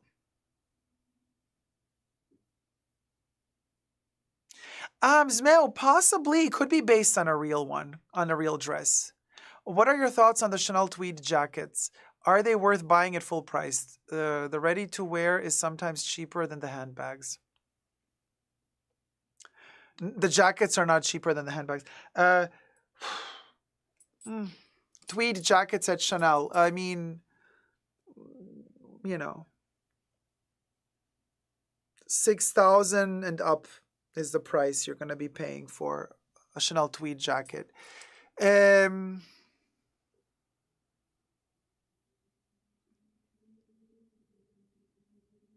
I would rather spend $6,000 on a Chanel tweed jacket than I would on a Chanel leather bag, personally.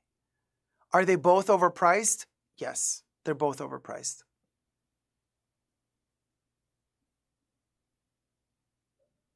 Kev says, and you get a paper case, no begging needed. True. Rosha says, could you do a video about Hermes Beauty once?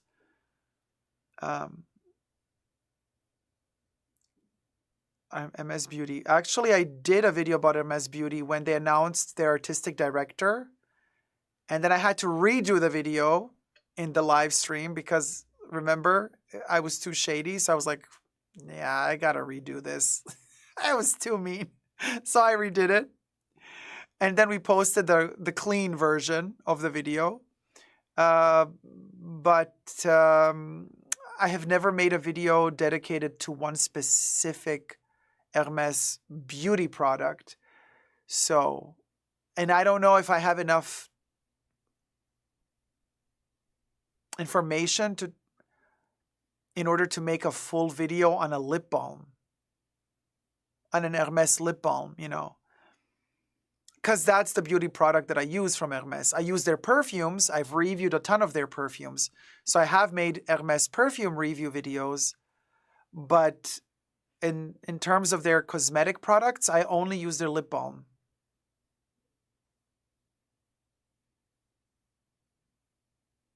Oh, Rosha Kishki, I remember that Hermes video, loved it. Thanks, sweetie. You prepare for the Turkey Day? Yes, Shelby. Turkey Day is coming and I am preparing. It's going to probably be, it's not going to be Turkey Day because it's probably going to be vegan. I guess tofurkey? Tofurkey? What's it going to, I think it's going to be tofurkey. Kev says, wonder if that person is still around. Hermes only mentioned Pierre Hadi for the latest eyeshadow collection, I believe. No, I think he's still around. Hey, Lexi, hi, Super Dacob. I love your videos. What do you think about the Chanel Kelly purse? I think I've said all I have to say about that trash.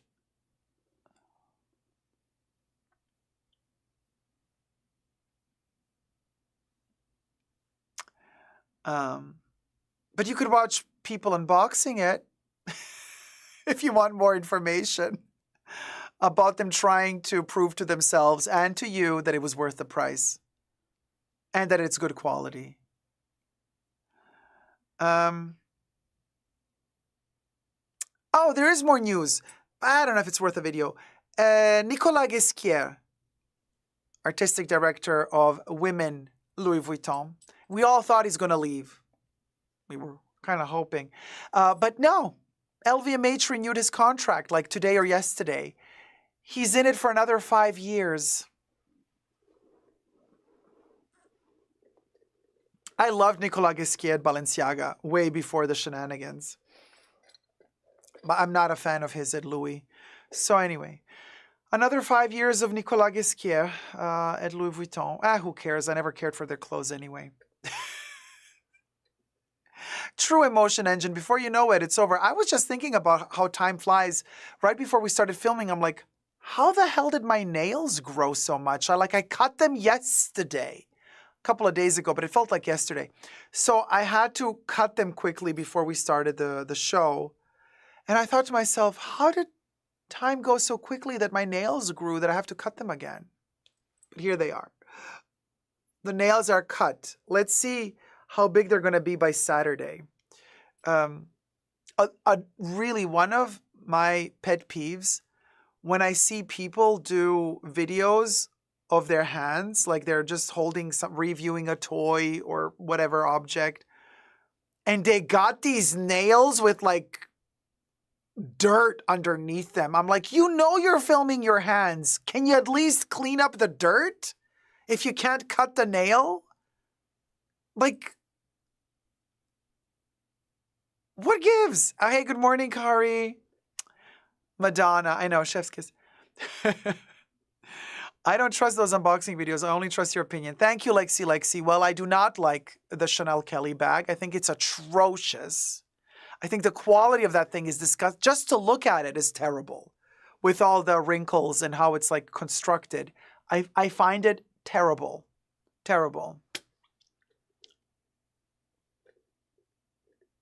That's the Chanel Kelly bag. If you find the vintage one from the early 90s, that's nice. That's nice. But the one that they redid now, no. No. I prefer this. I prefer their freebie pouch. I think this is better made than the Kelly, than the Chanel Kelly. Period. This is a really nice tweed, by the way. Loves that. Enjoys that. Wants that. Got that.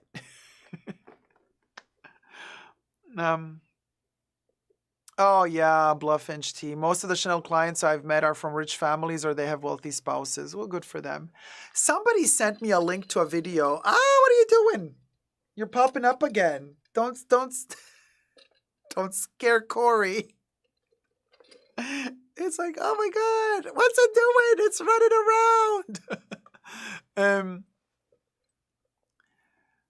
I think it's a fake video. Instagram Reels, some chick was like, I'm so sad. She's being filmed like secret, like she has a person filming her from the other side of the street and she's kind of dressed really nicely. She's a young chick, you know. And then she approaches next to the Chanel boutique. This dude looks like an Italian guy. Classic. Ugh. Anyway, she's like, oh, hi, how are you? My name is blah, blah, blah. I'm sad today. He's like, oh, don't be sad. He's like, yeah, I'm sad. Can you buy me a Chanel bag? And then he bought her a Chanel bag. Yeah. But he wanted something in return, I guess. YK. Almost winter over here now. Nails tend to grow faster in cold seasons. Summer here now in New Zealand. Got to Dacob. Great to join live chat today. Hey, Maria. Thank you so much. So, yeah. So I saw the reel and I was like, yeah, the reel ain't real, allegedly. But anyway, I was just like really shocked. Lexi says, thank you. By the way, I bought those tweed Chanel after watching your videos. Oh, Lexi, you got the pouch? Aren't they adorable? I think these are super cute. if you buy the ones that have the products you're actually going to use, because then it's not a waste of money. You know, I actually use the mascara. I use the makeup eye palette. I use the Stilo U eye pencil. I'm using the Le Beige lip balm. Really, really, really cool. So this for me was awesome because it's like an extra added when you buy something you would buy anyway, right? Yeah, they all sold out. I know, it's such a mess. Oh, brother, as cringe as the Italian boyfriend that can't speak English correctly, allegedly. Ah, RN. You know where it's at. You know, yeah. Yeah. Lexi says, I got the one with the 3 lip glosses for Thanksgiving. It was the last one in the boutique. Oh, good for you, Lexi. The 3 lip glosses were in the blue one, I believe. So you got the blue one. Blue, black with gold, my favorite color. Oh my God, such a beautiful combo. Yes, it is black.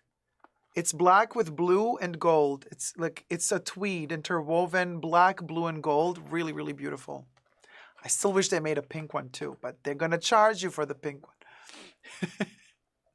Anyway, you guys, I would like to thank the mods for this 4.5-hour live stream. We went long today. Are you interested in the number 5 bottle t-shirt, Dacob? No. From the cruise collection? Just like the brooch? No. Number 5 bottle stuff, those should be freebies. I'm interested in the number 5 perfume, okay? If they put that on a t-shirt, then give it to me as a freebie with the perfume purchase. I don't want to buy it. Yeah, no, Kev, no. I don't want to buy a shirt that promotes their perfume bottle. You know what I mean? That's a freebie to me. Hit it, Bubbles. Thank the mods. A special thanks to the mods in the fashion bunker. Thanks to Debbie, Jesus, Creation, Coquettes, and Gloria. Bubbles loves you.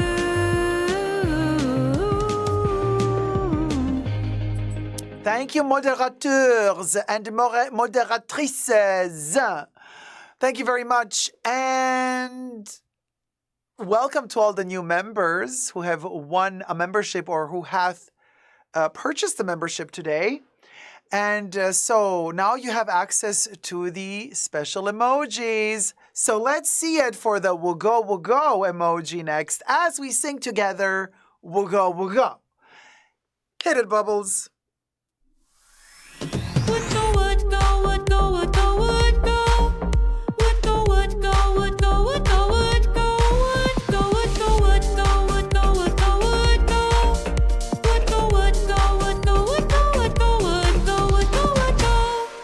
Yes, Quins. As we say, flooded fam, and a flooded we did in the chats. Look at all the we'll goes. It's like a don't go chasing waterfalls. It's like a waterfall in the chats. Living ferret. Hey, Jedi Monkey. Shunashi, yes. Shelby, yes. Yeah, I love how Shelby's the dancing. And let's do Diane Ferret next. So we have from the pink, we go to the green this time around. Let's do the old switcheroo. Listen, Linda. Let's do the Diane Ferret first, which is the green one. Jedi Monkey's like, I was waiting for the go. Let's do the green one, the Diane Ferret. So all the new members find the Diane Ferret emoji. And Bubbles, Diane Ferret, hit it. Diane Ferret, Diane Ferret, Diane Ferret, Diane Ferret, Diane Ferret. Oh my gosh, look at us. Look at that green poisonous waterfall. The waterfall. Zoe. Didi Bean. I don't know if your granddaughter is there. Now, your granddaughter is usually with you on the weekends, right? But I just have this little fella here who's going to be coming. Hello, everybody. Muppet from the Muppet workshop. He actually also does. He can also wink. There he is. Oh, he's a boglin. He's a he's a Halloween boglin. So anyway, she has school. Okay, gotcha. So no reason for whoever is scared of him. Don't be scared of him. He's actually a good fella. He's a little tiny creature that lives in the bog. Okay, he's an innocent creature. He farts a lot, but that's because he farts a lot. He's like very wobbly. Anyway, so anyway, well, we'll go. You want to sing "Livin' Ferret"? I'm learning to operate him. It's so hard because there's like so many gears inside. Actually, I think I should use this finger to slowly move the eyes. Yeah, I can. Wink, wink. It's so hard to operate. I got glow in the dark eyeballs and they're green. Listen, Linda.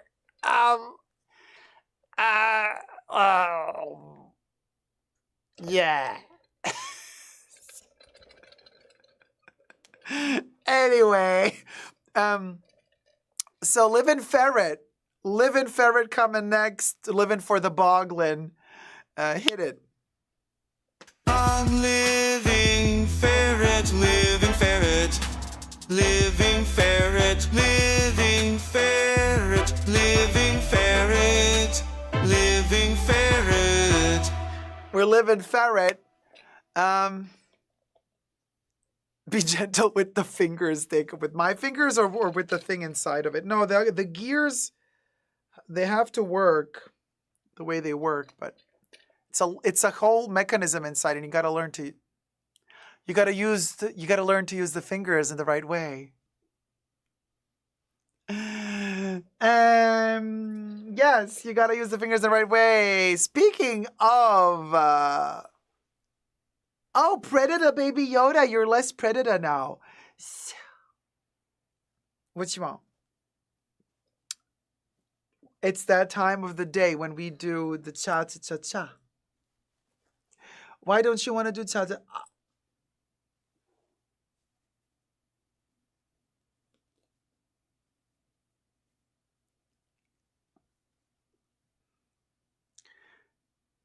He's scared of the boglin.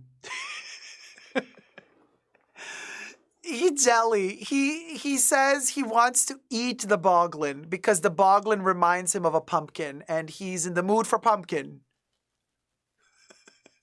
You're not going to eat the boglin. You tried eating Chucky already, and I mean, that, you know how that ended. You almost lost an ear.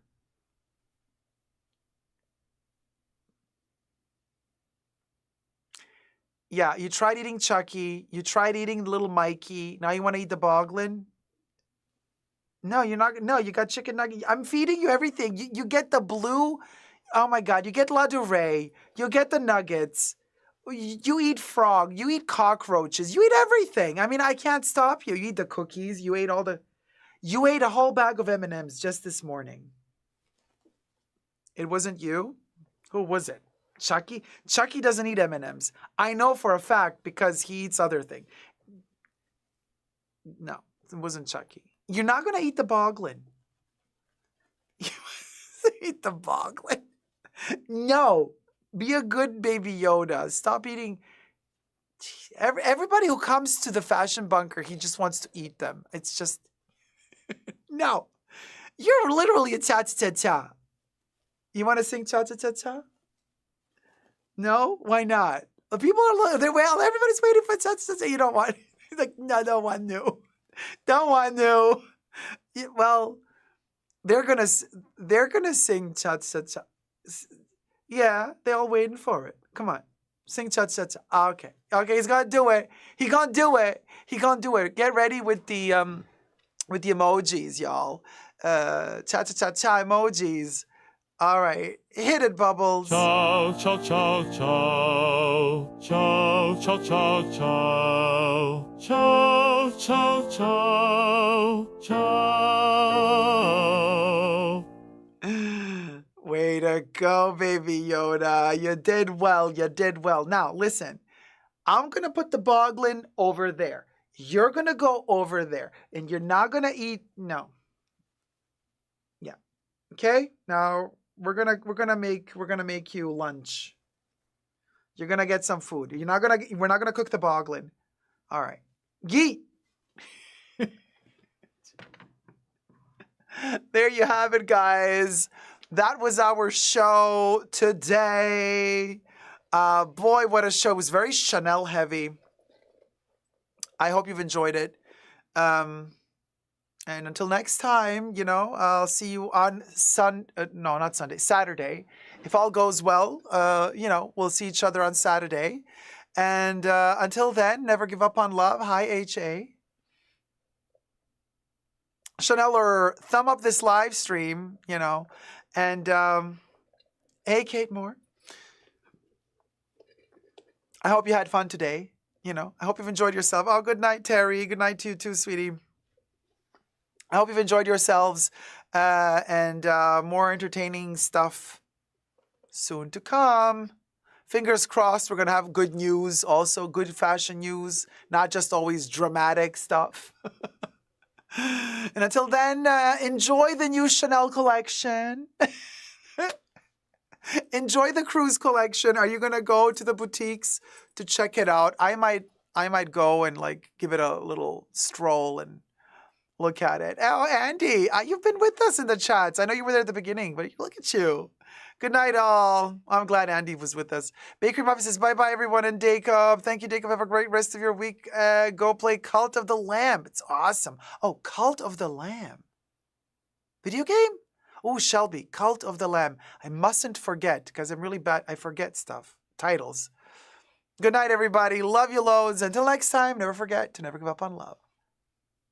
Bye.